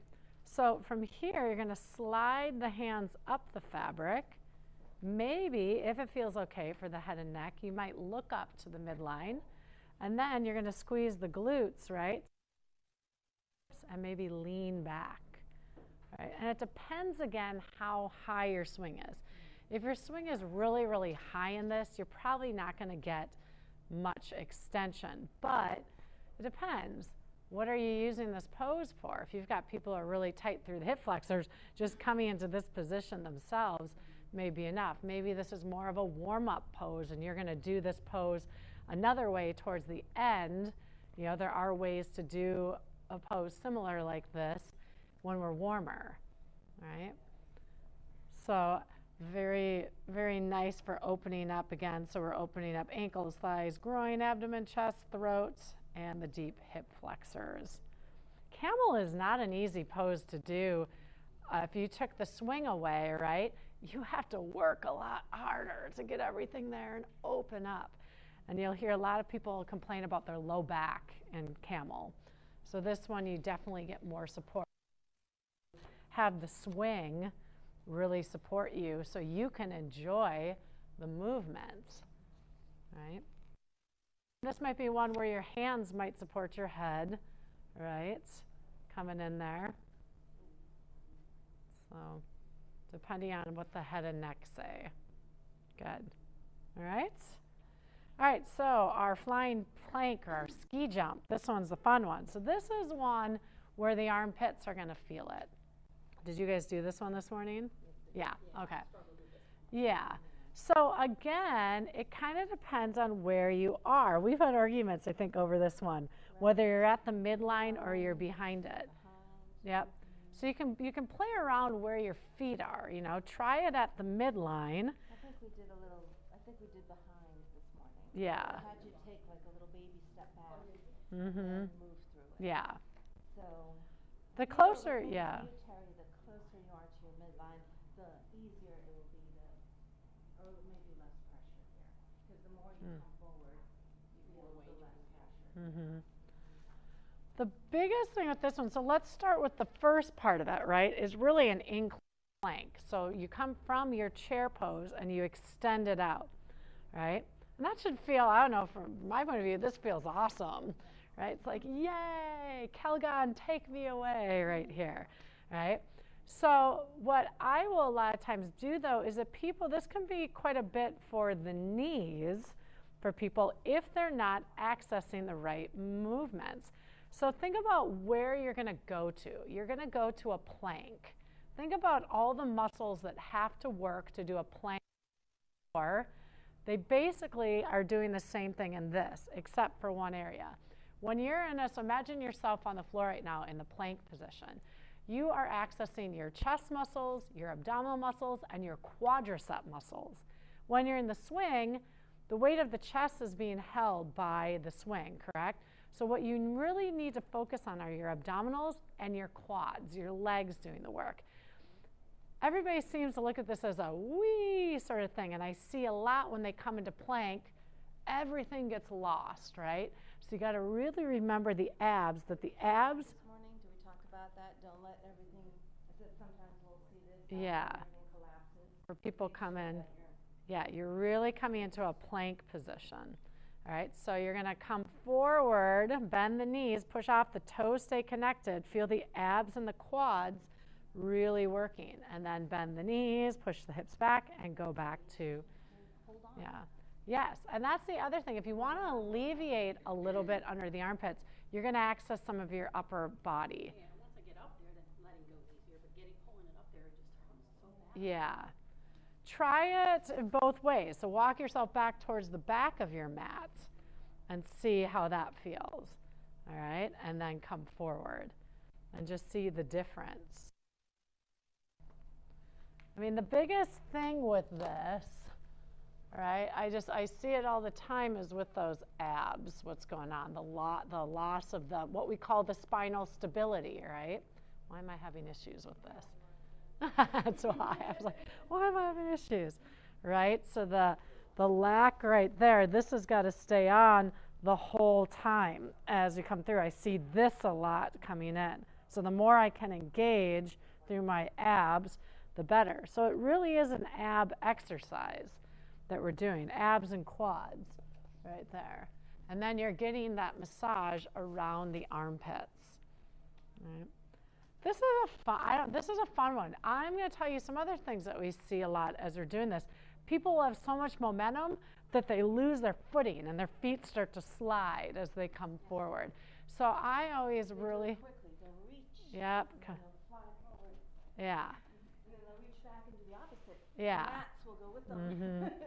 So it's really about, I always tell people, your base, your feet, technically your toes. You're basically doing this, right? So we're really working with the foot and the ankle.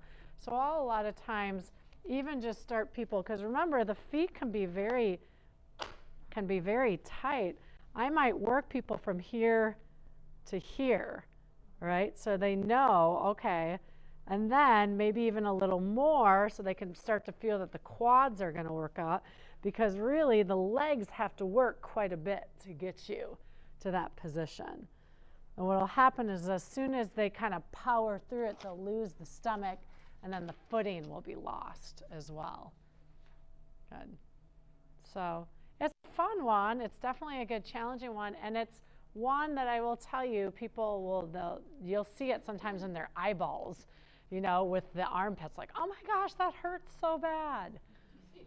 Yeah, exactly. So, and that's what I do really advise, especially brand new people. I mean, those of us who've been doing it really have the t-shirt, you get a little bit used to it. I mean, we talked about, though, for, you know, even kind of hygienic reasons, it's nice for people to wear the shirt as well with the swing. But yeah, newbies, I always say wear a short sleeve t-shirt. It's just going to be more comfortable. And again, you're not going to do the entire class in high back point. So if somebody really, really hates it, you know, you can find an alternative for them to do while they're doing this one. Or maybe they just, you know, wait until the next pose. You know, but if you have a whole group of people who absolutely don't want to be in high back point for very long, then you're definitely going to want to make sure that you structure the class where you're just doing it a little. So from here, we'll move into a lunge. So lunging is quite nice in this one because we talked about it's very hard for a lot of people to hold the torso in a lunge. The torso collapses a lot because we're so focused on the lower body. So you'll start yourself from mountain pose, and then let's step the right leg forward and the left leg back so that you're still under the midline, basically. And the goal is that your back heel is lifted, right? So it's a traditional lunge. What's nice is as you start to lower down, depending, right, how high your swing is, the swing is going to keep lifting your torso, right? So you can really focus from the waist down. So the abs are engaged, we've got the quadricep working, we've got the glutes working, we're opening up that hip flexor on the left leg. Now check out what's going on with your upper body though. Pull your shoulder blades down and away. So the tendency here again is just like we said, people kind of allow themselves to kind of sink into the swing, right? Good, and breathe in and breathe out. And then just bring yourself back up and try the other leg, right? It's important to see if we feel a difference with our lunge. All right, definitely, especially as you start to maybe eventually go into, because what is a lunge? The lunge is the beginning of a splits position, right? I mean, basically, if you start to straighten out the front leg, you're starting to go into a splits. So a lunge is really the beginning. You want to keep your torso really tall here. I mean, traditional splits where your legs are both on the floor and your torso is straight up, I'm never going to do that. That's just not the structure of my pelvis, but I can get pretty darn close to it and more comfortably in a swing doing it than on the floor. Oh my gosh, on the floor I need, you know, at least a bolster or something, you know, underneath me, or otherwise my arms are working really hard. So yeah, I mean, that's a nice version of splits right there. Good. So the swing right now is really helping to keep the torso in an upright position. Keep mountain pose, right? Because really your upper torso is still in mountain pose. It's your lower body that we're altering. Right? Then from there, go to warrior one, right? So it's basically the same position. We're just externally rotating the back leg and putting the foot down on the floor. I think warrior one is super duper hard. It's not an easy posture just because of the hips. So like Terry, try and lift your torso up now, back more, and then bend that front knee. There we go. We're trying to square the hips and the shoulders. And again, you could slide the hands up the fabric and look up the fabric, start to create some extension of the spine. This one does a lot, right? The pose stretches the chest, shoulders, neck, belly, and groin, strengthens the shoulders, arms, back, thighs, calves, and ankles. Why wouldn't you do this posture? You're getting so much out of it, right? And then switch legs, all right? Switch legs, try them out. I don't want you to walk out uneven. Good.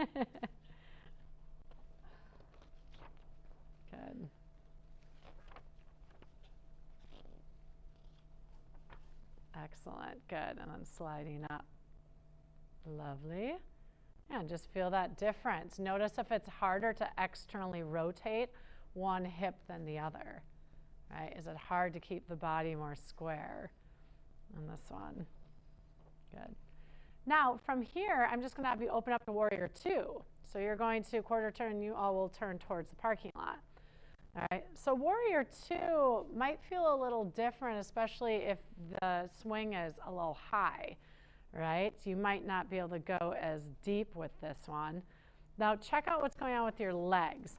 So in Warrior 2, Warrior 1, each leg kind of had its own balance beam. A traditional Warrior 2, so if your right foot's turned out, the right heel should draw a straight line to the arch of the left foot. One balance beam on this one. All right? And then you're cutting an edge into the outer portion of the left foot. As you bend the right knee, you should see the big toe. All right? And then the lower, look, if you keep going, the fabric will eventually kind of catch you there, but you might be able to go a little deeper than you normally do. Yeah, so make sure that you've got the knee over the ankle. That's what we're looking for. And what we forget about is the back leg. So Yep. don't move, Jody, right? Okay. But press. Feel the difference? Yeah. No. Yeah, the back leg makes a huge deal on that one. They're both working.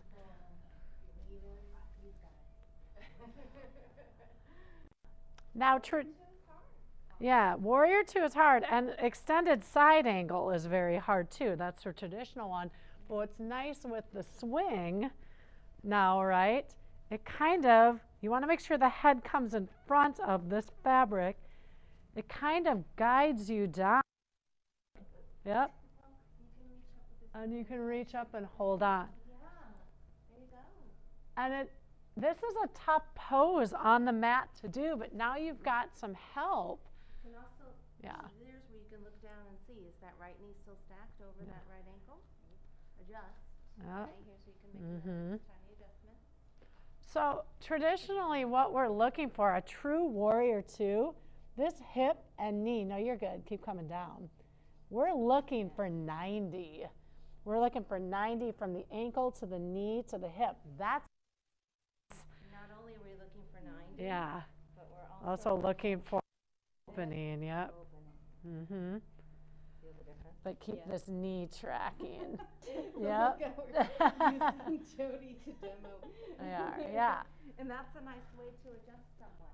But one of the things that she's, From falling over, right? but like imagine I took the swing away from you now. That would be even harder to hold. So now we can focus on her getting into the alignment without it being so taxing. Because in a traditional yoga class, if you're coming over to me and I'm down in this position and you keep telling me, move this, move that, move this, I'm dying. I'm like, oh my God, when can I get out of this? But at least I'm being held by the swing right now so I can focus on those regions that are harder to get into. All right? And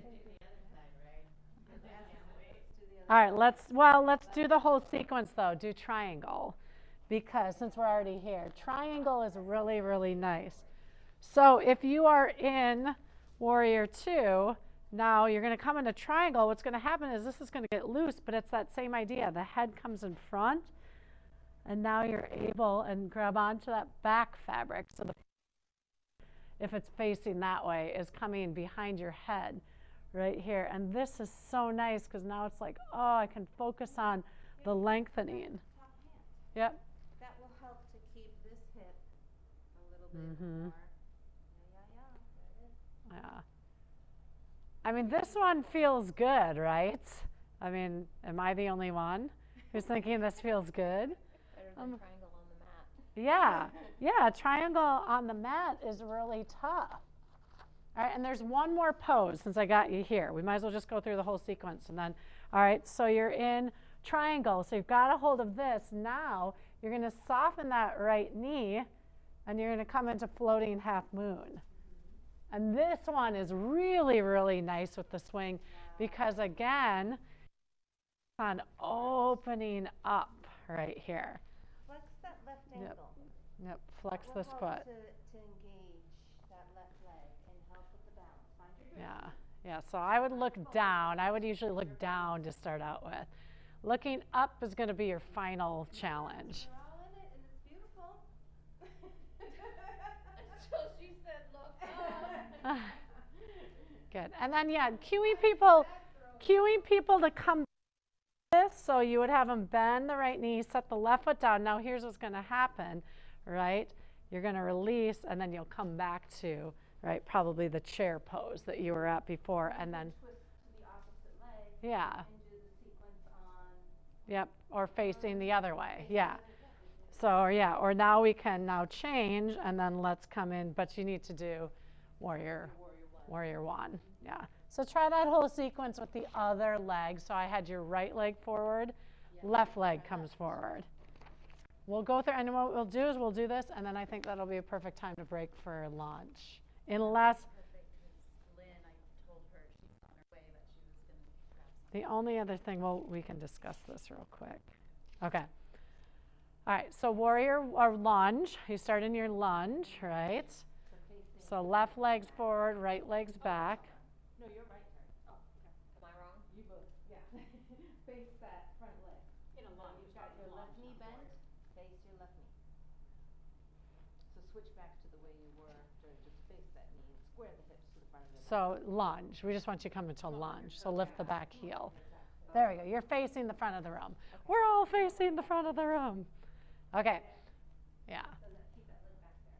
And then remember, you're trying to keep your torso really upright. So you can always slide. Sometimes I feel like sliding the hands up reminds me to do that. But watch this, right? So you're still really active. Or you can bring the arms out to the side, right? I mean, there's a lot of different things you can do, or to the heart center, right? And then warrior one is just a transition, right? Yep, and same idea, reaching up or out or wherever we want to go to with the arms.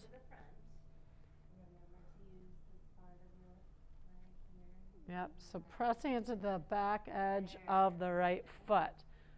So it'll activate all the way down.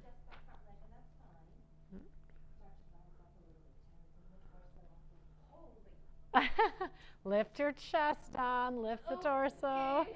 Yes. Warrior one, well, there's no such thing as perfect. But a true warrior one, 90-degree bend with that leg.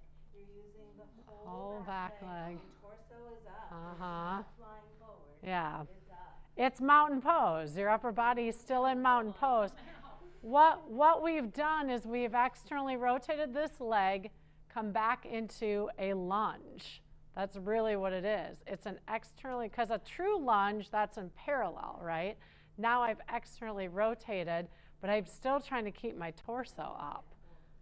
Yeah. No.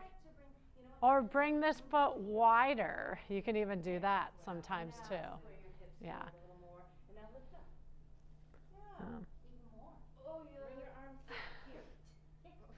Yeah, bring your arms up. Then we'll move through opening up warrior two.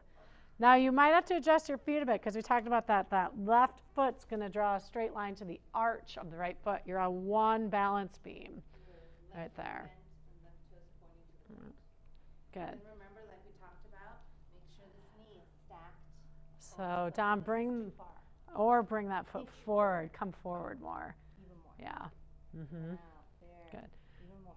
And then you're trying to open up over here. Good. Lift through. Remember the back leg, right? You push it through the back right toes. So it's that even distribution. Don, turn your right toes more towards the Pilates equipment. There we go. Everything from the waist down is perfect. But the torso has to Well, I feel stay like I'm right. trying to get into the swing while I'm doing it. You might not. Why not? Because it The depends. swing, I'm better off if it doesn't touch. Yeah. Well, and this pose, then what's nice is it'll make, Pushing myself into the swing and it throws my heart. when you come into you're going to feel the swing more when you're coming into like the side angle, right? So coming down. Yeah, now there I can see that. Yeah. Very supportive. Sometimes the swing is a little Yeah. lower and you don't need it for the support in your warrior two. And then, I mean, you could go right from here into triangle, straightening out the leg. You don't have to come back up for that as well. Think about triangle. Think if you were in between two sets of pane glasses. Yes, right. And you're right in the middle. You want that right hip stacked on the left hip. You want right shoulder over left shoulder. Everything is still stacking. The left hand doesn't have to touch the left toes. No. It doesn't. As long as you're still stacked, that's all that matters. Yeah. Most people do not, I mean, a Iyengar yoga, nobody gets their hands down to the floor. Most people's hands are on about 2 blocks. You know, we're like right here. If we can truly get where we need to be. And that's why I always tell people, I go, think about the feel more than the look of a pose. Because the look of a pose, what you're seeing in a book or whatever, well, you know, that body is not my body, right? You know, that body is not doing the same things that I'm doing. So it's more about the feel, it's the alignment, it's about how you're getting yourself into it and how is it best for you. It doesn't matter at the end of the day. I mean, it does matter what it looks like as long as it looks like you're in alignment. But that idea of always getting your hand down to the floor for triangle, I always say just toss that out. Yeah. And then try your floating half moon, right? Where you're coming in here. So bend that left knee. Put your weight into the left knee. Right leg starts to rise up. Hold high with that right hand. Right? Hold your hammock high. Yeah, hold there, yes, because you're facing the Pilates room. Now you're going to turn your torso towards the Pilates room. Stack the right hip on top of the left hip. I gotcha. Yes. I'm going to help you turn. I think I was trying to do yours. Yeah, and the idea is to start to get this to open up even more. So am I holding on to the Good. wrong spot? No, hold on to whichever one you've got a good grip on. Thank you. And flex that right ankle. It can be fairly intense right there. We're in it. Okay. But yeah, it's a lot of stacking. That's working a lot of right hip stability on there. top of left hip. Right shoulder on top of right shoulder. Gaze is going out that way or up to that top hand, which is even harder. And then it goes back to the proprioception. It's Yes. harder for you to see what your body's doing Yes, in space. for sure. Am I almost there? Or are they stacked? You It's might a feel little like bit. they are. It's a little bit nicer in the silk for sure. This is one that I recommend. I recommend everyone always to do your triangle and your half moon against the wall. Wall, yeah.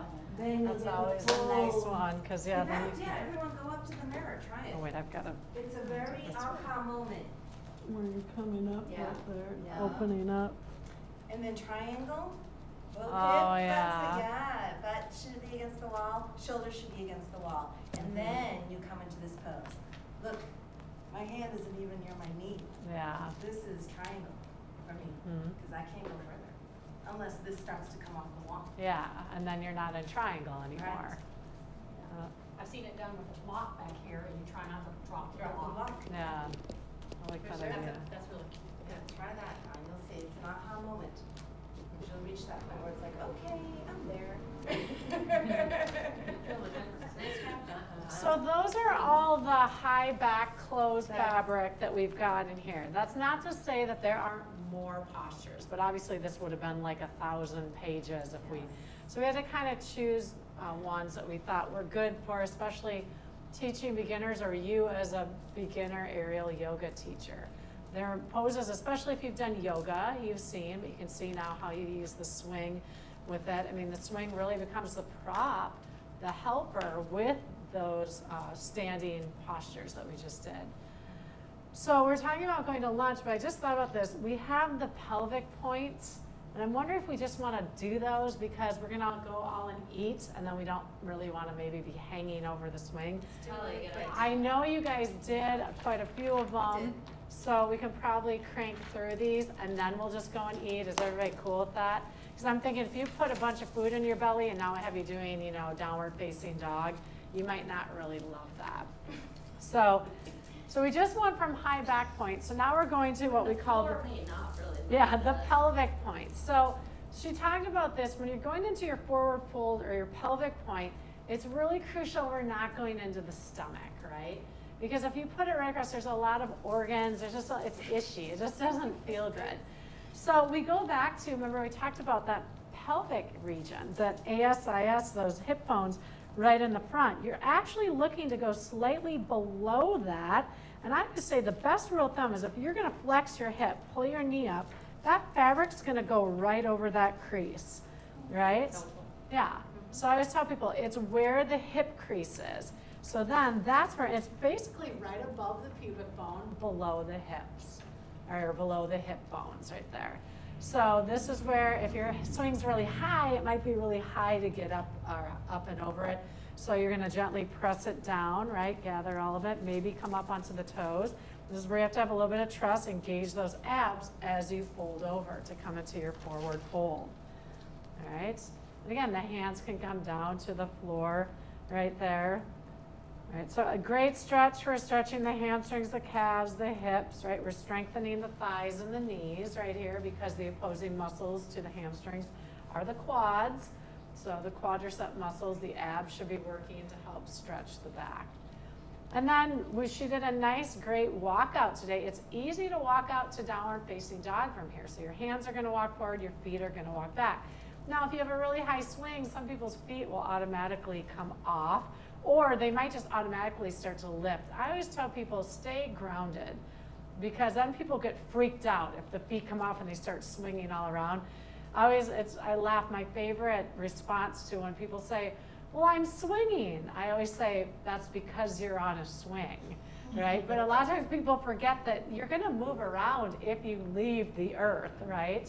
You'll see a lot of this. Yeah, you'll see people like lifting their hands. My biggest thing in downward facing dog, I always tell people is please keep the hands glued to the mat. The hands are not leaving at all right now. Toes lift, yeah, not the hands. I said, I'm okay if the feet lift, but please keep your hands lifted. Now, this is where too people will get into this position and they might be like, oh my gosh, this hurts so bad. Make sure that it's not hurting because they're in their stomach. Sometimes people are just too high, right? They might have to take a hand and kind of push, kind of tuck it into that hip crease, right? Yeah, you can take one hand and kind of push it. Sometimes as an instructor, you can try and help them, or they might just have to come back out and reset it, right? And then we probably worked through it, but you've got three-legged dogs, so then you can start lifting one leg up in the air to see how that feels, all right? And then set that down and go the other way. All right, go the other leg. Still grounding through the hands. Now, when you go into flying downward facing dog, right, when both legs lift up, some people are going to go, no way, I don't want to do that, or it scares them. Some people will easily be able to lift. Some people might lift one, and then maybe they just lift the other a little, all right? So with this one, it's very important that their hands stay connected right now. They may feel like they could easily come out of this. If that's the case, I tell people to spread their legs wide. So open up. And then you're going to be pretty much tucked in there, right? And then what I really want you to try and do is just try and lengthen your arms and your spine. Suppress out of your hands. Create as much length as you can. And this is the part of downward facing dog that we don't necessarily get on the floor because we're using a lot of energy, right, to hold ourselves up. Well, now the swing is holding us up, so we can really take advantage of strengthening, right, or excuse me, of lengthening all those muscles in the back of the body. And if you do have new people, Violet did a great job of, after the three-legged dog, she had you pull one knee into the chest and then plant the leg back down and pull the other knee into the chest. Because that's a good way of then, if you wanted to release both legs, that's another good progression from there. Then you can have them extend the legs out wide. But it's a very good point that it's easy for somebody to feel that they're going to slip out, or they might lift the legs and lift them up too high. Yeah, and feel like they're going to come out. So you want to gradually get people to lift a leg and then both legs, because I haven't really seen it very often, people sliding out of this. It is possible. I've seen kids do it. Yeah, kids tend to do it a little bit more. Which is the face plant. Yeah, Yes. exactly. They'll throw their legs up so high and keep their legs together that they'll come right forward and the hammock will whoop, pop right off to their feet and they'll like their knees will come right down. Yeah. And again, probably falling out of it in this position is not too dangerous. You know, your hands are down, you're going to catch yourself. You might, you know, hit, I don't know, might come down on a knee or something. So go back to downward facing dog. We'll do 2 more and then we'll send you to lunch. We're going to do standing straddle splits. Now this one is sometimes really hard for people to get into depending on how tight the hips are. So you're going to lift your right leg into 3-legged dog. Now what I generally have people do is I will bend that right knee and push the right foot outside of the fabric. Yeah, so if you can look at Violet, she's going to bend. And then what you want to do, so I had her bend, you have to kind of swing the leg outside because you need to get the arch of the foot, all right, the fabric to come to the inside. There you go, you got it, Terry. And now what you're going to do is you're going to start to slide that foot up the fabric, straighten it out, and see if you can walk your left leg in. So kind of pull the left leg in and get it down on the floor. So here's an example. I'm sorry, Yeah. keep the hands here. So if the fabric is really high, it's going to be hard for Dawn to get, like her left leg was floating up. So if you need to float the leg up, then the right leg can go up the fabric. Then you're probably able to find where you can ground that left foot back down into the pad. This is a deep hamstring. You're looking at standing splits. I don't know about you guys, but I mean, I feel this in my hamstring. I feel this in my calf muscles. I feel it in my calf. Yeah. This is a fan favorite. Yeah, this is a big one. Now, obviously, to make this harder, walk your hands in closer to your feet. And then keep sliding the leg up. Keep trying to get the heel to the ground. And the foot, the ankle foot, that has to be pretty active also. Yeah, you want the right foot to be active to keep it in there. That's standing splits. Make sure you try it on the other side so you don't feel uneven. Legs are longer. Yep. Good. Here's where you'll notice a difference too. Yeah, there's You'll generally, notice that one side. like my right leg, like when it's down straight, is so much tighter than my left. Yeah. But then my hip flexor is tighter on one side. So it might be hard to straighten out the leg up the fabric. You might notice people have a really hard time with that. That's going to come from their hip flexor. So again, this is your splits pose, upside down, basically. Almost. Yeah. And then keep that left It's foot, tight, that right? ankle, It's a lot. It's a lot to ask. Yeah. It didn't really feel all that tight. I just felt like I needed to get upright for a second. Yeah, so yeah, That's I mean, and true. you are in a partial inversion. So you have to remember that sometimes it's not even the pose, it might be the position, right? If somebody's brand new to aerial and they're not used to being up, because technically downward facing dog is a partial inversion. This is a partial inversion. Your hips are higher than your heart. Anytime your hips are higher than your heart, you're in an inversion, right? And then come back to downward facing dog. One more, you're gonna do flying locust. All right, now this one again, I would have people start with coming into flying dog. So both legs are gonna come up. You could even go a little bit wider with the legs. What you're gonna need to do is take a little risk here, right? One hand is gonna reach for the fabric above, let's take your right hand to your right fabric, and then your left hand to your left fabric. You're gonna walk your hands up, open up the chest, squeeze the glutes, bring the legs together, and here you are. It's a huge shoulder opener. If you are very tight through the shoulders, this may not be the most comfortable position, right? And the hand grip. The hand grip, yeah. So depending upon the shoulder flexibility. Terry, does it feel easier to hold on the inside of the hammock, or will it feel easier to Am I hold on holding the it wrong? outside? No, Try not holding wrong. on the outside. It might feel easier on your shoulders. Oh, What do you it wasn't think? bothering my shoulders. It wasn't? Or? I was just being ginger because of my wrist. Gotcha. I don't So know. one's That's what I going was to be an wondering. internal rotation Yeah, that actually feels great. versus the external. So it's something you could just observe from your clients or cue it one way and then see if they can manage the other. This feels The great, external actually. rotation oftentimes is going to be harder. I would say most people like this position, except, you know, the pelvic point can be, you know, when they're first starting, yes, very aggressive. On this Right here. So, yep. You'll Did you at hear least that a try to lot. put your hands there and make us look a little bit All right, so that got us through page 73. So if during lunch you want to look through some of those postures we just did, so we started on page 49 and we went to 73. So if there's anything, like maybe you have some questions or you jotted something down, you can ask us either during lunch or when we come back. And same with you, Autumn, if you've got any questions on anything that we did. And then we'll come back and we'll start on page 74, but what are we thinking, like 1:30? That's realistic, Okay, 1:30-ish. 40 minutes. How do you, does anybody need to run out? Yeah, I think we do. Okay. Okay. I mean, there's a Publix right down here, if we know the area, but. And it'll take Violet 3.5 seconds to get there. You know, yesterday I timed it because that's where I went from here, and guess how long it took me? 15 minutes.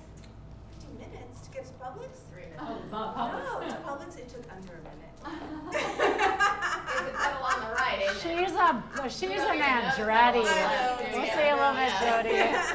All right. I'm not driving with 1, her. 2, 3, break.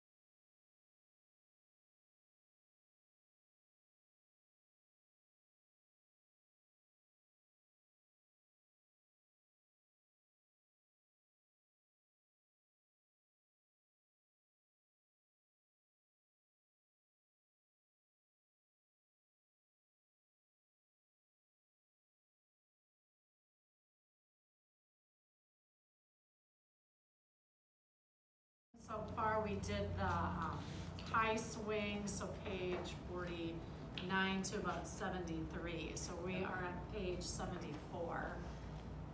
So we're gonna, because the fabric, we're gonna do all the high swing stuff first. So we'll continue with the closed swing. We're going into the seated trapeze pose. So this is really kind of. You all don't have to do it this time. Yeah. I call this the IT band point. All right. Now, the best way we have always all decided to get into this is to get into it from a standing position, because if you want to show them the other way to get in, there's not necessarily a bad way, just probably not the safest way. Yes. All right. Now, if you're somebody who is comfortable with this swing, you could do it, and it depends on how high it is. Comfortable doing it. Yeah. Because I'm so afraid. So you'll see lots of times people do this.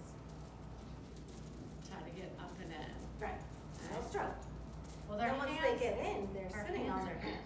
Yeah. What if they lose their balance and keep going backwards? And their hands are under them. They can't reach another time to catch themselves. And I've seen it happen over and over again. People will topple right out. Yeah. And it's not safe. The safest way is to go up, to come down. Yeah. So, I mean, really, we'll be coming in a moment to standing, but we might as well just go over how to stand up in the swing. So, I know you guys did, I think, with full fabric today. So, closed fabric in some ways is easier. It's not necessarily the funnest because we're going into the feet. So, the foot now becomes the anchor point.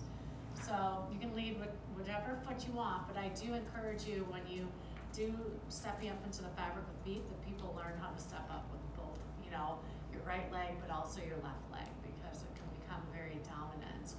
So you want to make sure that the fabric is in the arch of the foot. Very, very important, because if it's too far forward or too far back, right, you don't have a good anchor point.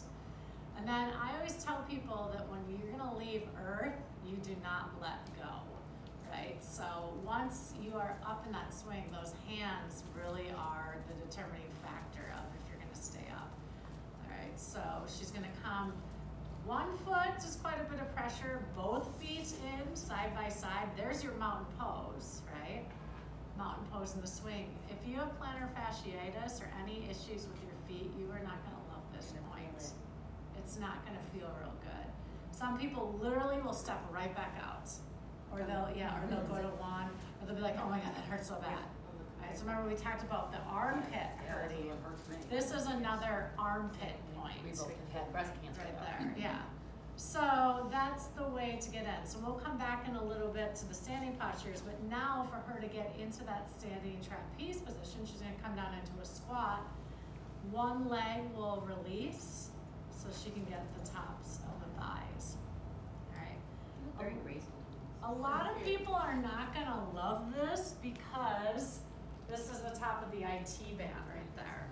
All right, so I always tell people this is not your traditional swing, right? When you're at the park, you're like, wee, right? Because it's usually a little bigger or it's got a little bit more give. This is more, not these days. These days it's like, The swing's it a sinks killer.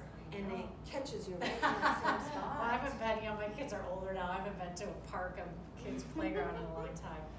So this is another one where they might be like, well, how long do I have to stay in this? So, again, we're trying to break up some of that fascia right there. And So it does get better. it does. So this one, again, is a good way to strengthen the core because right now she's hanging on, but what if she brought her hands in front to the heart center?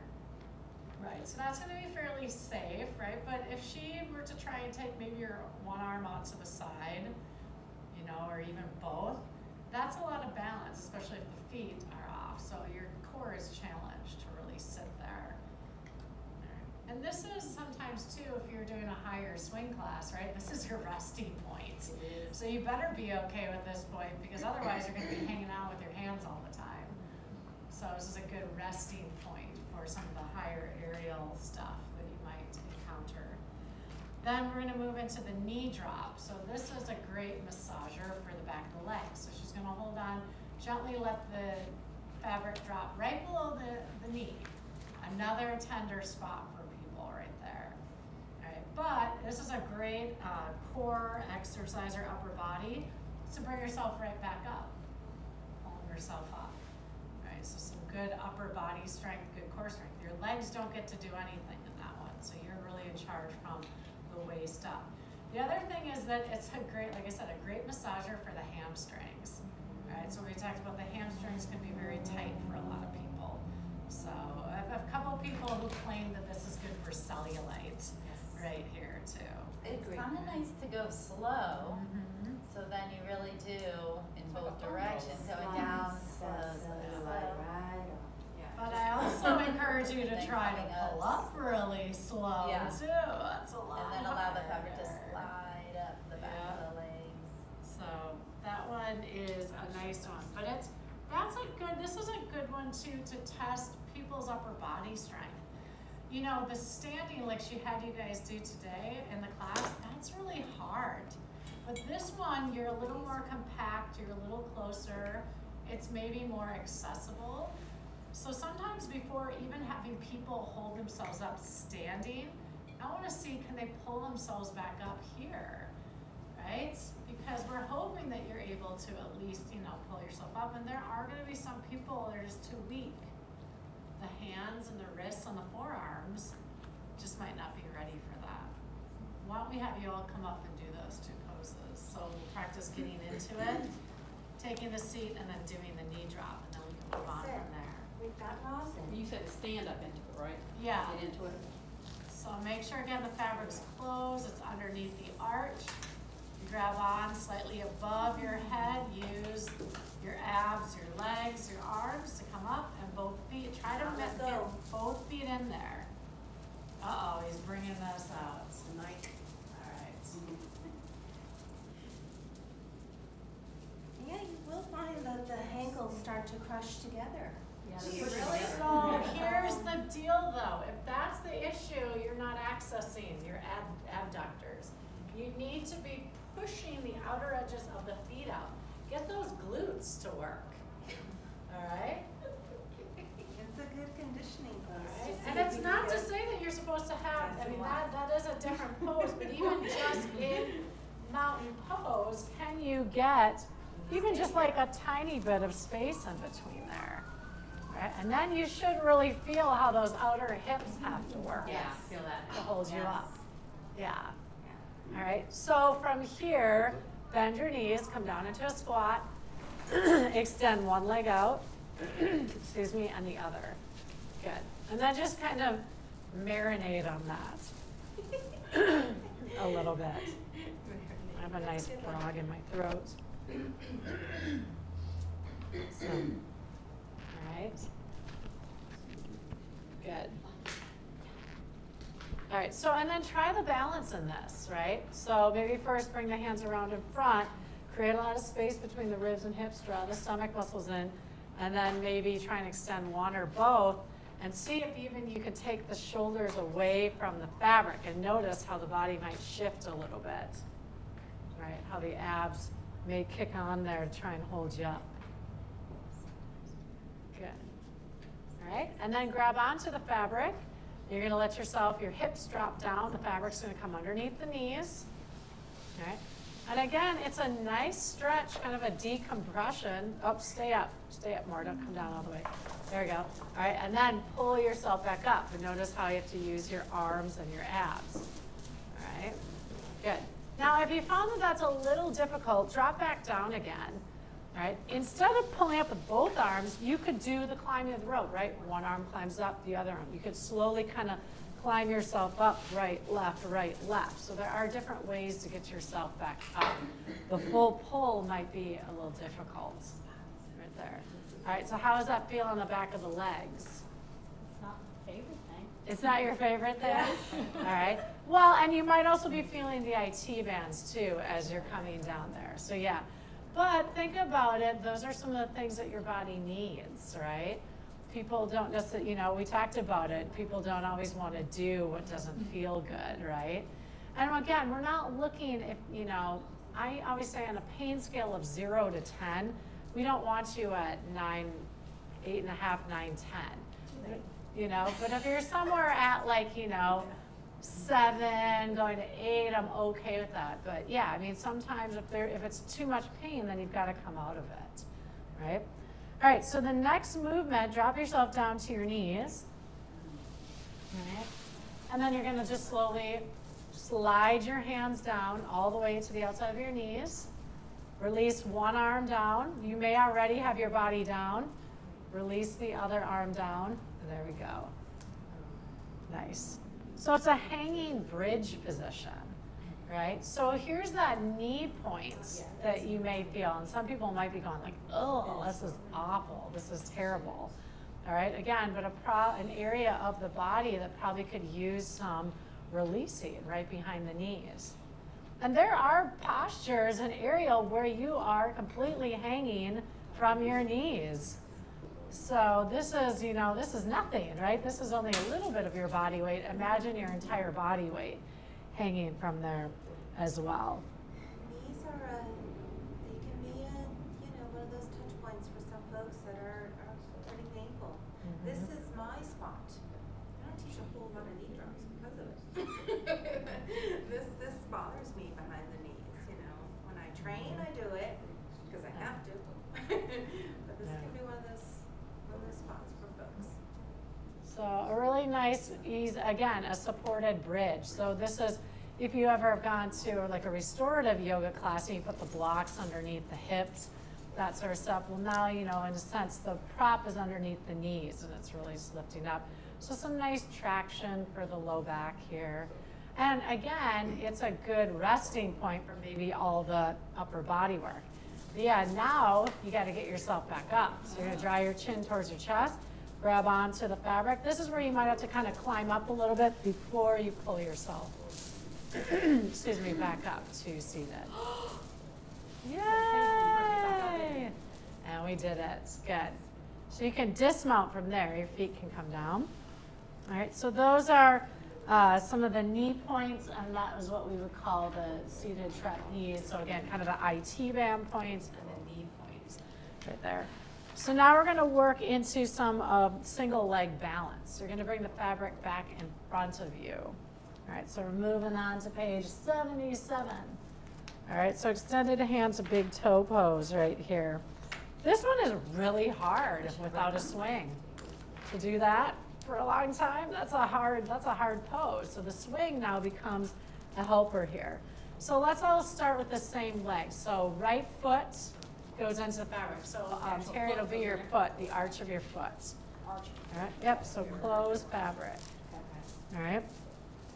So really important, right? Alignment. So when we're talking about when one foot is in the fabric and one foot is on the floor, where you are in alignment is going to make a big difference, right? So if she's away from the midline, either behind or in front of it, right, you're not as balanced. If she's right underneath the midline, that means your body, right, you're going to have more balance. You're going to have more sense of balance. So watch that when you're putting people into one leg and you see them like really moving around. Well, are they centered? That's an important thing. It's not the leg, it's the body that's got to be right between the chains. Yeah. So when you glance up, you should be standing right between them. Mm-hmm. So the other thing is that this is what we talked about. If your swing's really high and somebody has really tight hips, this is an evil, evil pose, right? Because it's going to be really hard for them to straighten up. So you may have to adjust around with this one. Or you just might not be staying very long in some of these poses, right? So think mountain pose with the upper body. Maybe you find the balance. You can use this in a lot of different ways. You can use this for balance, but you can also use it for flexibility. So she can start to flex forward and stretch more into the hamstrings. I mean, the traditional pose is the legs out in front of you and you drop your nose towards your knee. All right. Now, are you really going to do that? Maybe, maybe not. Right? And it depends. Students, as far as the supportive leg not being not hyperextending. Yeah. So the standing leg. Square. And squaring the hips, making sure that standing foot's in parallel. You'll see a lot of people. It's hard for me sometimes to keep that foot in parallel. It always wants to turn out, the standing one. So, good. And again, here's somebody who has that scoliosis and has one hip that's higher than the other. The one side's going to be really hard to do this on. Good. All right, so then so we did the extension forward right there. And you can also use instead of bringing your hands towards your legs, you can hold the fabric, right, as you're doing it. That's going to keep the spine lengthening right there as well. All right. So then from here, you're going to stand up tall. You're going to bend the knee, and you're going to bring the leg behind you. So we're going to come into dancer's pose. This requires a lot of balance. Yes. All right. So the fabric will cross. It should cross. A lot of people get all freaked out that it's crossed, so you always warn them the fabric should be crisscrossed behind you. That's fine, because then it'll wrap around the foot. Switch. There you go. Yeah. And then you Crisscross can, should be near the foot, not up top. yeah, the cross should be down here. Lynn, Switch again. slide your fabric One more time. where the cross is more There you go. towards your. You Good. don't want to cross the way like that. Yeah, we want to cross more at the foot. At the foot, not up top. There we go. And then Good. All right. Better on the foot. Great. So, like any dancer's pose, so traditional dancer's pose, right? We're trying to keep the body square as we extend the spine and the leg. All right, so what's nice about this is you can now use the straps to maybe help with the leg extension, right? Help with the balance. Right? It's a really nice way to do dancer's pose. Yeah. It really does help you to like build it, square up, adjust, find what's going wrong, adjust again. Yep. Good. All right, and then as you release that, you're going to swing it all the way around. You're going to come into a tree pose, which this is can be kind of an oddity right here. Again, if you've got tight hips, this is going to be a tough one. It's not going to look like your traditional tree pose. This is The foot's going to go in front of the thigh. It's going to look like almost like a standing half lotus is what it's going to look like. But again, depending on people's flexibility, that knee might not be able to relax down. You may even see some people where this is about where they can get to, right? They're not able to get here and to relax down, all right? If you want to put the foot against the inner thigh, you can, but I like to bring the foot right in front. It's almost, so what it is she did the full fabric pigeon with you. This is kind of like the closed fabric pigeon. So now if you want a little bit more, you're gonna take your hands up to the top here and bring them through and bring the fabric behind you. That's gonna lift that higher, and then you can bring your hands to your heart center. So the upper body will look a little bit more like tree. But again, that can be a little intense with people's knee. All right, so the bent knee may not love that. All right, it's probably going to be felt more in the knee than the hip of what they're not going to like about it. I got my knee that time. All right, and then you'll come out of it, and then the leg is going to swing back around. We're going to go to another version of Warrior 3. So at the beginning of our breakdown, right, remember we had the arm wrap and we did it? So now the leg's going to come behind. Now the leg is supported in the fabric. You have to control the upper body. So you should really be set up in parallel. So you're going to just start to hinge forward, maybe keep the hands close to the heart center to start out with. Focus on keeping your hips square. You can press that back foot down into the fabric to help keep the hips square. And then you could add the arms on, right? Arms out to the side, overhead. So it's a lot of demand on that left hip, so you may want to continue to It's a lot of work into the standing leg. A lot of work into the standing leg. Sometimes I'll break for a moment, hold on, and then try again. Yeah. Because you can do it right out of your dancer, like somebody's back there. So let's do this because I want to make sure you get to experience all those on the other side. Let's go back to stepping up in the fabric, and we're going to hop. And we've done all of those, but now I'm going to bring you back up to standing, and we're going to do our standing in the swing poses. Yes, and then when we come out of it, we'll have you do all those postures on the other leg. All right, so stand up nice and tall. And so we're on page 82. This is floating mountain pose. But I have a space between my legs now, Mommy. Yes, so we talked about that. There's a little bit more action going on with this one because you don't have the ground supporting you. It's all you doing the work. So you want to think back to that good neutral position in the body. So keeping your pelvis in neutral, right? Drawing the stomach muscles in, shoulders are down and back. Now, you could bring your hands around in front and bring your hands to the heart center, all right? That can be a little scary, though, for people. I want you to get that hammock into the armpits. Yeah. And only let go if you feel comfortable. If Yeah. it feels like you can't get it in there and you don't want to let go, then don't. And I mean, really, with a new class, I would not want people letting go. To be real honest, I would be like, you hang on. And I'll say that. I'll say, you only let go once you're in a posture where I tell you to let go. Otherwise, you're here. The other thing, though, is you also want to cue people. I mean, they should have a grip, but it shouldn't be a death grip, right? I mean, they're holding on. You're going to know your grip is going to change when it comes to different postures. This one, you shouldn't have to be hanging on too heavy, right? It's more of almost like a security sort of thing. So, you know, it's kind of an average grip. So now we're going to move into our floating squat or chair pose. So what's nice about doing a squat in the swing is you can get pretty darn low. You can probably get below 90 with your knees, depending on what people's knees say, and then come back up. So watch as you're coming up. Notice you're coming into external rotation. Try to keep the feet in parallel as you're coming down. So lowering down. Yeah, I would keep the hands up high. So lower down before you go down lower, right? That's going to be helpful. Lower makes it more difficult. But for somebody who maybe on the floor can't get chair pose as hard, right? For some people, if they're tight and the ankles, that sort of stuff, the swing now gives you a little bit more mobility. So much work. It is.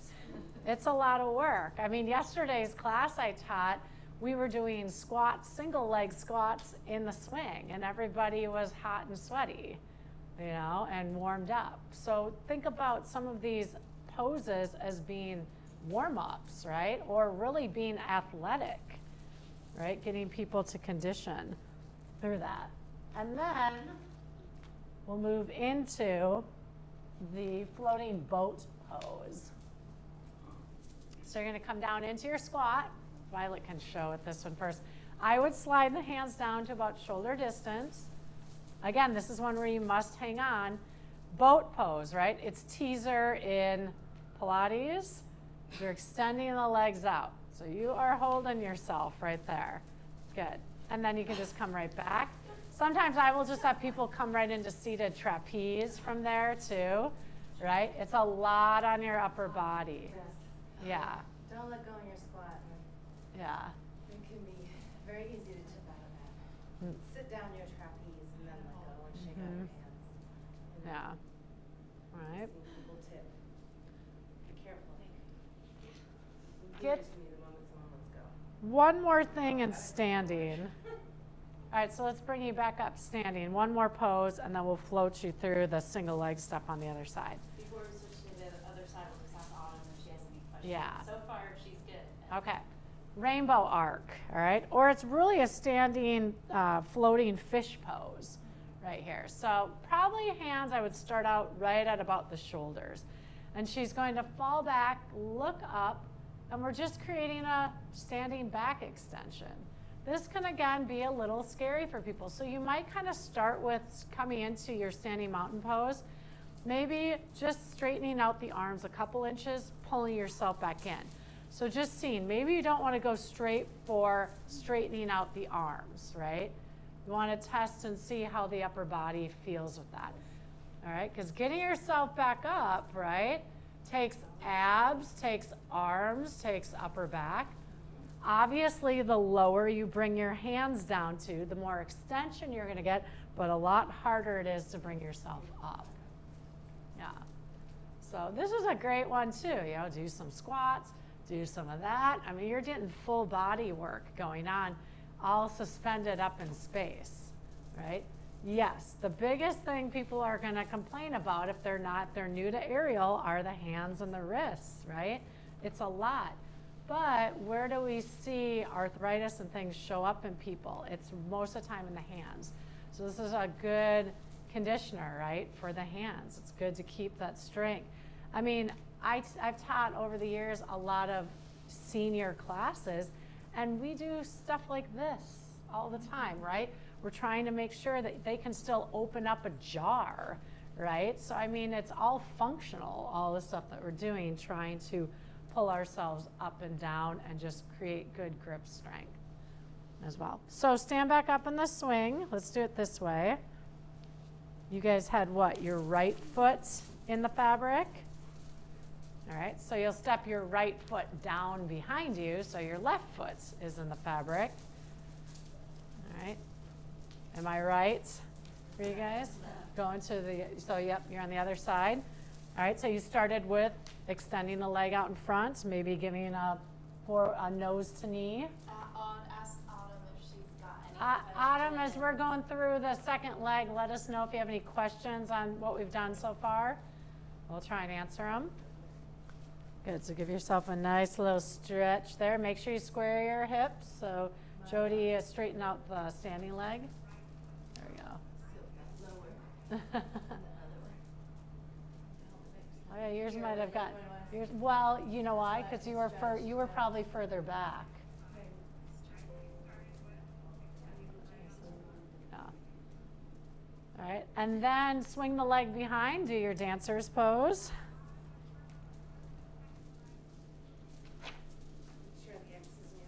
Yep, the X is, the cross is near the foot. And then again, see how much you want to extend.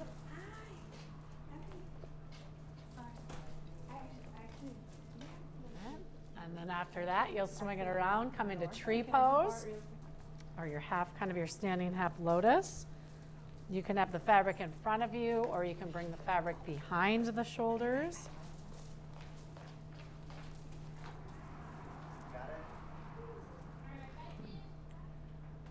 And then the grand finale, finish with your warrior three. Make that standing leg do some work. So swing it all the way around. Good, and then flex forward.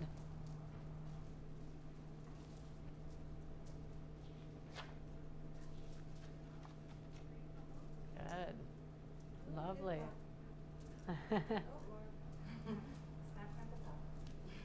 Excellent. All right, so we evened you out that way. So that concludes all of the high swing closed poses. All right, like I said, there are many, many. When we designed this, we really went through what we thought would give you also enough poses to design a full class, right? But you can see there's a lot of things you can do in between. There's a lot of, conditioning stuff that you can do. And, you probably will have seen some of that from all the classes that each one of us will teach. How we sometimes might incorporate maybe a pose in between a pose, something like that, or breaking things down, right? I mean, just breaking some of these things down might take a couple minutes for everybody to get into. And really, to be real honest, repeating poses is not a bad thing, right? Maybe doing warrior three, going back doing something, going back and doing warrior three again. I mean, that's great for conditioning, building strength, muscle endurance, all right? Then you can really see how far you were in your first one versus the second time around. Yeah, good. All right, so as we continue on, now we're going to open fabric. We're going to keep the fabric high. You're going to see some repeats, but it feels different. Or you might have, what I find a lot of times with the open fabric is you're going to get maybe a little more support, right? So depending on the demographics of your class, full fabric might be more appropriate, especially for your beginners, especially with the first pose that we're doing in here that we just did in the close. So you're going to do the exact same one, this pose, but now you're going to have the fabric all underneath you. So getting into this is interesting. First, let's talk about, let's say you've just done a whole bunch of poses in closed fabric. You want to make sure, I always tell them, find the edge and just start fanning it out. And take a look, because sometimes when you've done closed fabric, it'll get really twisted up. And you want to make sure, I mean, yeah, is there a twist? There is, because there's knots.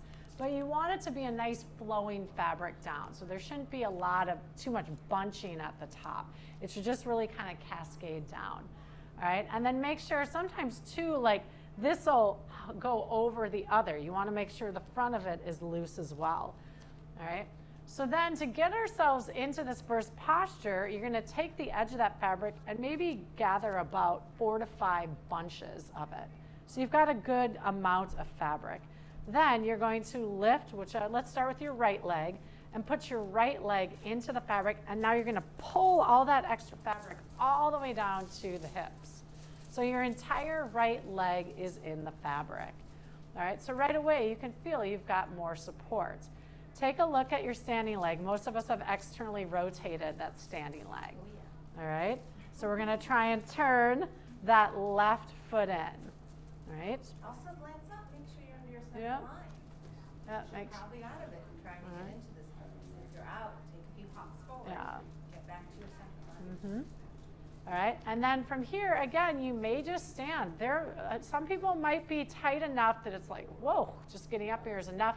Maybe they're just holding on to the edge of the fabric, maybe leaning forward a bit. Maybe you can actually get yourself into the fabric. As soon as you start to lean forward, though, you are, right, bringing yourself into more of a balance challenge right here. So you just want to be careful what's going on with that balance. All right. And it should feel good, you know, I mean, go to the point. Now, if you wanted a little bit more, you could lean forward a bit. Still keep your left foot connected, but lean forward, and that changes it. So you're, in a sense, kind of straightening out. Or you could even come up on, if you look at Violet, up onto your left toes. And that's creating that standing splits position. So that is deeper, right? But that creates more balance, more instability. Good. All right, so then bring yourself back upright. Make sure that your left foot's still in parallel. And now the right leg's going to swing out to the side. Maybe the right arm comes out in front. All right, so this is our standing side splits. This is obviously going to be the least amount felt, but if you wanted to, right, you can maybe start to create a side bend with the opposite arm. You can reach for the fabric. And then if you want to increase it, you're going to lean towards the Pilates equipment. Yes, yes.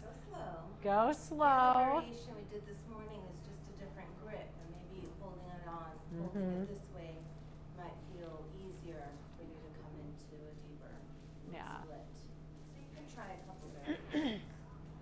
But yes, this is the extended variation, hand to this leg, other hand up and over to the opposite edge. So then we're going to move into the standing side splits. So come back so that your left knee is, or so that you're stacked. I like to get people into this first. Bend your left knee and bring your left elbow to your thigh. All right. See how that feels. And then the transition is to bring your left hand down to the floor, maybe your right hand down to the floor. And then maybe you start to walk towards the Pilates equipment, straightening out both legs. And there is your splits. Right? Breathing in and breathing out. Now, like Jody, try and bring the leg towards the Pilates equipment more. So over, yeah, this way. There we go. Yeah, so it can definitely be fairly intense. So maybe standing, opening up like Violet did wasn't accessible, but maybe coming down, it's more accessible here to do that. Good. And then slowly make sure you walk yourself back in. Soften the standing leg, the knee.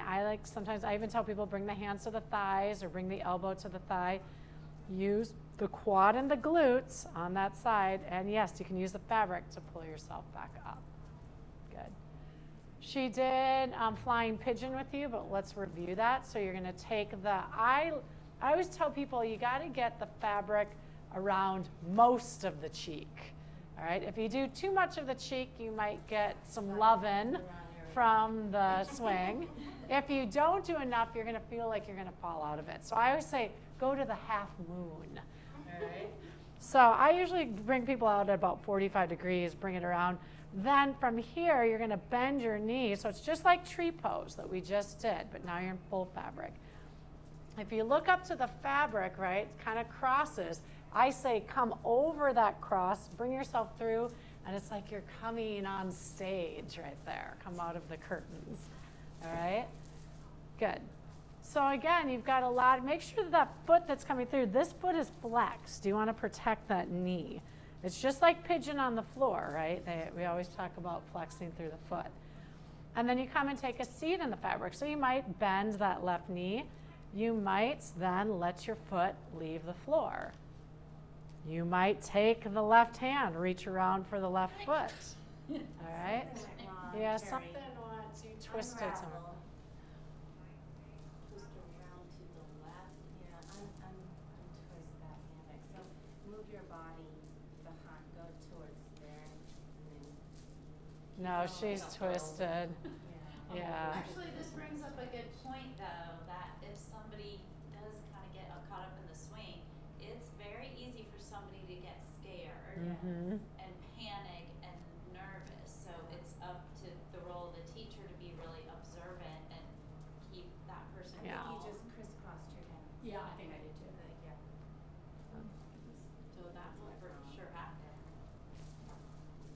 And if the fabric in your body is swinging, You don't have to crisscross, just come through. I thought you said crisscross.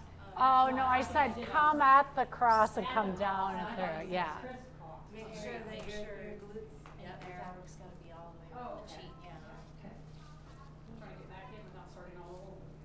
So let's do this. Step your foot back down, swing the leg, or bring the leg back on front. Let's have you step up into the full fabric.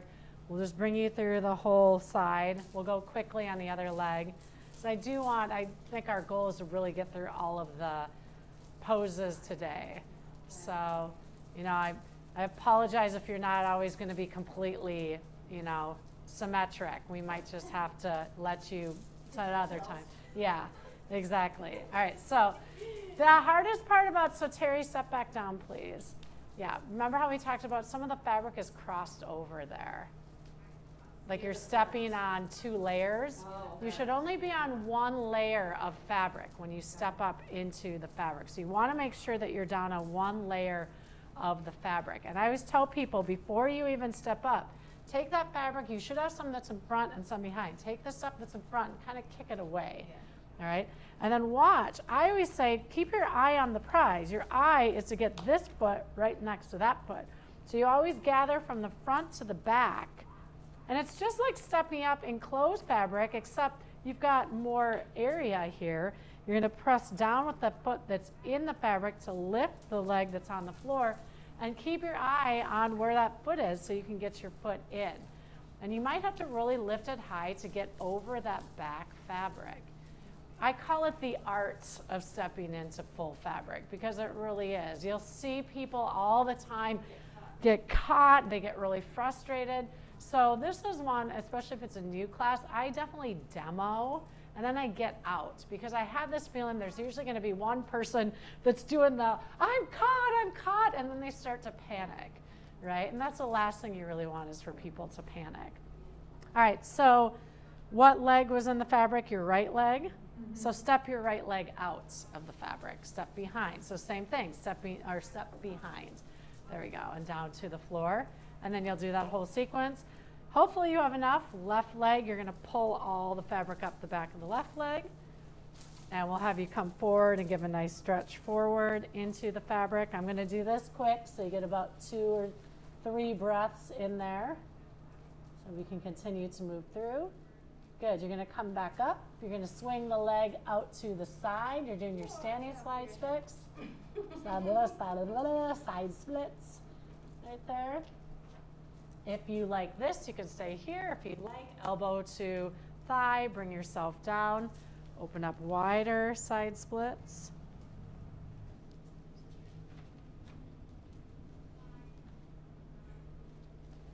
Good, coming back up and pigeon pose, 45 degrees, hook it under half the cheek, bend the knee, flex the foot, come through the curtain, up on top. Good. And again, yes, you can push up. There are people who love to swing. So let them swing, fly, right? Sometimes it gets a little hot. They want that free air conditioning, right? So that's why people like to swing too, is maybe it's gotten a little hot in the fabric as well. All right.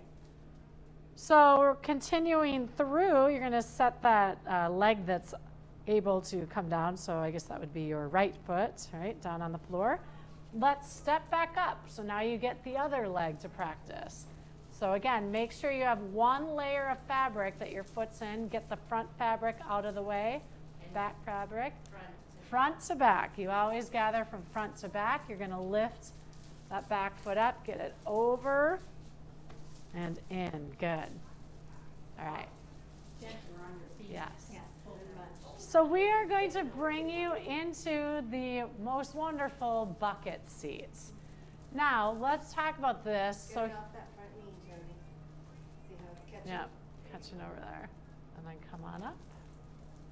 Yeah, and that's where we'll always get. And sometimes you just might have to come and help people if they've got the art.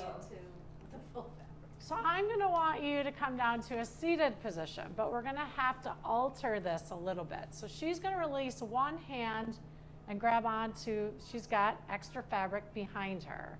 Or you're going to do behind, because we're coming to bucket seat. All right, so she's going to hold on to that and then reclaim that side. You should always hold on to at least one side, and then she's going to do it with the other. All right, so if you can see, she has now made a nice little dress behind her. All right, and then again, you hold on from front to back. So practice that. Reach down with one hand behind you, gather, pull up the fabric, hold it on one side. All right, and this is about safety, right? Because if I have you come down and there's nothing behind you, boom, right? Especially if you're not hanging on. Reach low and yeah, reach low and pull up high. Okay. Now here's the deal. You don't need it to come up super high, right? I just want it to make sure it's going to cover your tush, right? So sometimes people are maybe going to have not as much fabric, like maybe they're really far back in the fabric standing, because most of us probably didn't step up and it's even in front and back. We might have more in front or more in back. I just need you to make sure it's going to cover here, so it's going to catch you. Now you're going to come down into that squat. So come down into your squat, take a seat. You can let go once your butt hits, and then there you are seated. Poke your legs out until the fabric comes underneath the knees, and then you can let go of the back fabric. And there you are in your bucket seats. All right. So this is, again, we call this kind of seated, easy seated pose, or the bucket seat. Right. It could be, I guess, a version of, even though the legs aren't crossed, but like when you're on the floor, easy pose, but the legs are crossed in this one. So you will find in aerial, we don't do a ton of twisting. It's not the easiest thing, but this is a posture where it's harder to, we're doing twisting, but not actually, where we're crossing over a lot. The body is twisting to move and pull ourselves up. So that is one thing I have noticed, or some people, yogis, have pointed out, is we're not doing like a lot of twist poses. But I always tell people, well, we're actively twisting the body. We might not be holding a lot of twists, deep twists. But I can feel it on my sides. Oh yeah, you're working your obliques, all that stuff to pull yourself up. So from here, reach your arms up towards the sky, take a deep breath in. As you exhale, bring your right arm forward and your left arm back. And then you're going to rotate towards that side and hug the fabric. All right. So you're rotating to the left. All right. And you can look over the left shoulder. Good. Yeah, and you can reach that back arm back. So we're just doing a nice, easy seated twist. And then take a deep breath in and come up to the center and do the same thing to the other side. And you don't have to hug the fabric, but I sometimes like to do that, or reach one arm out. It's kind of nice. Yeah. All right, and then a really nice pose. Inhale, reach up. Exhale, just let the arms come forward. And this is our bucket seat child's pose. Just let the body hang. I will. That series in last month. Yeah. And I will do this a lot of times at the very end of class after we've come up from our Shavasana. Let people just kind of give one more stretch here. So the bucket seat again, so we talked about with that closed fabric bucket seat, which is the seated trapeze. This is a lot nicer on your IT bands, right? This doesn't hurt as much as when we had you in the closed fabric in a seated position. So again, you talk about your demographics. Maybe you've got people that's just such a sensitive region. You're going to do more closed fabric or open fabric with them for seated. All right. So we've got a couple more here, and I want to practice so you're all really good now at stepping up into the fabric. So let's have them dive into the fabric. All right? So grab from front to back. Actually, this way you grab from to back. All right? What? No, front to back. So bring your arms out behind you. Gather from front to back, and then pull yourself up to standing. All right, so it's a good way. Well, you can come that way too, but standing on the ground. I thought you meant Right up there. too. Okay. Yeah. So from here, you're going to bring the fabric in front of you. Going to do the same thing. Find the edge, fan her out right there. So we had you stepping up. Now we're going to have you diving into the fabric, right? Which is fun, but can also be a little scary. So we're like, what? A lot of people, for some reason, don't feel, they seem to be okay with this supporting their whole body weight, but they get kind of freaked out that this is going to support her whole body weight. And I'm kind of like, well, it's the same thing, but because it becomes thinner, people think like they're going to break through the middle. Yeah. So just remind people that this is very durable fabric. Nobody's going to, slip through the middle like a sinkhole or anything like that. Yeah, exactly, a manhole or something right there. All right, so same thing. You're going to take the edge, grab a couple inches of it, bunch it up, and now I always let people decide. Take a knee, whichever one you want, and get that fabric kind of to about the middle of the shin. All right? So then push down on that knee so you've got some leverage. Then you're going to bring your hands through and find the edge of the fabric and lift it up. So like Violet Scott. And now you're going to lift up and you're just going to dive your whole body in. Yay! And you did it. And you're coming into, guess what? Your Superwoman right here. Now, Terry, see if you can grab the edges of that fabric and really get your whole body in and get all your feet in too. Yeah, so you should be able to do, I mean, I might come around here and I'm going to just do that for you. Right? Yeah. Most people should be able to kind of kick in, right? Yeah.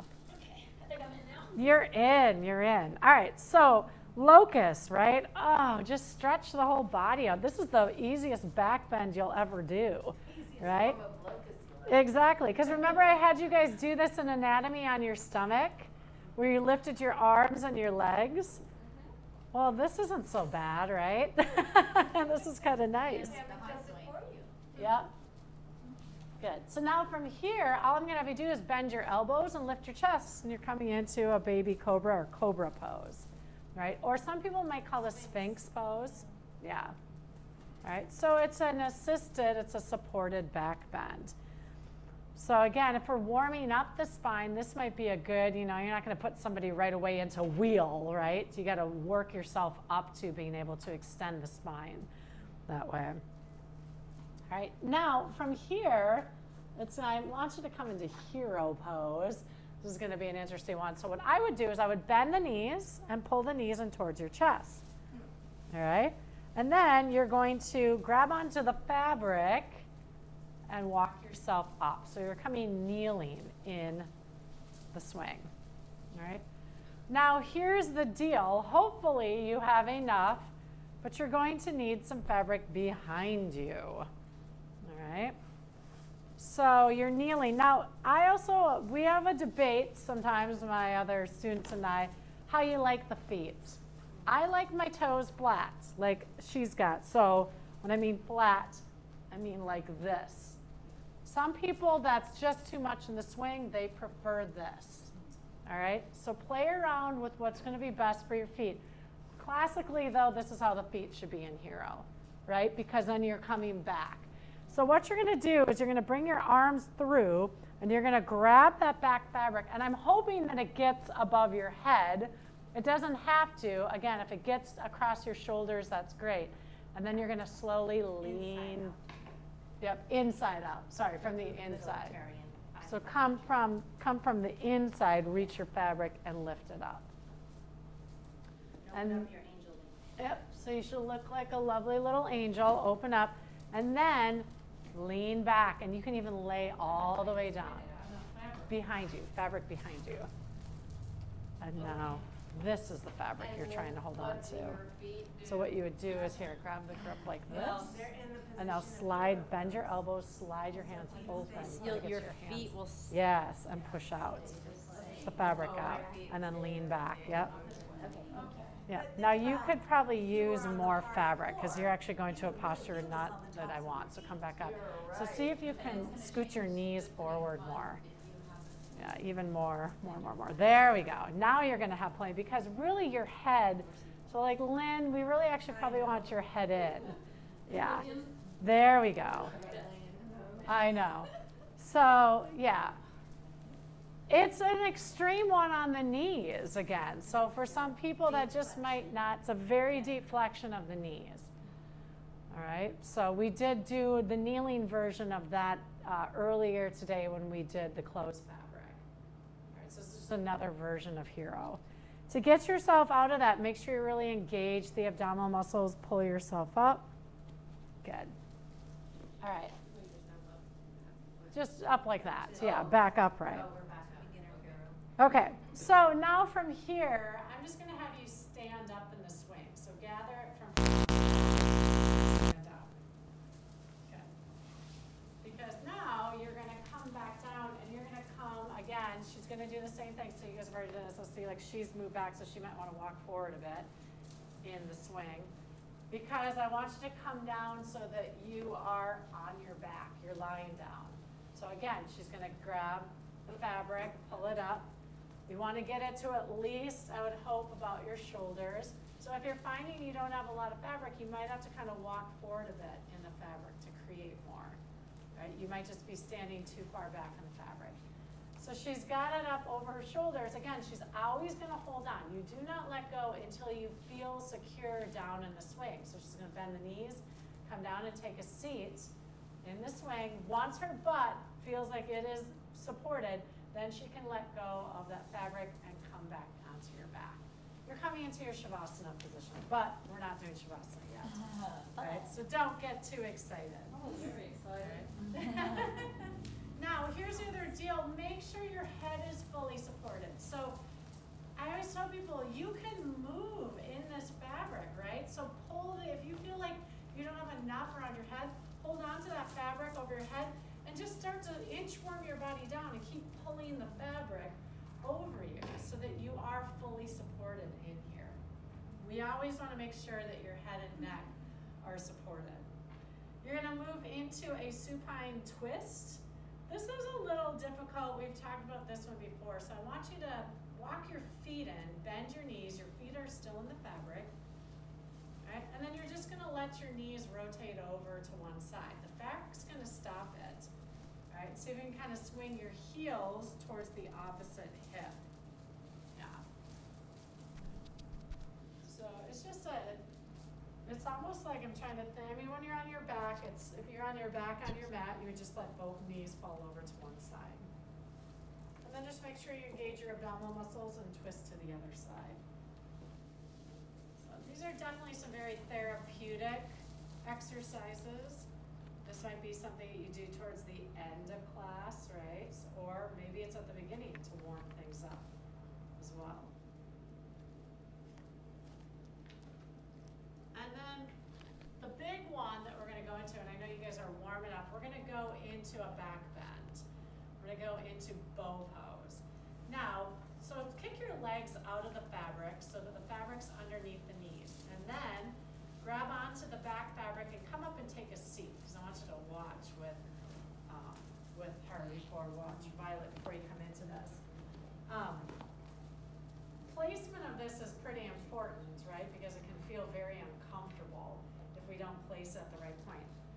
Tomorrow we'll be doing the straddle back, the low back point. And did you guys do it in class today? Yeah. So you want to get to the low back point of this. Very important though that you do have it tucked underneath the knees because there is a possibility of falling out of this one. All right. The other thing is that you are technically going into, this is a partial inversion because your hips are going to be higher than your hearts. All right. The other thing is this can be very dizzy. A lot of people can get very nauseous from this one, going backwards, upside down. All right, so you want to be very cognizant of that. So what's nice though about this compared to the straddle back is you can actually go through this pretty slow. So she's going to take the fabric and press it down towards her low back. All right, right here. That's right, get that hair out of the way. All right. Now you could start, people could start where it's a little bit higher and maybe hang on and just start to test the waters. What'll happen is it'll probably eventually start to move down towards the low back. Now, obviously, she practices back bend, so she's pretty comfortable with that. Remember we talked about with the upper cross, how people are really tight here? That could feel pretty hellish for a lot of people to come out like that. So she may want to start, or you may want to start people with it up higher, and they're just starting to, move back a little bit through the upper torso right there. So test it on yourself. See how it feels. Maybe just start with the fabric a little higher. What'd you say? I would cue to hold on. Yeah, make sure you hold on to the fabric as you're doing this, because there is At least at first. Yes. All right. So you're holding on and just test. If you're feeling okay, you might be able to push that fabric to that low back point more. All right. So there's a couple variations with this one. In the picture, we have kind of the final, but maybe you want to see if you can get your hands down to the floor. So the actual wheel. So where you're going to turn the hands away, yeah, and press in. So you're kind of in like a half wheel position. You can, now if you know what bow pose is when you are on your torso and you're reaching for your feet, right? Both feet. And you would come into the full back extension right there. All right. Which some people love this, some people do not, right? So it's really, and I'll be honest, there are some days when I teach and we'll do this pose and I'll be like, ugh, this feels awful. And it could be stuff that's going on in your head, it could be stuff that's just going on in your spine. Maybe your spine's just not ready for it, or it's just not willing to do it. And then there are some days where we're like, oh, I want to stay here forever. All right, so remind yourself even as a student, right, that it can change for you and it's going to change for other people. But some of this can just be a little scary too, coming backwards, right, because you're asking your body to come out of the swing backwards. And just like how Violet cued earlier this morning in cannonball to tuck one knee in and then replace that leg, tuck the other knee in. So when you're going into boat pose, when you're starting to release the hand to grab for the foot, just one at a time, grab one hand, the other. When you come up slow. Pause maybe at this horizontal point, and then come up all the way. Again, we also talked about it today. Avoid that head rush. Yeah, coming out is really important. Yeah, you'll see people in all sorts of inversions just whipping themselves back up. And this one, you've got to think about the anatomy of a back bend, right? It takes a lot of work. You're asking every single muscle, the metaphysis that goes down the spine, to be accessing. We're opening up so much stuff, right? And then to all of a sudden just whip it back, right? It's very important that we're slowly coming back, just for the head, but also for the spine, right, to come back. And then a lot of times after I do this pose, I put people right into your closed cocoon, your shavasana. So you can come on down for a second and just lay there, because we're done with all the high stuff and we're going to move in the swings down. Yeah. Let's ask Autumn if she has any questions. Autumn, if you have any questions, now's a good time, because we're going to be switching the swings to low swing. But if you guys want to just lay there for a second, Which in means that. it'll take us a few minutes, Yeah. so when we do, If it'll you guys be want a few minutes of a break. a bathroom break or some sort of mental break, whatever you need, right? So that is, we just covered then the high swing for open fabric and closed fabric. Obviously, the inversions will all be back up in high swing, but we will do that tomorrow. So the rest is going to be, you'll probably see a lot of what we're gonna go through, Emily may have touched on with class last night. So we're gonna try and get through the closed and open low swing stuff, and then you guys will be set. We'll talk a little bit about what tomorrow will entail, and then we'll send you on your way. So we'd like to be able to get, I'm thinking we could probably get out of here and, I don't know, depending on how quickly we move, we might be able to get out of here by 5, if you guys are okay with that. Yeah. Okay? All right? So then you can rest up, because you do have a little bit of homework for tomorrow.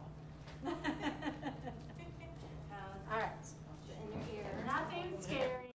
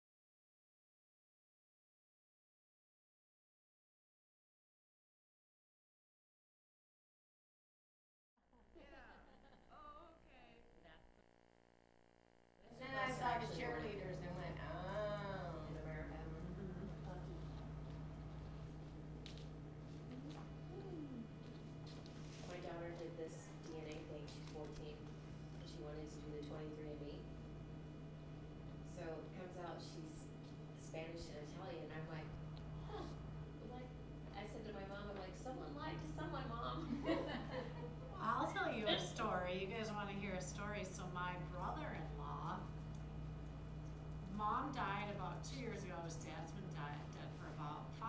So he did the 23andMe. He found he has another brother that he's never known about. Only matches him, not his other 2 brothers and sisters. Mom and dad are gone.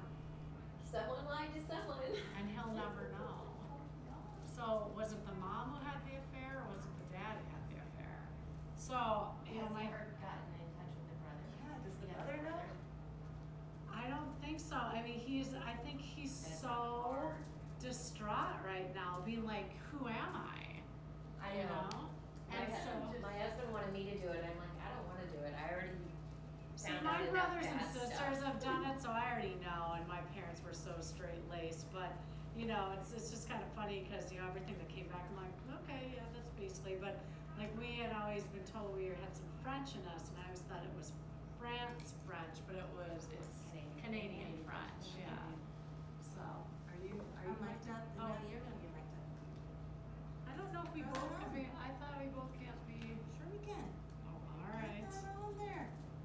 I'll demo though. I'll demo all the fun, nice stuff. If you stick the box near the front, then, it doesn't, Stick it on my bra. it doesn't get, yeah, that's what I do, and it doesn't get in the way. Right, so like I said, you put the boxes right here, and then that hammer ball. All right, so here we are, low swing clothes fabric. So we're starting in our easy pose. What page are we Oh, on? I'm sorry. Page, wait, I have no glasses on. I think that's 19, it's 1-9. So you want to start in front of the hammock. And then we're putting our jackets on. So basically what we're just doing to check to make sure that we're a good height, you know. We would probably start here. Start here, bring the arms up, bring one arm through, bring the other arm through, and it's a left shoulder rotation. Right then and there, you'll see if someone's having an issue trying to get it on, trying to put it up. It hurts. Oh, this is too hot. This, like, you know, all that stuff. Yes, yes. And that's when you can adjust the fabric, you can adjust the height, make sure everyone's comfortable. Or lift their butts. That's easier. Just saying. If the fabric's a little too low, then what you would have somebody do is scoot away from the midline, right? So that's That will probably, tighten it up. that's maybe helpful sometimes if it's, you know, maybe it's a little lower, it's easier to deal with. When if under the midline it's a little high, you may have to adjust it. For today's purposes, if you can try and keep the shoulders down, you know, again, we can always play around with it, but I think for today, everybody looks pretty good. And Emily talked about it yesterday. We can do some adjustments, things like maybe grab a blanket. Get that blanket under the bum a little bit, you know, and that'll give you a little bit of support, a little bit of height, right? Someone might prefer that anyway. Well, especially if their hips are tight. Exactly. Right? Sometimes even if they're not in the swing, this position is very uncomfortable, so elevating the hips, right? Relieves a little of that pressure. And then yes, we are moving into our Sukhasana, our easy seated pose. So Sukha means sweet in Sanskrit. Not sweet like sugar, sweet like easy, right? So your easy seat, asana is seat, right? So coming into that easy seat. Typically, back is in neutral, right? Just like every other yoga pose, right? You want to lower the shoulders and lift up through the crown. Hands can come down to the knees, right? Here's where I can typically, when I do my low silk restorative class, lots of times we will start here. I'll cue everyone to just close your eyes for a moment. Close your eyes, come to your breath, notice what your breath is doing. Maybe we'll do a few breathing techniques. But the nice thing about this hammock and what's happening here is that it is lifting you up. So it's bringing your spine into neutral whether you want it to or not. You can't slouch here. It won't let you. So that assist is pretty nice. And if you feel like it's too much, scoot back, make sure you're under your center line. That should relieve a little bit. Nice work, everyone. Easy, right? Easy seat. All right, so we're moving into Baddha Konasana. So waist up, everything stays the same. Waist down. Legs come out front. soles of the feet come together and knees stay wide, right? And when you're first coming into it, wherever you go, you go. If the legs are a little bit straighter, that might feel easier on the hips, it might feel easier on the knees. If you want to bend the knees a little more, draw the heels closer to the sits bones, go right ahead. Hands can stay on the knees. They can come to the shins maybe if you can reach. But you want to continue to hold on to the spine, right? In Baddha Konasana, it's very easy for the spine to round and collapse, right? So here's where that hammock plays that wonderful role again of lifting you up, lifting up through the crown, holding on to that spine, keeping things in neutral. Breathing, of course, right? Come back to the breath. Nice. Ready? See how easy all this is? This is why you took the swing. These are the easy poses. All right, so the next variation is to come into staff pose, Tadasana. So now legs extend. And it's really hard for a lot of people to sit on the floor up straight, right? So the swing really starts to guide people to help the idea of how you're lifting out of your torso, right? You're lifting off of your hips, because a lot of times people are so tight, right, that they're really just kind of sinking down into the pelvis, and now you can really create the space here and then focus on where the stretch is supposed to be happening. Yeah, stretch is supposed to be up the backs of the legs.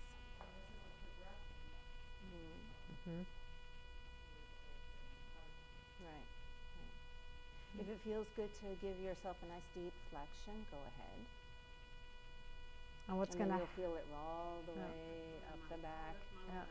Well, and what's going to happen is traditionally on the mats, I mean, she can show this, people will just flop forward, right, into this. This won't allow you to do that. This is keeping the idea of you've got to keep lengthening to come forward right here. So you're getting your true flexion from your hips. Wow.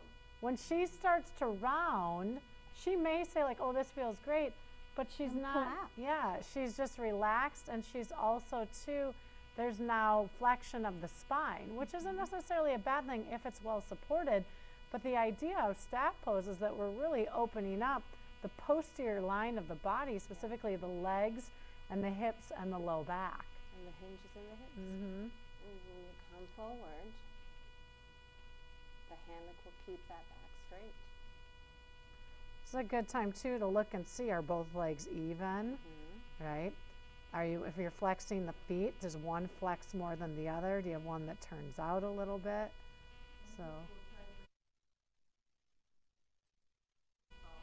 yep. Keeping the neck, yep. The head in alignment with everyone can be a little bit hard, Nice work. That feels and good. When you come up nice and slow.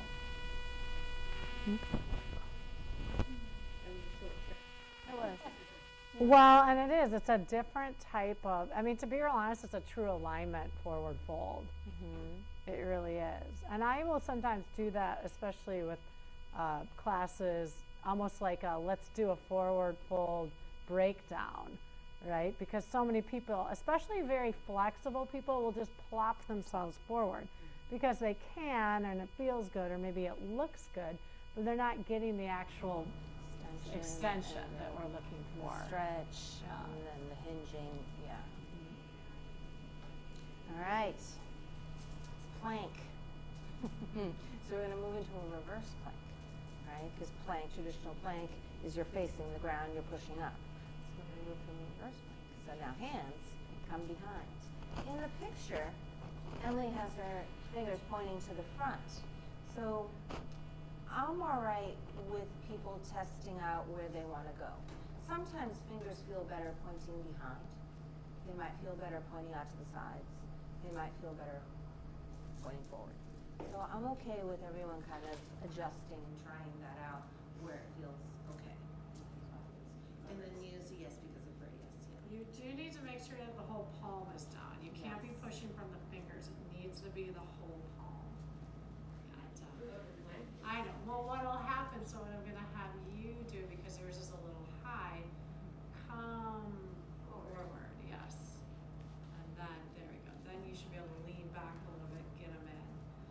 you are technically going to be leaning back. Yeah. Makeup? Yeah, so you just have to adjust it. Because once they're down. But the other thing before you decide to press up is realize that the swing is not, you're going to do most of the work here.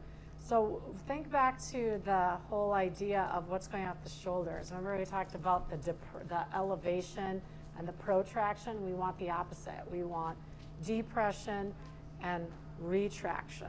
So your shoulders should be set with your arms before you move the pelvis, right? Before you lift up. So that's really important, right? Now, if you want more support from the swing, you are going to come forward, right? You're going to come forward more so that when you, actually I lied, you're going to come back. You're going to come back, right? So you're going to move back from the midline so that you can rely, right now I'm relying more on the swing to help get me up. The more I'm in the midline, it's more me doing the work to come up here. Right. And make sure when you're planting the hands that wrists are right in alignment, right under the shoulders. Mm-hmm. You know, because then when you lift, if arms are wide, that could be really hard on the shoulders. You could injure yourself. Make sure that everything, when you plant those hands, is right near the glutes. Now, a variation of this, if this is just too much, is to do what's known as tabletop, right? So you come up Reverse here. tabletop. Yep, a reverse tabletop right there. Mm-hmm. So, Planting one foot, planting the other, lifting the hips. This might be a lot easier versus. yeah. Or you can even do one knee bent, one leg long, right? I mean, that's also a good way to condition too, right? Lifting and lowering. Sequence in your class. Mm-hmm. Right? Yeah. You know, and you can, right? I mean, you can really work through that. I mean, that feels really nice. It's kind of like the low ski jump. Mm-hmm. You're not going to do the low plank from here, but it's the low ski jump. It's that same area. But again, that's going to hit maybe some pressure points across the neck and upper back. Yeah. It really doesn't have surgery. Right. It's Yeah. not Absolutely. And what you're kind of coming into is a variation of fish. Yeah. Yep. I mean, you can add, you know, extension into it as well, coming into that. So, I mean, that is nice. Watch out for the back of the neck, Yep. right? Maybe bend the elbows, intertwine fingers behind the head. and Yeah, I mean, you support could that come might up feel into better. that pose right here as Mhm. well. It's coming That down. might feel much better. Mm-hmm. Yeah. Nice work, everyone. All right, so we're going to move into our modified chair pose again. Turn this way. Okay. All right, so from here, we're going to bend one knee, plant one foot, bend the other knee, plant the other foot. You're probably going to walk into the curtains behind you, but that's okay, Jody. Keep going, yeah. And then start to inch and creep towards the back of the mat. Hold on tight. Keep going, until you move into that modified chair pose. Yeah. You can keep going. I think you're still okay, Jody. Is there a chair there? Are you hitting the chair? Is there a chair? I'll slide it. If you feel like you're hitting the chair, then yes. So what's going to be a little different, this is actually more of a working chair than the high swing. Yeah. So we did this in high swing a couple hours ago, and you probably didn't feel like your lower body was working as hard, but now your lower body has to work more. Yeah, keep your torso up in the air. 90-degree bend. And then remember to keep the shoulders down. So you are activating the upper back, drawing the stomach muscles in. You know, and You you can can't. extend the arms, maybe, if that feels okay. If you're feeling that pressure, though, hold on. And again, you may be able to go a little bit deeper Maybe in the do some squat. Depends squats. on what the knees say. All right. But some people may be able to go past 90. All right, and back up. So it's a good way too to warm up the hips, the knees, and the Is that ankles. somebody's knee or somebody's head? Yeah, that was the other knee. Well, we said we were going to warm them up. Good. Last night we did some other variations, right? And we brought us through a figure 4. We did a few things like that, and all that's, progression. Because now you're balancing on one side, yeah. But for a beginner, just accomplishing a few squats. It's great. And withstanding this too, right? yes. I mean, so how many of you are really not loving this point? I mean, I know Terry doesn't. It's not bothering me in this angle for some reason. Okay. This angle is better. Yeah, right here it's fine, but when you get directly under it, that's where. Well, and that's why you can always be readjusting it, and then you're gonna have to really work on pulling those shoulder blades down so it's not riding up. So that's what you really want to think about. Yeah, I mean, I adjust my hammock and that foot all the time when I'm practicing. And it helps. I have to come back. You're going to come back in nice and slow the way you walked back. Hold on to your hammock. It's the safer way to do it. Come on back in. Landing. We're going to move through hero again. Where's next? So, hero pose. We're going to come back to the knees. So, you've got some blankets close by. If it feels like you need that extra push for your knees, go right ahead. You find, yeah, does anyone need a blanket?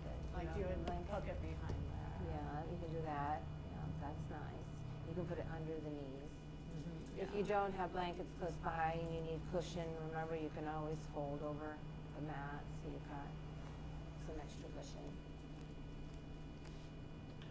So in hero pose, I start by holding onto the hammock. Taking a deep breath in, and then yes, moving on the exhale, slowly lowering. See how the hips feel, see where the body goes, see how that hammock on the backs of the shoulder blades feel. You need to adjust the placement of the hammock, adjust the placement. Back of the neck, again, the back of the neck feels uncomfortable, right? That cervical cord, if that's too much. Bend the elbows, intertwine the fingers, support the back of the neck. Go where it feels like it's manageable. This is a deep pose. This may be one where you actually want the swing a little higher than your upper back. I agree with that. If it's more towards the mid back, that's actually one of the least inflexible parts of your spine. So you may want it above that. You could feel like you're pinching the back and you're in the middle of the spine. I mean, this is, of all of them, I actually think this is the most intense hero pose. You know, like the one in the swing, I feel like you've got a little bit more support. Yes. The kneeling one, high swing, you have a little bit more support. Right. But this one's pretty intense. That's deep flexion in the knees. You're on the, your instep on your foot. There's a lot of pressure there. So you'll feel it in the arches. There's a lot of pressure points that you're hitting with this pose. If it feels like maybe you can bring the hands down, just like Jody has them, right by the sides like that, and maybe support yourself a little bit and put a little pressure into the hands, and then lift up a little, that might feel better. You can move through that variation. That might make it easier on the knees, it might make it easier on the ankles. And when you come up, you reach for one hammock, reach for the other hammock. Slowly bring yourself back up. Go slow. All right, so from here we're going to move into cow face. So cow face pose. Bring the legs around front. Let's do right on top and then do left on top. So we're going to bend the left knee first. Left heel draws in close to the right glute. Right knee bends, comes over the left knee. As best as you can. So one thing that you can do is take that bottom leg, so take the left leg and straighten it out. Yeah. Okay. Right. That might feel better, it may not. That might feel worse for some people, that might not feel okay. Or you could technically come to like a half lotus. Like a fire log. I think that one right here, like that stretch now. Yeah. I mean, this is a big hip opener. This is pretty intense, right? I mean, traditional is knees are one on top of the other. Feet are kind of off to the side. You see Emily in the picture. It's the same Like, even I have a hard time stacking one on top. I'm going to have one side that's a little bit easier because I do have that little bit of that scoliosis like we talked about this morning. Yeah, so you'll find that one side, yeah. Pause, breathe. Yeah, if you like to. Again, there's that wonderful lymphatic release in the armpits, that gentle pressure. Now we can incorporate the arms too. So whichever knee is on top, opposite arm lifts. Bend that elbow, pat yourself on the back with that hand. Opposite hand comes behind. Start at the small of the back. And then slowly start to reach for fingers back there. Your right arm down. The left Switch. arm goes up. Switch your arms. Yeah. And again, you can lean forward and then. This one's a tough one. Okay. Oh yeah. In the pose, you should be able to notice what the spine's doing, right? If you find that the spine is rounding and collapsing because you've got this arm on top and this elbow pushing you down, then release a little bit. You should be able to sit up nice and tall. Maybe this hand doesn't pat the back, maybe it pats the back of the head. And then maybe the other hand goes here. I have super tight shoulders. I'm nowhere near reaching. Yeah, yeah.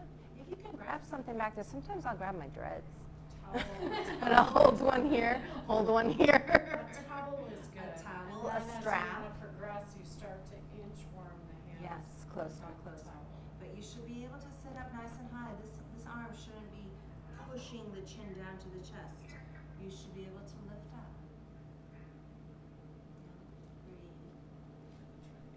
And then now, we've got to definitely do the other side for this, yeah. To do the other side. So yes, hook the legs nice and slow. Maybe straighten them out for a moment, bounce.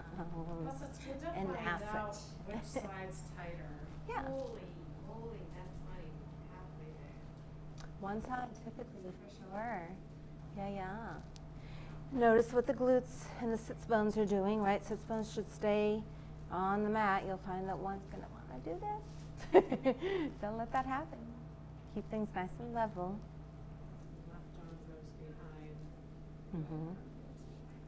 So opposite hand, pat.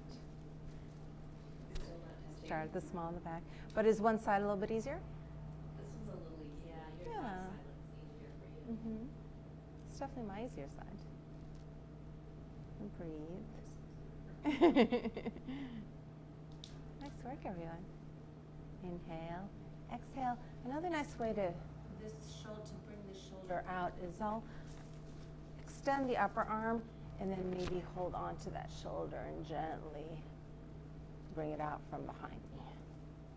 So the top one straightens and then holds on to the shoulder with the arm behind and then gently let that come on out. 'Cause that can be a lot.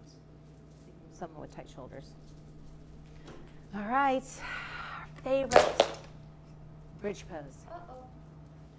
You're filming my knee. Okay, thank you. So there are all types of ways to come into bridge pose, right? I feel like none of them are really easy. This is how I like to do it.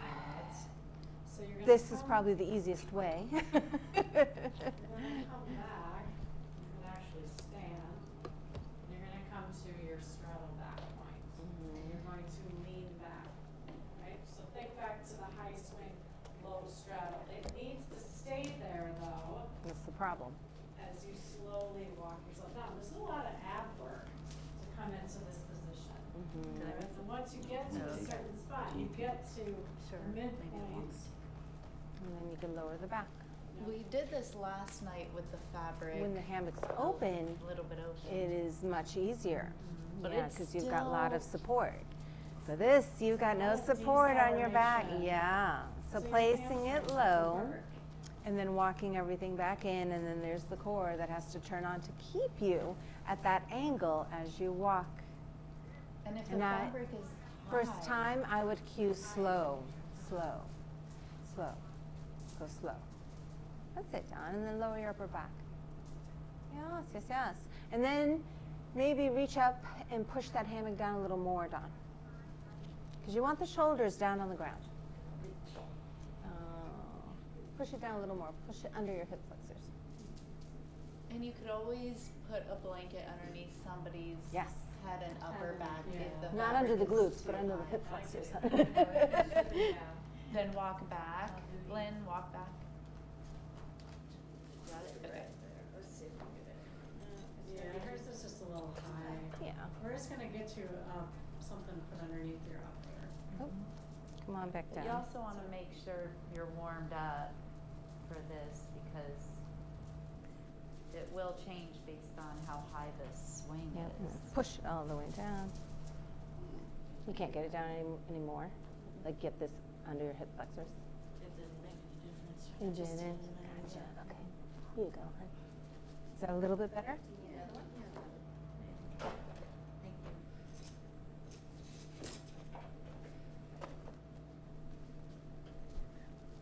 So again, if you've done a restorative bridge, a lot of times we'll place the bolster block underneath. There's So one now for Dawn. the swing is replacing, the swing has now become your prop.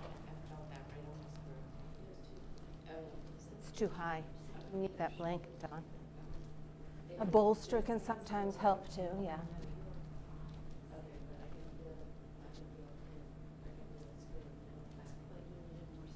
Yeah.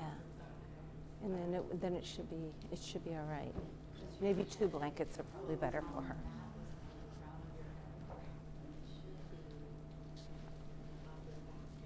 Yeah, the bridge is definitely one of those poses where if the hammock's lower, it's better.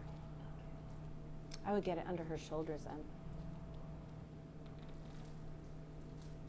Yeah, probably need to Yeah. elevate her upper body Mm-hmm. since the swing might be a little high.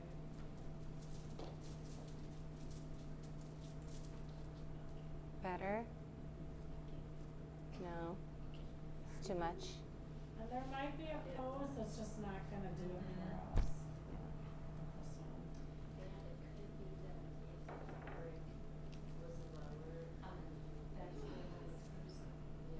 I mean, bridge is, So it may be open, I didn't have a problem. with it open. And it was also, it lowered her down when it was open too. So We'll that get makes a chance difference. to do the open swing a little bit, Coming out of this pose, well, yeah, let's do the rest. Yeah, so we're coming into shoulder stand from here. So shoulder stand is wrapping the legs. So like last night, MQ'd one leg at a time. You can do that. One leg goes wide, outside in. There you go. Yep. And then the other leg outside in. And then hook the feet and thread those ankles through the hammock. Yeah. And then sliding the legs off the hammock will lead you into more of a shoulder stand.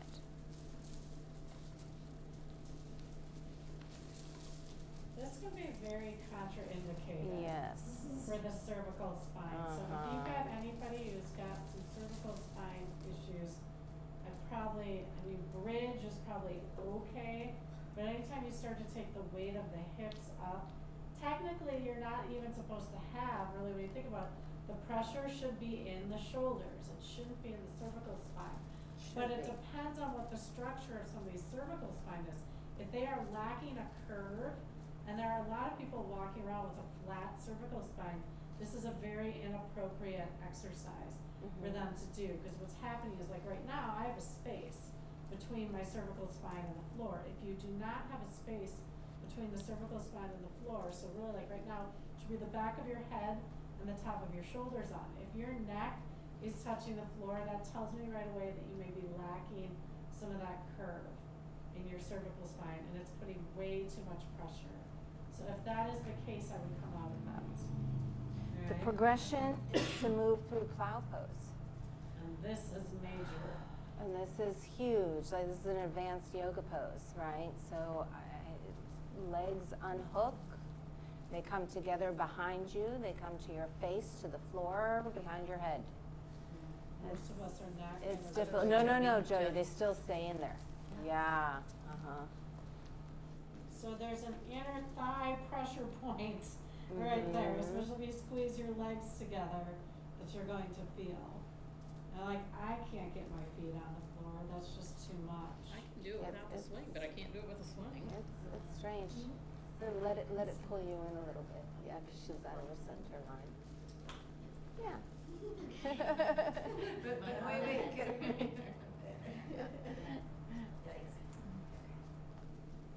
I don't know, what do you guys think? There's a way to practice this pose in high hammock too. I mean, we hang in our reversion, so we bring the legs together towards our face like that. And sometimes that might feel better because the spine is hanging There's free no in pressure on the space. cervical spine. Right.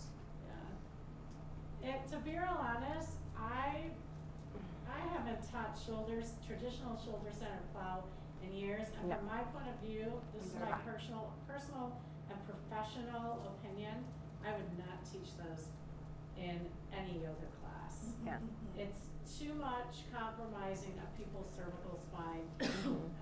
It's, from my point of view, unless it's done meticulously, it's done with props, it's watched, it's a really those two are really dangerous poses. There's so many, to be real honest, let me just go back to the anatomy of the body. What do we do all the time? So why do I need to do this for the neck? I do not need to do this. What the neck needs more of is this, right? We talked about this being very tight. So for the kind of couple things that are good about shoulder stand and plow, I feel like a heck of a lot more that aren't good for it. So, and other ways to come through it. Yeah. We'll do shoulder stand and open hammock. We'll do that tomorrow. We can even try plow and bunched hammock high. And it's We'll totally, do that again, tomorrow, I'm not saying that you don't, that's my personal and professional opinion. I just don't teach those. I mean, I guess if I did a workshop on, that would be different, something like that. I just know way too many people walking around with neck issues, and it really sets people up for more neck issues. And the other thing you've got to think about is what anatomy. If I've got somebody walking in with kyphosis, I'm not going to put them, where they've got the rounding of the upper back. It's really not what they need. You know what they need? They need a supported fish pose. Is what they need. Lots of bolsters and opening up, so all this can really open up and relax. So there's so many other great inversions to do, because some people are like, I agree. Yeah, exactly. From my point of view, I actually think that a handstand is probably better. A better inversion than doing, a well-supported handstand is better than doing that. Yeah, I agree wholeheartedly. The only thing I'll do is bridge. Even sometimes if I don't think of it, I won't introduce that either. But a supported bridge, we'll do that. Sometimes, my yogis that have the kyphosis and such, they just stay in the candlestick. Because then I progress them from candlestick if they go into a shoulder stand, and not everyone does it, and they can just stay in candlestick, legs are Yeah, the thing I've just seen so much with shoulder stand is people whipping themselves up and over, and this is such a delicate part of the body. And if you've ever had a neck injury, it's just not any fun. And especially if it's something that becomes permanent, it's not great, right? So I always say that the goal in life is to hopefully leave with as many original parts as you can, And not additional pieces. Exactly. Yeah. So. All right. I got enough of those. All right. So that was kind of the low back point in low close swing. Now we're going to do that same low back. Point, but in the front. This. So the pelvic. How do we want to cue getting into this one? So plank pose. I mean, if I do it, I start on knees.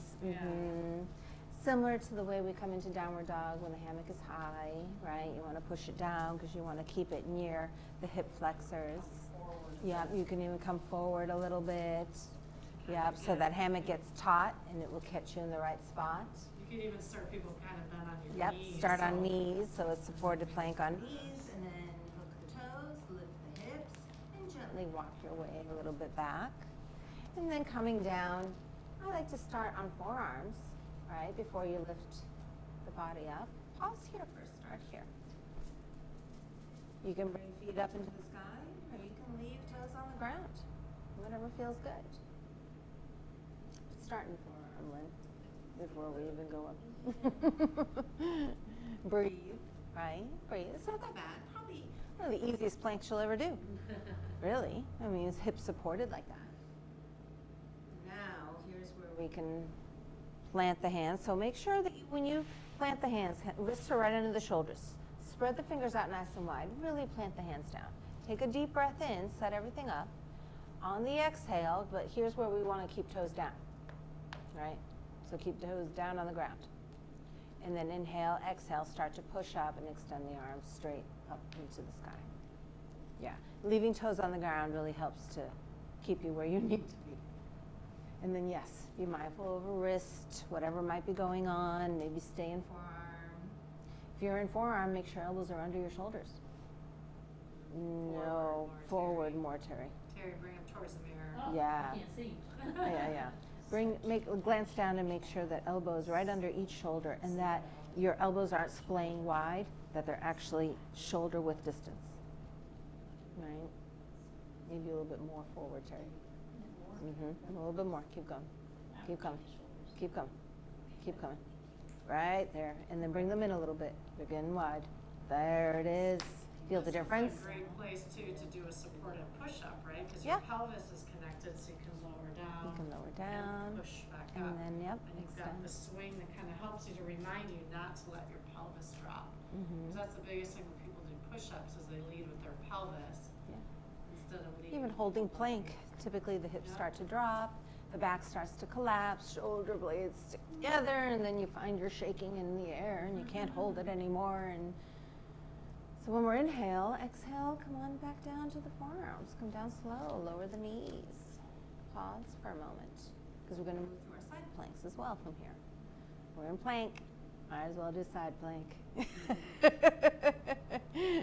So coming into side plank, let's all do a right. So we're going to move on to the right hip. So we're going to be facing the kapok tree, right? So for you left. Now placement of that hammock is key. Right, you want it. Here's where you want placement of that hammock. We'll come back to the IT band, right? And I kind of look at it. I have an upper muffin top and a lower muffin top. So avoid the upper muffin top. Come to the lower muffin top, and it's right in that little divot, right where the top of that IT band. Yeah, I like muffin top a little bit better. Lower muffin top. But that's where you want it. Yeah. Terry, way lower. Way lower. Right here. Is that more on your Yes, hit it on that IT band. Yeah. It's the high upper thigh. Yes. That's what it is. You said muffin top, I was going higher. Well, no, I was talking about the upper muffin top and then the lower. I call this the lower muffin top. Okay. A little bit better, right? Yeah. Start with the elbow down on the ground. Glance down. Make sure that elbow is stacked right under that shoulder. Right? Don't let that shoulder collapse. Make sure your left shoulder is stacked on top of the right shoulder. Left hip is stacked on top of the right hip. Right? You can leave feet down if it feels better. If feet are floating up, that's fine too. Find your focal point because you're starting to balance a little bit. Maybe slide that left hand up the hammock. If it feels like you can let go of that left hand, you can let go of that left hand. Feels better to hold on. Heck yeah, if you want to bring that left hand over the left ear towards the mirror, go right ahead. But don't let the shoulders collapse, right? Make sure that shoulder is on top of that elbow, right? Because here's where things will start to collapse very quickly.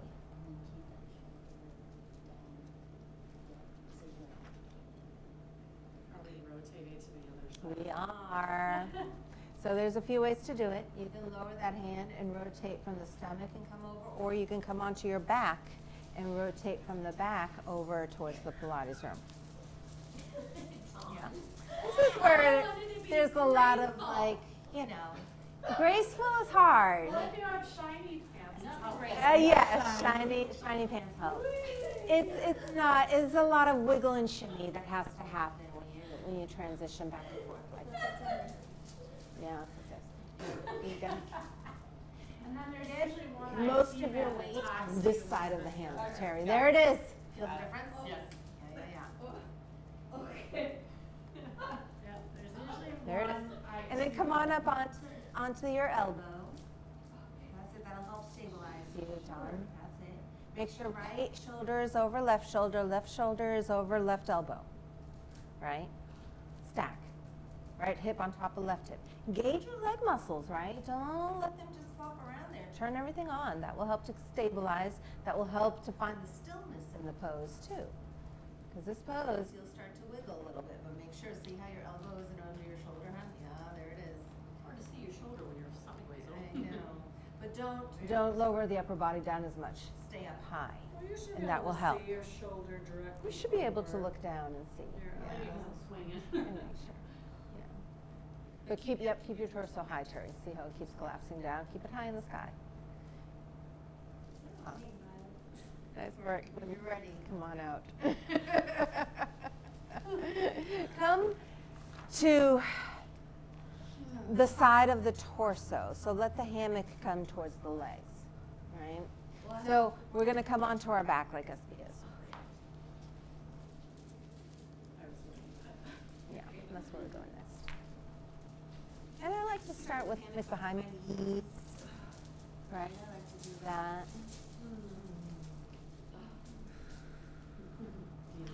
Yeah. Dawn, I'm gonna laugh about that all night. Thank you. I just want to let you know I'm feeling the clown. We got it on video too. And somebody in Seattle is seeing it. We could put it on YouTube worldwide. We can turn it into a boomerang. Let's do that. Let's see if I can go viral. Holy crap. So here's where I'd like to bring, we're going to move into a supported twist. But before we do, let's do this. Hook the hammock into the arch of one foot. No. Just bring the knee up and hook the hammock into that arch. So hook the heel. And then push that hammock down to the back of the other ankle. And then bring both ankles into the hammock. So your feet are hanging, the heels are hanging. Yeah, so it's to your Achilles heel. Yeah. That's nice, right? Now let the arms go wide. Bring them up to a T. Beautiful. It should feel really nice. You can bring a little sway into the legs. This is a wonderful way to transition through the next couple poses we're about to do. So we're going to do the twist first. So we're going to bend the knees, start to draw the knees towards the chest a little bit, and then just like if you didn't have the hammock in your ankles, go ahead and slide both knees to one side. Doesn't matter which side, whichever side you want to go to, that's fine. So make sure that the opposite shoulder is still on the floor, right? So typically what will happen is knees will go to one side, the torso will go to that side, everyone will fly over, the rest of the body flies over to that side. So make sure opposite shoulder stays down on the floor. In fact, look over the fingertips of that opposite shoulder. And you'll have more of a deeper twist. And breathe, right? It should feel really nice. Take a deep breath in. On the exhale, let's go to the other side. So whichever side you didn't do. These stay together, they come up through the middle, they go in the opposite direction. Opposite shoulder stays down on the ground, and now bring your gaze over the fingertips of that hand, that shoulder. Enjoy this twist. It should feel really nice, right?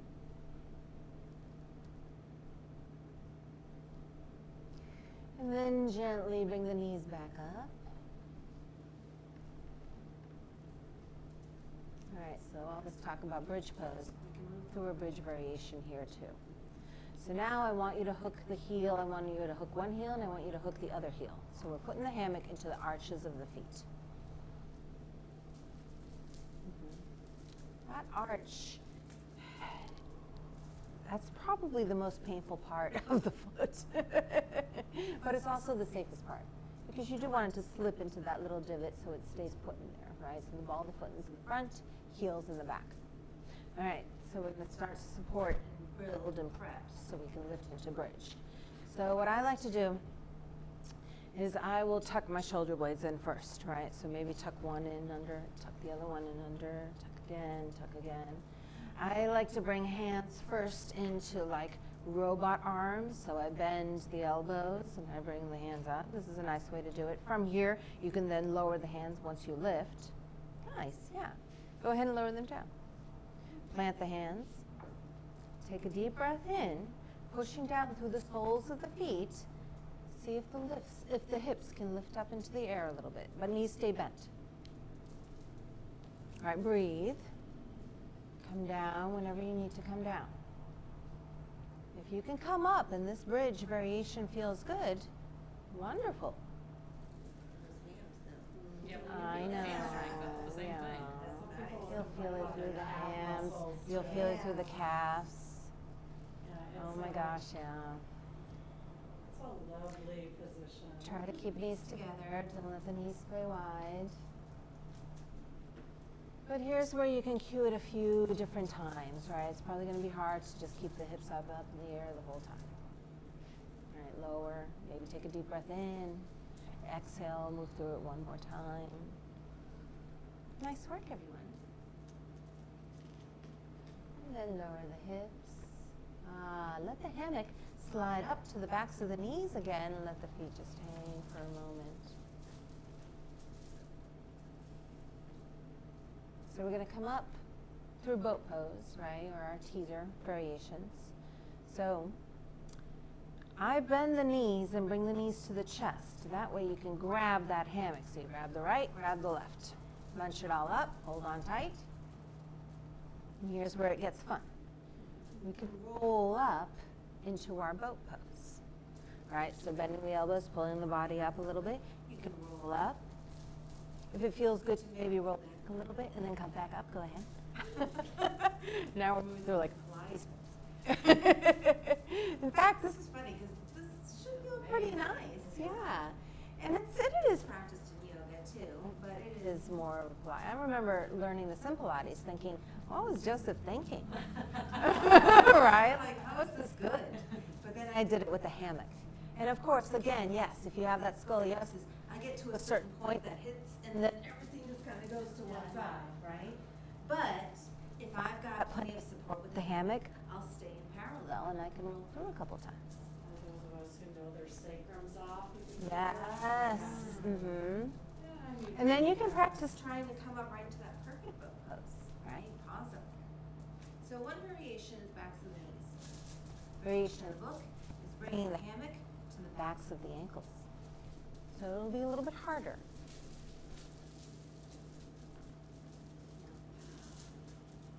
And then come on up, find your balance. So here's where you want to hold on to the integrity of the spine. Bring the spine back to neutral.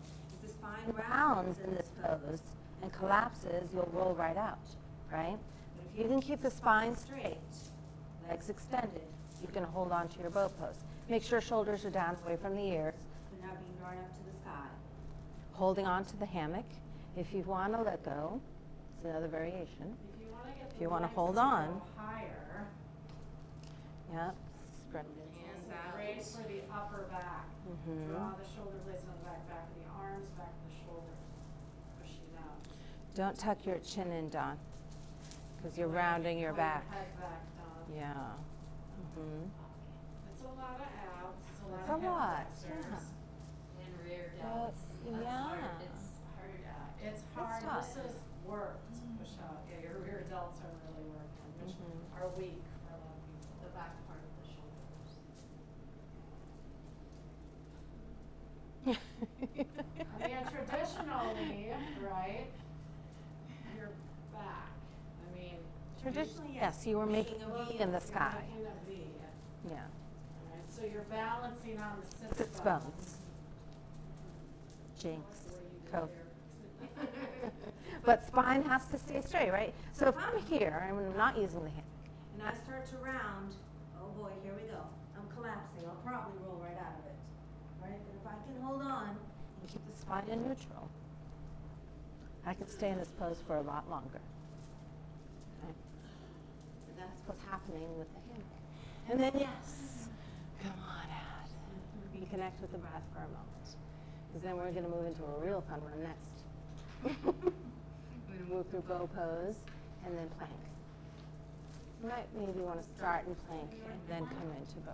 And are we doing it from Traditional plank. So we're going to be facing the mat, right? So what you're going to do is just roll over, and then feet can stay in that hammock. Did you see that? That was smooth. Wait, can we pause for a second, just because Alvin's asking, where do you want the silks when they're behind the arms? I think she's talking about where the wrists are. She's pushing out.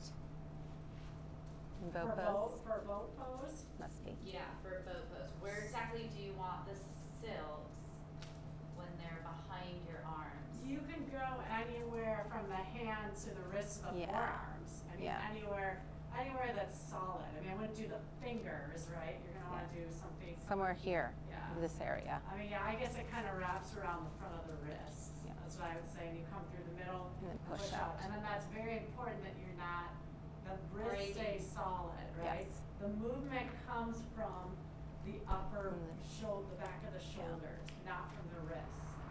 So my arms stay very long, and then I should feel the work right back here. Okay, let's give her a sec. There's like a 30-second delay. Okay. I mean, you could like all the way and let the hammock slide down to the shoulders behind you. There's all kinds of things that You you could can do. also, I did it this way, you can also hold on to it and do it as And well. separate Just as it. long as you keep the wrist straight, you're not, I call it puppy dog hands, right? You wanna make sure that you keep strong wrists. All right. You got it. So the plank, I think one of the poses in here, this bow pose, we've actually debated if we're really going to, I mean, we'll teach it, but You it's can one move through that- some modifications Yeah. of it, but it's a tough pose. So we're But starting with plank. Yeah. So we're gonna come back with tummies on the mat, right? Moving through forearm is the best way to start, right? So same thing, you want to kind of start in that modified cobra or sphinx pose. I like to build it, right? I like to look down. So here's the Iyengar knee, right? I glance down, I make sure that elbows are right under my shoulders. Forearms make a number 11 in front of me. Fingers are spread wide, palms are planted. And then when you're ready, in my case, I'm going to hook my toes, right? But get your elbows right on it. So lift up, Terry, and come into a sphinx pose first. Now, inch your arms forward a little bit more, a little bit more, a little bit more. Right there. And now ready, bring your elbows in so they're under your shoulders. There you go. Draw That's your it. shoulder blades down and back, so you want to set your shoulders before you come up here, Right. because remember, it's the tendency To collapse. is to elevate and protract instead of depress and retract. And then the work really comes from Inhale, the core. exhale, lift. It comes from the abs to lift up. Yeah. And breathe. Keep moving the breath in this pose. Trust that your body has the strength to hold you, because it does. It does. And as long as you build your architecture, you can stay in the pose for a little bit longer. Nice, Terry, feel the difference? Yep. Like, that's it, I got it. And then, yeah, you can advance to the hand, so it would be like a when you think about it, it'd be like coming Chaturanga. from chaturanga up to plank. That's a Same lot of thing, work. palms are right under the shoulders, chicken wings in, right, and then pushing down. And I mean, here's where you Lifting can up. work the push-up right there. Really working through. I like to do with this one, I like to have people do, I call it the commando. Elbow, Yes. hand, And then up. hand, you Yeah, know, yeah. and switch. Yes, Which way you're which going. is easier to do with that versus, yeah. Oh, it still felt pretty hard. Yeah, both ways are hard, for sure. So Nice yeah, I mean, there's work. a ton of variations you can do with that. You can feel that. It's going to be harder with your feet higher than if your toes are on It the ground is. because you're increasing Yeah. the gravitational pull. So it's, yeah. Way harder. Seriously. Plus, you're also on a movable surface. Right. So you're having to balance that. Of course, stabilization. It's good stuff, right? So from here, the plow pose is what you can move through. I mean bow pose, I'm sorry, bow pose. So the hardest part is reaching back there and catching that hammock. So you start on your stomach. You bend the knees, so there's deep flexion in the knees again. And then shoulder rotation, because you've got to reach back and catch one. I'm all right with catching one, holding it, see how just one feels. And then maybe trying to catch the other one, see how the other side feels. If you can catch both, and you feel like you can start to lift, shoulder blades squeeze together behind you, push the heart forward, right? Deep flexion in the knees, deep breath in, squeeze the glutes. Maybe start to walk the hands up a little bit if you can. Oh, my hand is back. Oh yeah, this is difficult. Bow pose is tough. It's really, I would say the shoulders. Yes. Is what is going to be the toughest with that Yes, one. yes. Is the shoulders.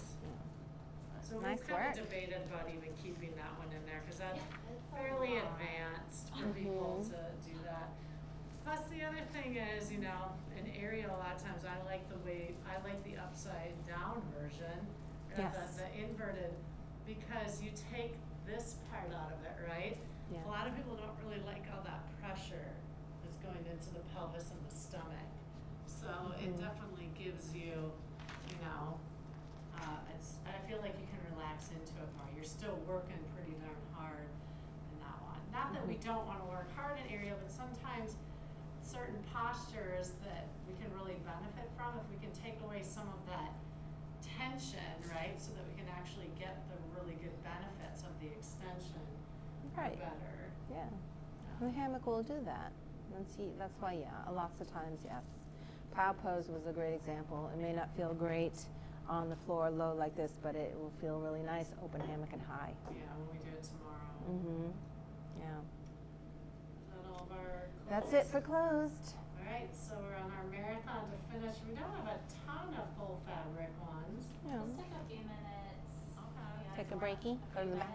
Just drink or if you want. Yeah, grab something to drink, maybe come back at 4 o'clock, so it's like 6 minutes, and then we'll finish it out. All right, sounds good.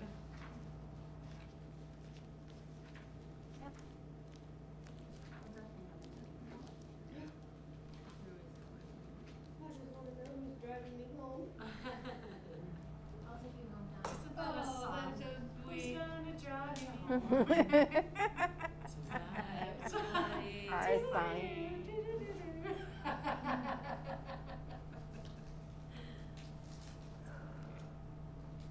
Well, one of the things with the bow pose I just found, so like normally, you know, when I do bow pose, sometimes I can tell that I'm off, like that I'm out of alignment because I'm in that issue in the lumbar issue. So, with this today, it kept me aligned. Like I couldn't reach back and torque one side more than the other or what have you. So it made me stay in alignment, and actually I started feeling pulled in, like in various places through the front of my knees, which I normally don't feel in bow pose at all.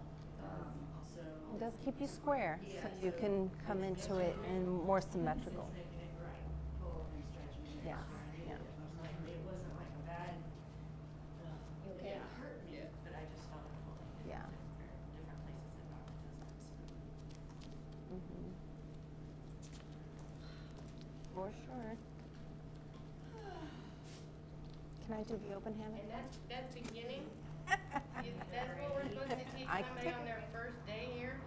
You just checking, just checking. Oh, So, I'm all right. But I will leave at 5. I think I'm probably gonna be out there by 5, but I'm thinking, let's finish with these clothes, and then we want to talk about each. Yeah. And we went to it last time. Okay. Yeah. And then maybe just, you know, 8 a.m. Are we still going to 8 Thank you. Okay, it's all So about you the. could do a combination of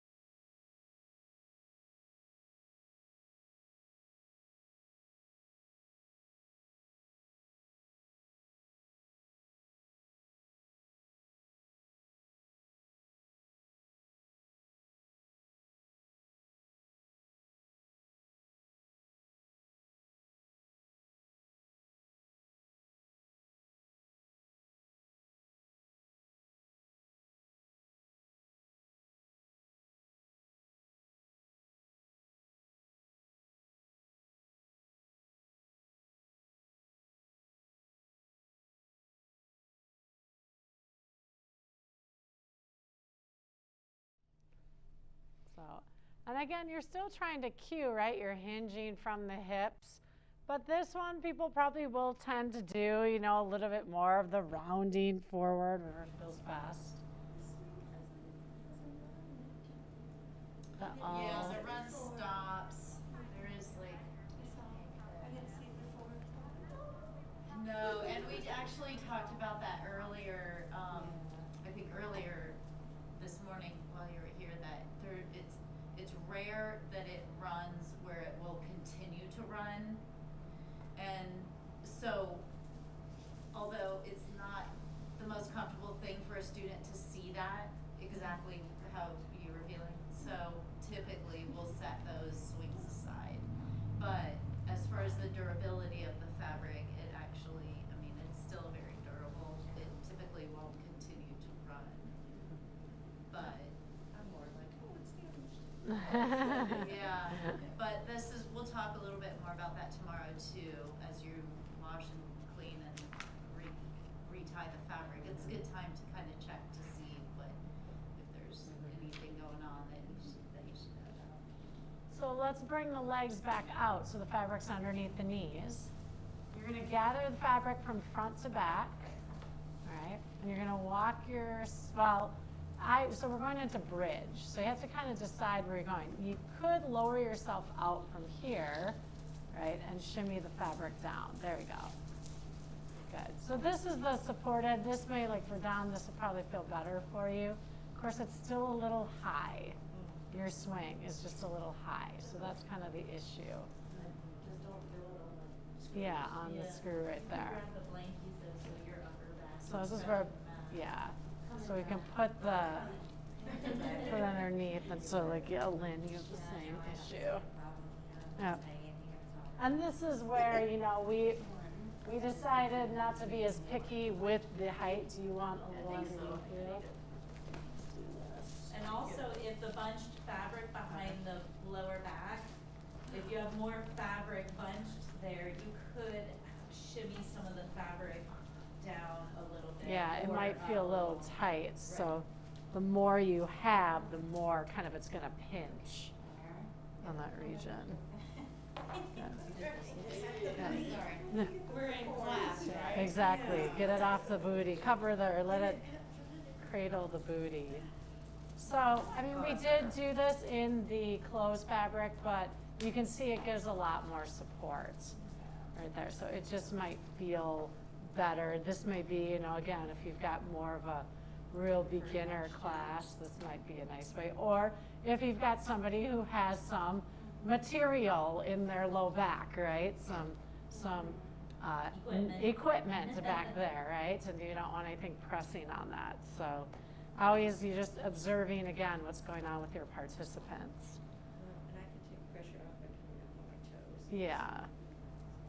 So then you're going to bring so stay there and bring your legs into the fabric. So what you do is lift up one, kind of catch the, no, yeah, so push the fabric out. Your legs are going to come in. There you go. So hook your heel in and then extend it out. So technically that's an extended bridge right there. You know, you're getting the support. You can really let your body. I've heard it called a water funnel. Yeah. And then we can move into a spinal twist. So again, you're going to, just like we did this in the low fabric, closed with the feet in the fabric. So now you're going to bend the knees, right? And then you can let the knees drop over to the right. The feet will come over. Again, you could do like what Violet had to do, take your arms out wide and look the opposite direction. Probably not as big of a twist as you would normally get, but again, it's some ways to incorporate twisting into the body. Good. And then draw the abs in, bring them back to the center, go to the other side. Just trying that out.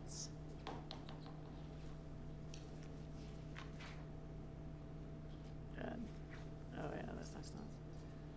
Good, so you'll lengthen the legs out. So what you're gonna do now, I would kick your feet out of the fabric, but keep your legs still in the fabric.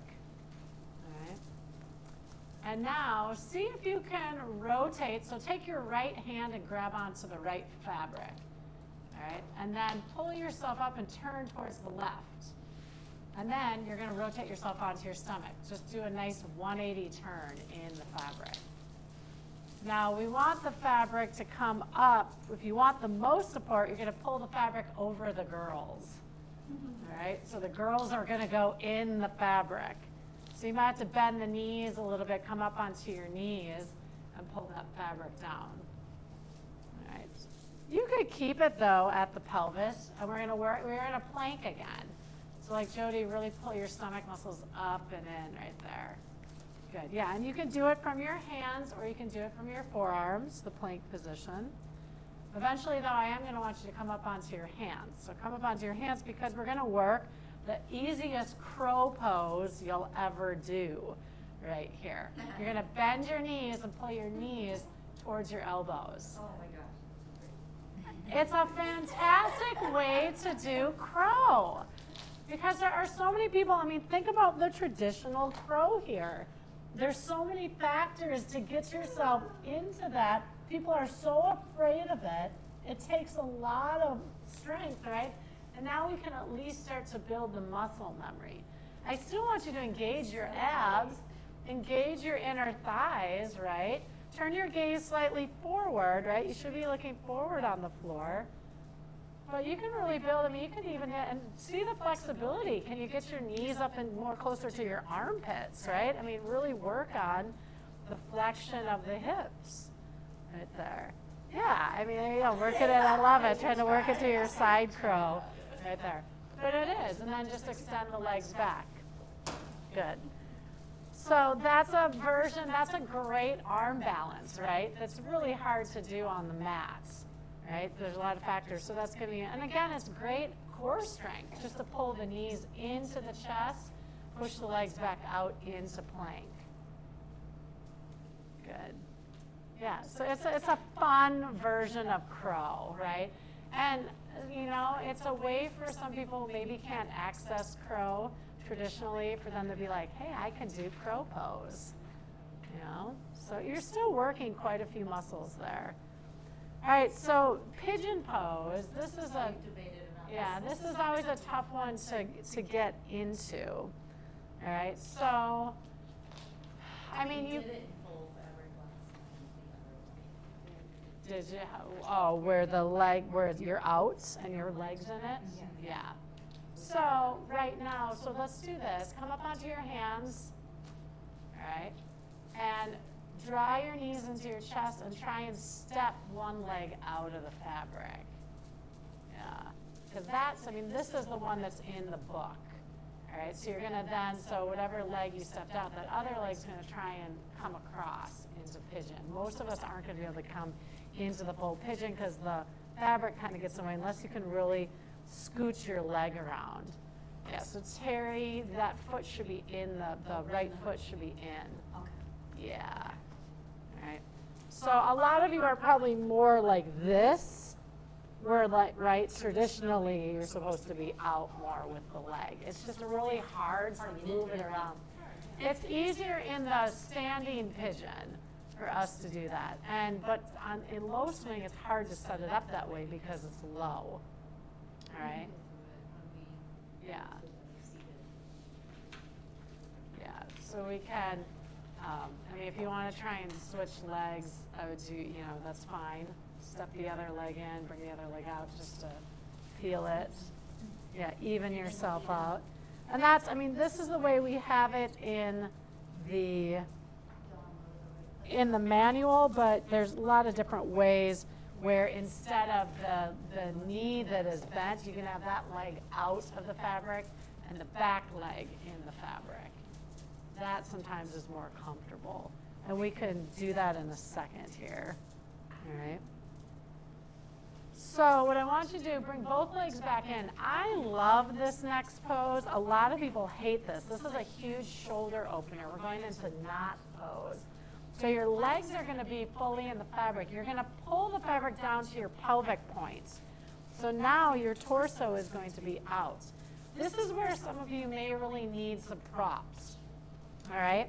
So you're going to lower, take your right arm and thread it underneath, palm up. Turn the palm up. And now take your left and go the opposite way. So this is the cow-faced arms, or this is the cow-face pose for the arms. You're trying to stack elbow over elbow right there. And they're both reaching out. And then relax your forehead down towards the floor. Right. So you may notice that this is a little difficult for one of the shoulders. Right. And take a couple breaths there and then do the opposites. Do the other arm in front.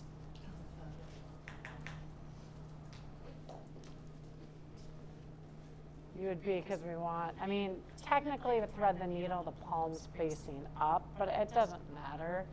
But opening up the palms is going to make it more difficult for the shoulders. Right.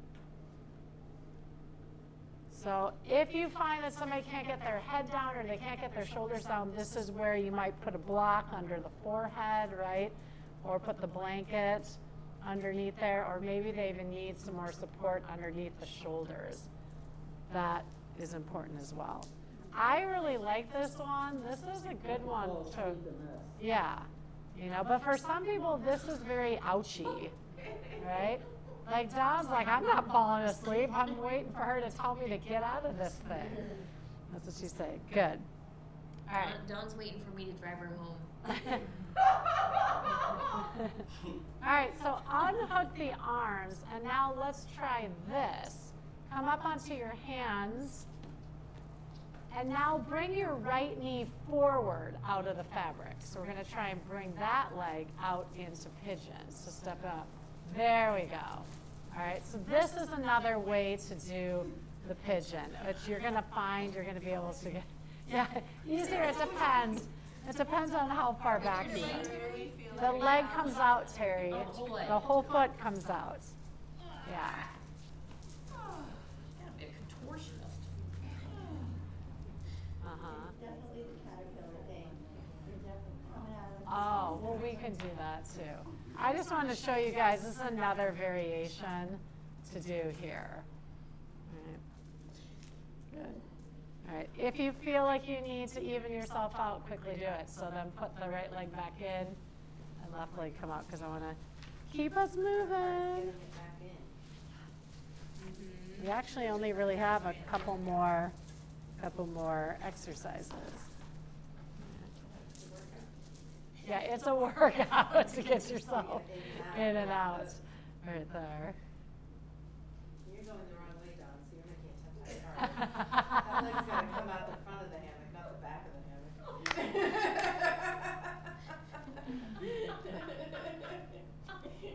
No, Wait, let me get a picture. No, I'm kidding. Don's going rogue over there. So sorry. Nobody can help her. All right. Yeah, nobody's helping here. We're all just kind of watching. We're very entertained right someone here. does it wrong in a class, you just laugh. Oh my God. All right. So then let's just do this, right? You can just take yourself out of the fabric. You can let you can come back up to a kneeling position. You can come back up seated. Yeah. All right. So the next position, we're going to easy pose, but we're doing a side position with this. Yeah. So we're going to have you come up standing. Let's have you all facing, actually let's have you two facing this way and then you three facing this way. Just so if you need to peek out, you're going to see what's going on. If you two are facing that way, you're going to be like, what's going on? All right, so if you watch Emily, she's grabbing the fabric that's in front, right? Because right now you're side, all right? And you're gonna straddle the fabric. Now here's the deal. Try to get it fairly even, because if you don't, you're gonna take a seat and you're gonna have a little bit of fabric over here and a lot. The goal is that you're gonna be pretty equal when you expand it wide, all right? So then from here, you three are gonna walk back that way. You two are going to walk back that way. Expand the hammock back, Yeah. don't you? You don't want to be holding on to the front. Yep. Do that. Grab Hold the on hammock behind so it's going to wrap around your cheeks. So Lynn, grab the fabric behind. There we go. All right. Now, just like we had you drop into the bucket seat, bend the knees, come down, it's going to catch you, then walk back to the midline. Perfect. All right. So then right here, you're just going to cross the feet, right? And you're in seated easy pose. And for people who have very tight hips, this is a better way to do it, right? Because we're elevating you right there so they can really relax. Bring the fabric so it comes all the way up under the knees. Yeah. All right. Good.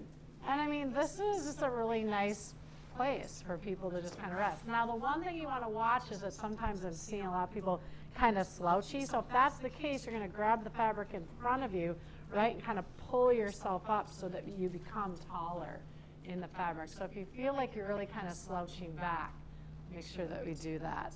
I mean, you can do butterfly here too, right? You can open up your feet. All right, so there's some nice variations to do with that. All right. Then you're going to bring both legs into the fabric. So you're going to open up into your wide, seated wide angle pose. And your whole legs, even the feet, are in there. This is where you're going to find out if you're even, right? So you may have, more fabric. Hopefully everybody looks really good. Actually, it looks like they got in. So again, are you slouching back a bit? If you are, right, grab the fabric behind you and kind of pull yourself up more, all right, so that you're coming up taller. Because we don't want you to be slouching in this. We still want you to feel like you're sitting up nice and tall. Right? And again, you could just hang out here if you want to go to one side, right, little side bend over to one leg. And again, your hips get to kind of just hang freely in the fabric here. So you may find you have a little bit more length, and then go up and over to the other side. All right.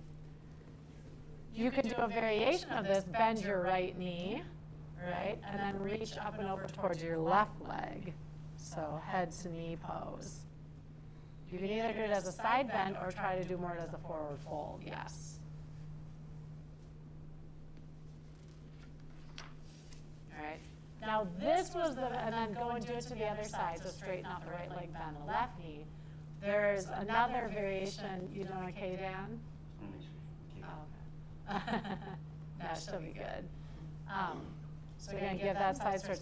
There is another way. So this is the way that, Emily, did you do last night? So you guys don't need to do it, but if you can poke your head out, so bend your knees, bring your feet together, and poke your head out. So Emily's going to bend that right knee, and then she's going to bring herself out, and she's going to rotate that left leg around. And there's another way, Jen.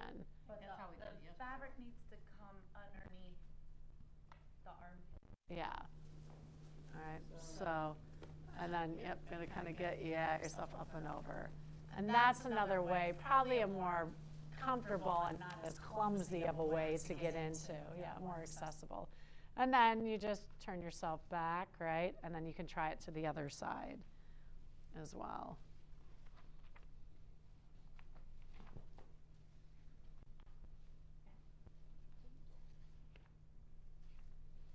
Good. Yeah, and you can come out and rest through there if you want. Bring over. It should feel really nice. Yeah. I was telling them about it. Class today, I was like, we do this inside the suite. And then you can come into your seated cocoon. So this is another way for people to finish, right? Maybe people want to stay more upright in the end. So you can bring your feet together like a butterfly, or you could even cross them like easy pose, right, in the full fabric.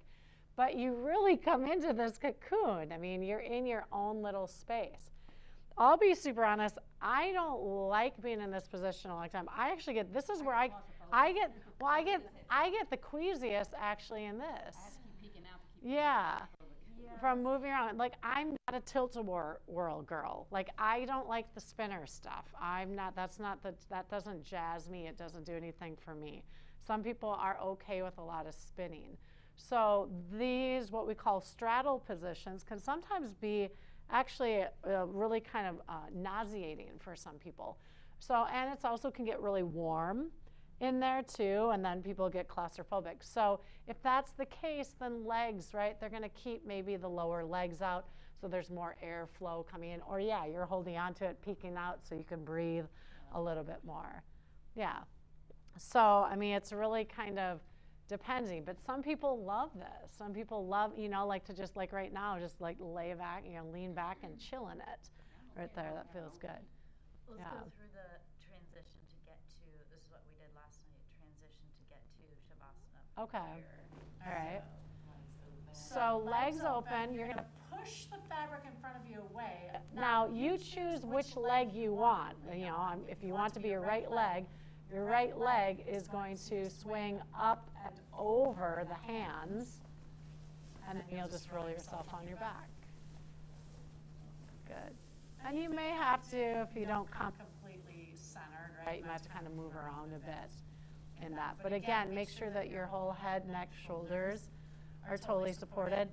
I always tell people, your arms go to where it feels best for you. Some people like the arms overhead. I sometimes like to kind of tuck my arms into the side of me like I'm a little mummy right there, and that helps to keep the shoulders down and away. Or maybe you like to just cross the hands over your heart or over your stomach, right, whatever feels best. I call it the fetal position, so I encourage you to even just try this. You're going to roll onto your right side, so you'll be sidelining your right side. You can bend your knees, and then your right arm will come underneath your head, right? And your left arm can, or you could even do this, right? You can come down and your hands can rest right there. I like the fetal position. I like being on my side. I think that feels nice. But again, you may prefer being on your back. So I always offer at the end of all my classes, I always really try to encourage at the end of all your classes that you give people time to just be in the swing, right? To just lay, because we've talked about that. We were talking about that lunch, how important Shavasana is. Even if it's just a couple minutes, you're going to have people who want to be swinging. So I'll come along and say, would you like a little push? And I'll push them, right? Some people like a lot of push. Some people like a little. Some people might want to be stopped, right? They might want to just be not moving, especially if maybe they've been feeling a little nauseous or anything. If somebody is really not feeling good at the end of class, I actually advise them to come out of the swing and ground themselves. So then, yep, and so then what you would do is come down to the floor and maybe just let your legs hang in the closed fabric or the open fabric, right? So you're still getting some of that benefit. But there are a lot of people who just are kind of, especially their first class, it's super, super common to be nauseous, right? And to just not feel the greatest. After my first aerial class, and it was a low swing class, I was so nauseous. Now, part of it was I don't think I ate a lot beforehand. As soon as I grounded myself and then I ate something afterwards, I felt a lot better. So that's the other thing, is that it's helpful if sometimes at the studio or whatever, you might have a couple bananas on hand, because afterwards somebody might just feel better if they drink some water and eat something. I always tell people that the feeling nauseous is going to go away pretty quick once they're grounded. All right, so. But also, just as important as Shavasana, it's important to allow your students to hang and relax in the exercises. Mm-hmm. Yeah. Give them time instead of, like, your sequences don't have to move too fast. Mm-hmm.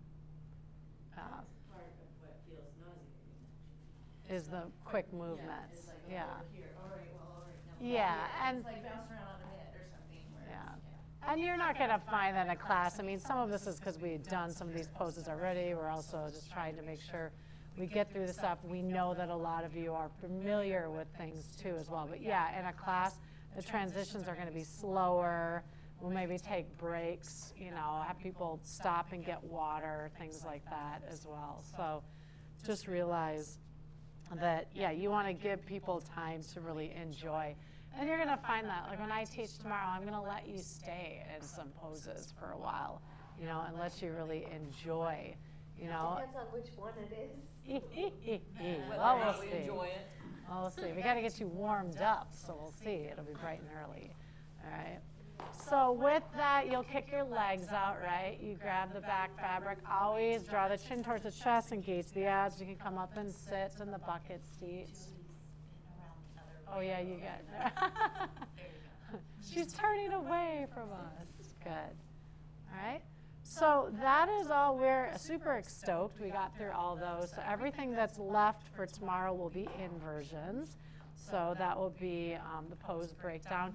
That generally takes about an hour and a half, maybe two, depending on how quickly we move or how many questions we might have. Autumn might have questions on that, because there's a little bit more tomorrow with that energy and safety that is needed. So I do really encourage you all to make sure you eat something for breakfast tomorrow or bring something to eat, because we will do class at 8 or 8:15, you know, as we get everything set up with the audio and with everybody coming here. But I'd say let's shoot to be here for sure at 8, because obviously, you know, if we start a little bit early or start on time, I have a feeling we will definitely be done earlier tomorrow, especially since we have a smaller group. So let's just plan, class will be about an hour, and so then probably by like 9:30 we'll do inversions. And we want to make sure you have enough energy in you, because it is a lot of full body work that we'll be doing.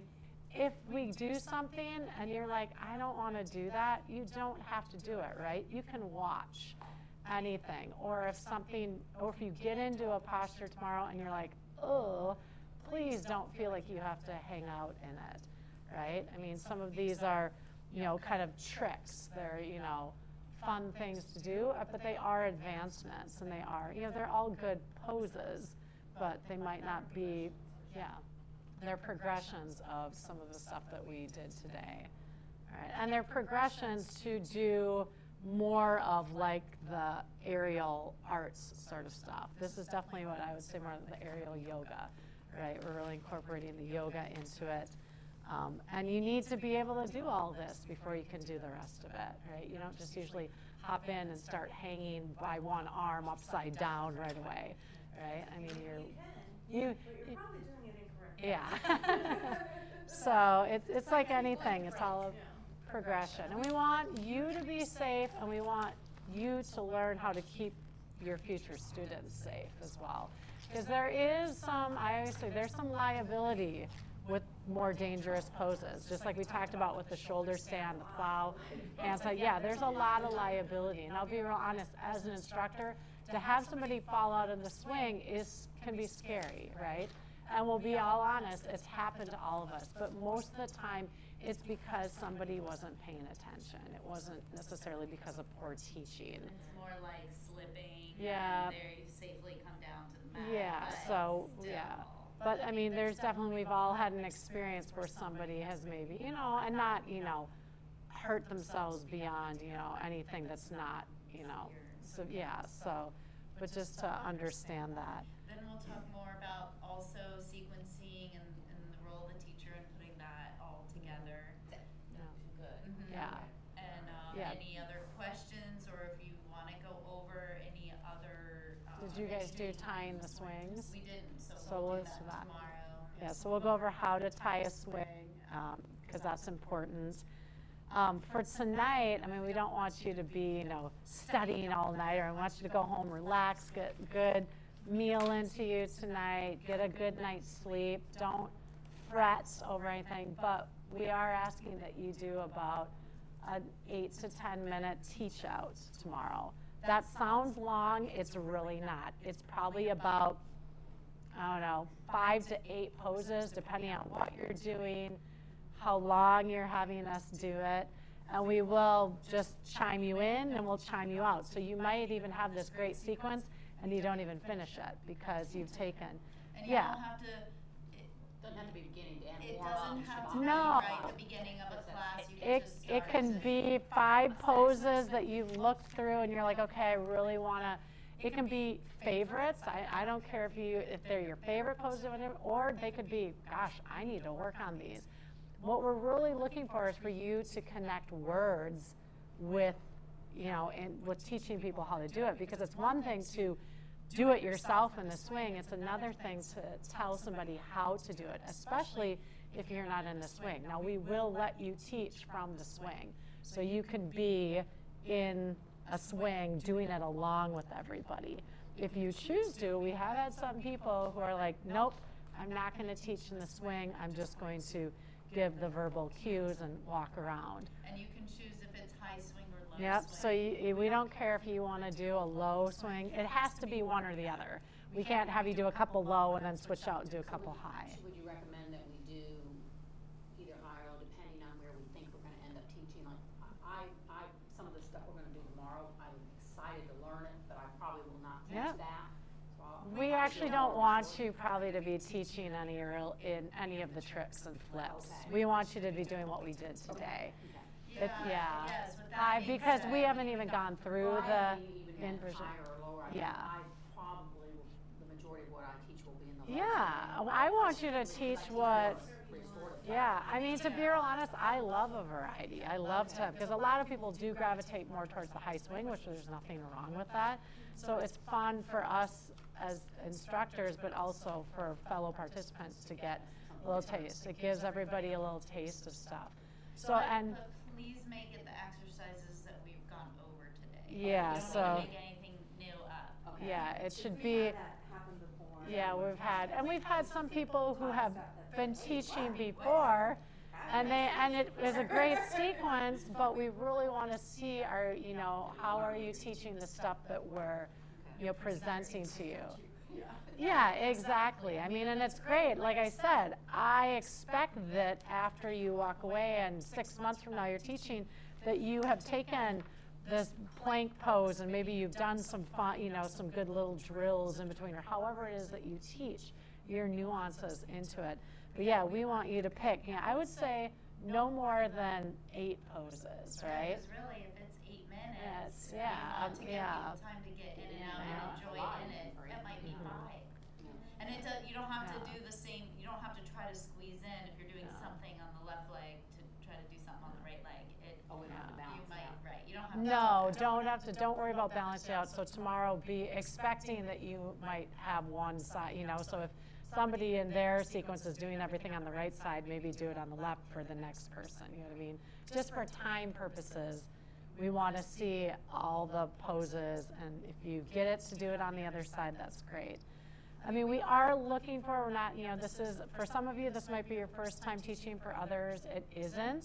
So everybody's level is a little different. So if it's your first time teaching, I always say baptism by fire, right? You're in a really safe space.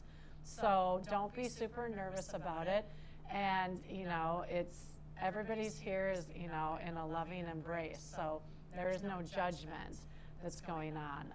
After each person does that teach out, then we'll give feedback so everybody can hear and learn, because that's helpful. Yeah, about what, to learn. And then we are looking, since it is maybe some of you are going to maybe already have some of these skills about reminding people to breathe, reminding people about alignment. I mean, those are some of the things that you want to think about as you're moving into it. If you look at how we laid out here, the swing position points, right? So if I'm going to bring somebody into downward facing dog tomorrow, the first thing I'm going to say is, okay, we're coming to our pelvic point, right? So people know, where's the landmark? Where am I going to? Even though you might have taught this to a bunch of people, imagine you're teaching to a new class, they don't know where the swing's supposed to go for downward facing dog. So you're not only showing them a visual, but you're giving them the cue, the pelvic point. Plus, we want you to get really used to pelvic point, low back point, high back point, your foot, your knee, right? Armpits, all that sort of stuff. So you people get used to where's the positioning of the swing, right? And then how do you get into the pose, right? So you're not just going to say, okay, we're going to downward facing dog and go into it, right? What are the steps that's going to take me to teach somebody to get into downward facing dog? So, I mean, really, to get somebody in a downward facing dog might take you 2 or 3 minutes tomorrow, right? If you're really doing it, because remember, we want to be safe too. So we want you to really, and we want you to get comfortable. The more that you're using the verbiage of, okay, here's how we're getting into this. And you might have this great script, and 2 people in class are totally not following, right? So you have to be ready to go, okay, why are they not understanding what I'm saying? So you might have to change the script even, at the end. And then, you know, just really thinking about the posture of the body too. You know, so I just tell people always go back to mountain pose. Where are you in mountain pose? You know, and you know, do you still have core engagement? Are you still protracting and depressing the shoulders? You know, I mean, there's just certain key points in the body that you're always going to be doing, no matter what posture you're in, right? To come out of this, because not everybody is able to flex from the knee, you walk up and then pull back up. So, so some of the things that we might have access to are students, especially the low swing. The low swing is really nice and beautiful, but sometimes it can be harder to step over the blanket. Yeah, she slides down. And that's a good thing there. Getting into poses are one thing, getting people out of poses. So you got to think about that as well. So if I have somebody in, you know, flying dog, right, you know, you might say, okay, come back, but maybe they don't quite understand, you know, how am I coming back to where I started. So you will find that teaching from the swing, this is a nice class to start out with. It's a little different from maybe traditional mat yoga where you were told you never teach on the mat, which I have issues with anyway with that, because I think most people are visual. Yeah, I teach quite a bit on the mat, especially because most people are visual better than audio learners, and they're also kinesthetic as well. People need to feel, you know, be able to feel. So I will say we've been at times, I remember when I was first teaching, we would have full classes. I just had to learn how to teach out of the swing. When you're first teaching, we generally will, you know, reserve one swing for the teacher, right? If you're brand new, because it is helpful to be able to teach from the swing. And demonstrate, yeah. And that's not to say that I couldn't say, hey, Emily, can you know, let me demo this first, everybody. I'm going to show you, and then step away and have her take the swing back. So there's a lot of ways to rectify that. But, yeah. And Autumn will have you send in a video, like an 8 or 10 minute, so we'll get with you on that. Yeah, so Autumn, you get to give it to us digitally. And it doesn't have to be tomorrow. No, we've got a time frame on that. And then we'll talk about kind of to complete the certification, the other hours. Did you guys talk about that? Yes, because what is in the book, we do have an addendum to that. We've tweaked that a little bit, so we'll go over that tomorrow. Yeah. So, yeah, so with that, so questions, actually we'll get out of here a little bit before 5. Anybody have any questions on the teach out? So, I mean, what I would do tonight is go through the manual, say, okay, you know, pick out your poses, maybe even just write them down, you know, if you even want to start working on. And even if you want, you know, you can script, you don't have to script. So if you're somebody who's off the cuff, that's fine. Whatever is most comfortable with you. And then have your dinner and do something relaxing and just let it go. That's what I would do tonight. After we go through the discussion, so we'll have the class in the morning, the inversion, the flips and tricks, and then we'll do the discussion and the sequencing and answer any questions, go through the type of the swing. We'll give you time when we do break for lunch that we'll have extra time for you to go through the sequencing. Yeah, so by you'll yourself. have time to practice. You can practice with each other if you want to. Yes. Oh, yeah. And if you want to have cue cards, or if you want to have a sheet of paper, even just to write down the exercises, because I'll be super honest. When I first started teaching, I mean, you're nervous, right? You're like, oh my gosh, you know, and your mind is thinking of 500 different things. And let's say you're like, oh my gosh, I can't remember what I wanted to do after this. I actually think when I come to a class, yeah, I think some people are like, oh, you know, they've got notes. I think, wow, they've got notes. They're ready to teach me, right? I think that's totally fine. I don't think that's what teaching. I mean, as a personal trainer, a lot of times I've got my notes. I'm keeping track. I'm writing down stuff because I've got how many clients. How am I going to remember who's doing what weight or this and that? So it's no different than when you're teaching a class, and especially if maybe you're teaching a continuous class.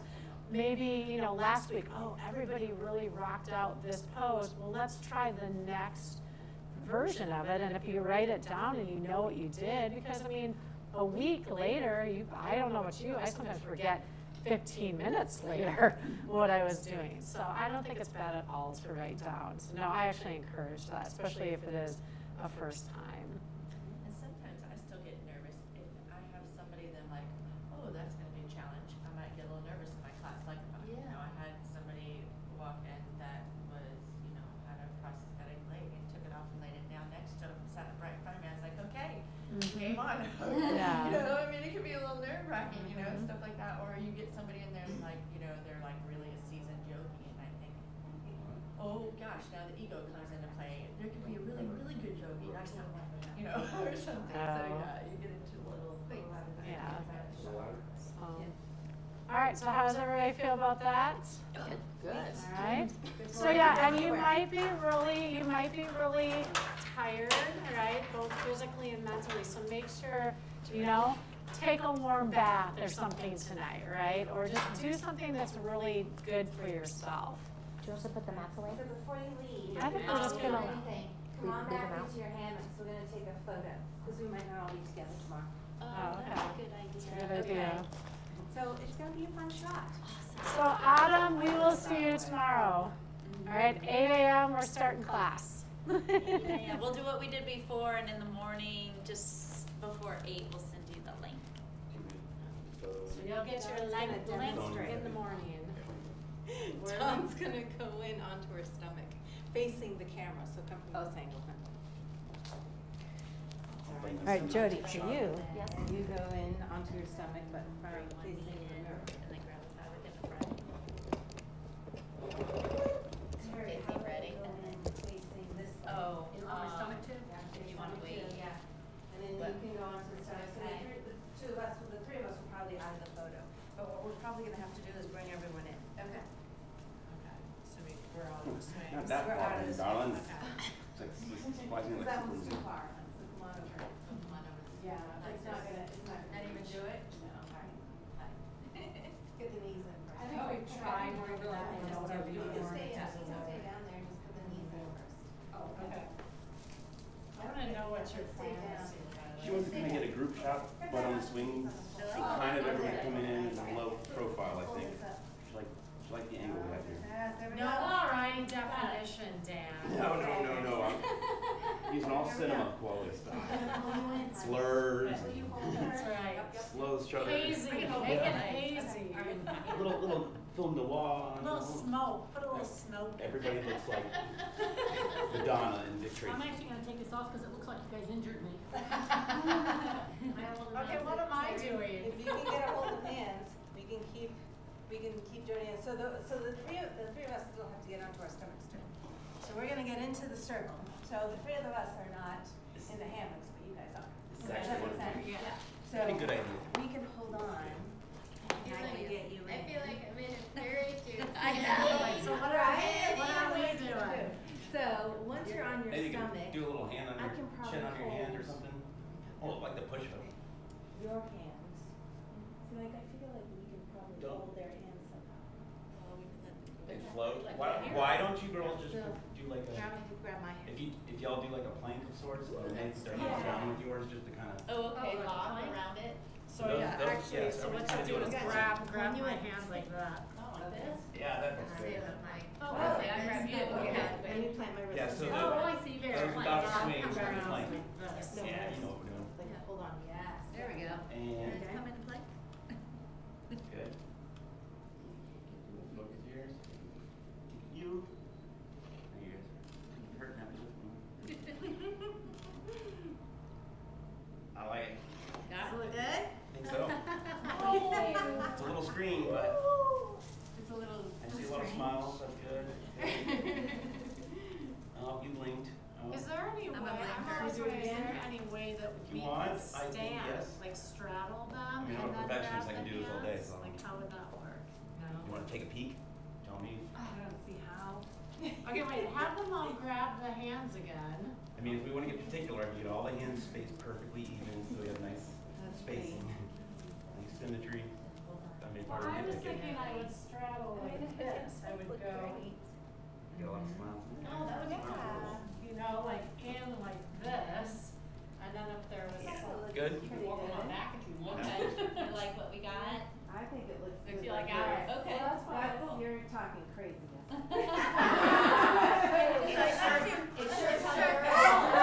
Come on, Miss Muscle Woman, don't you think we should come up? Get up into the air. Get up in the air. Straddle and push out. Straddle and push out, yeah. I was thinking with the whole plane down, and whatever's got your planes, you just place your hands on there because you weren't really needing to hold. Yeah, we don't need any vitamin B shot.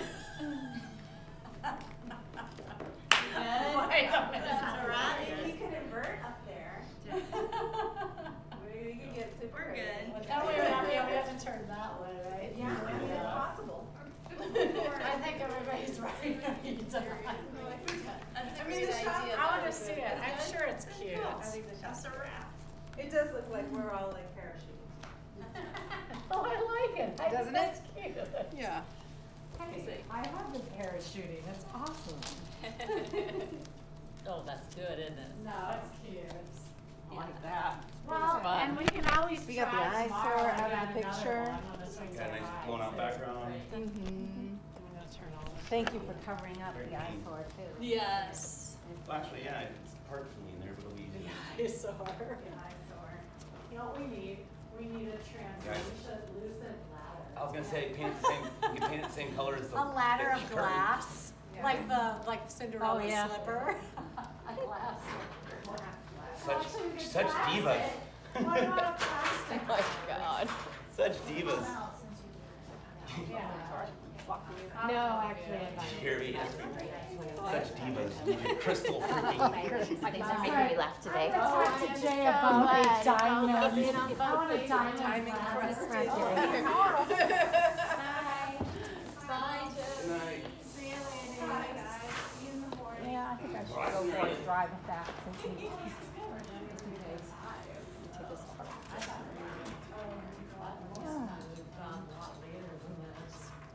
Yeah. I thought at one point we had to do some of Sefner, I don't even know where Sefner Oh, is, we Dan. have on Sunday. We did. Oh my gosh, why?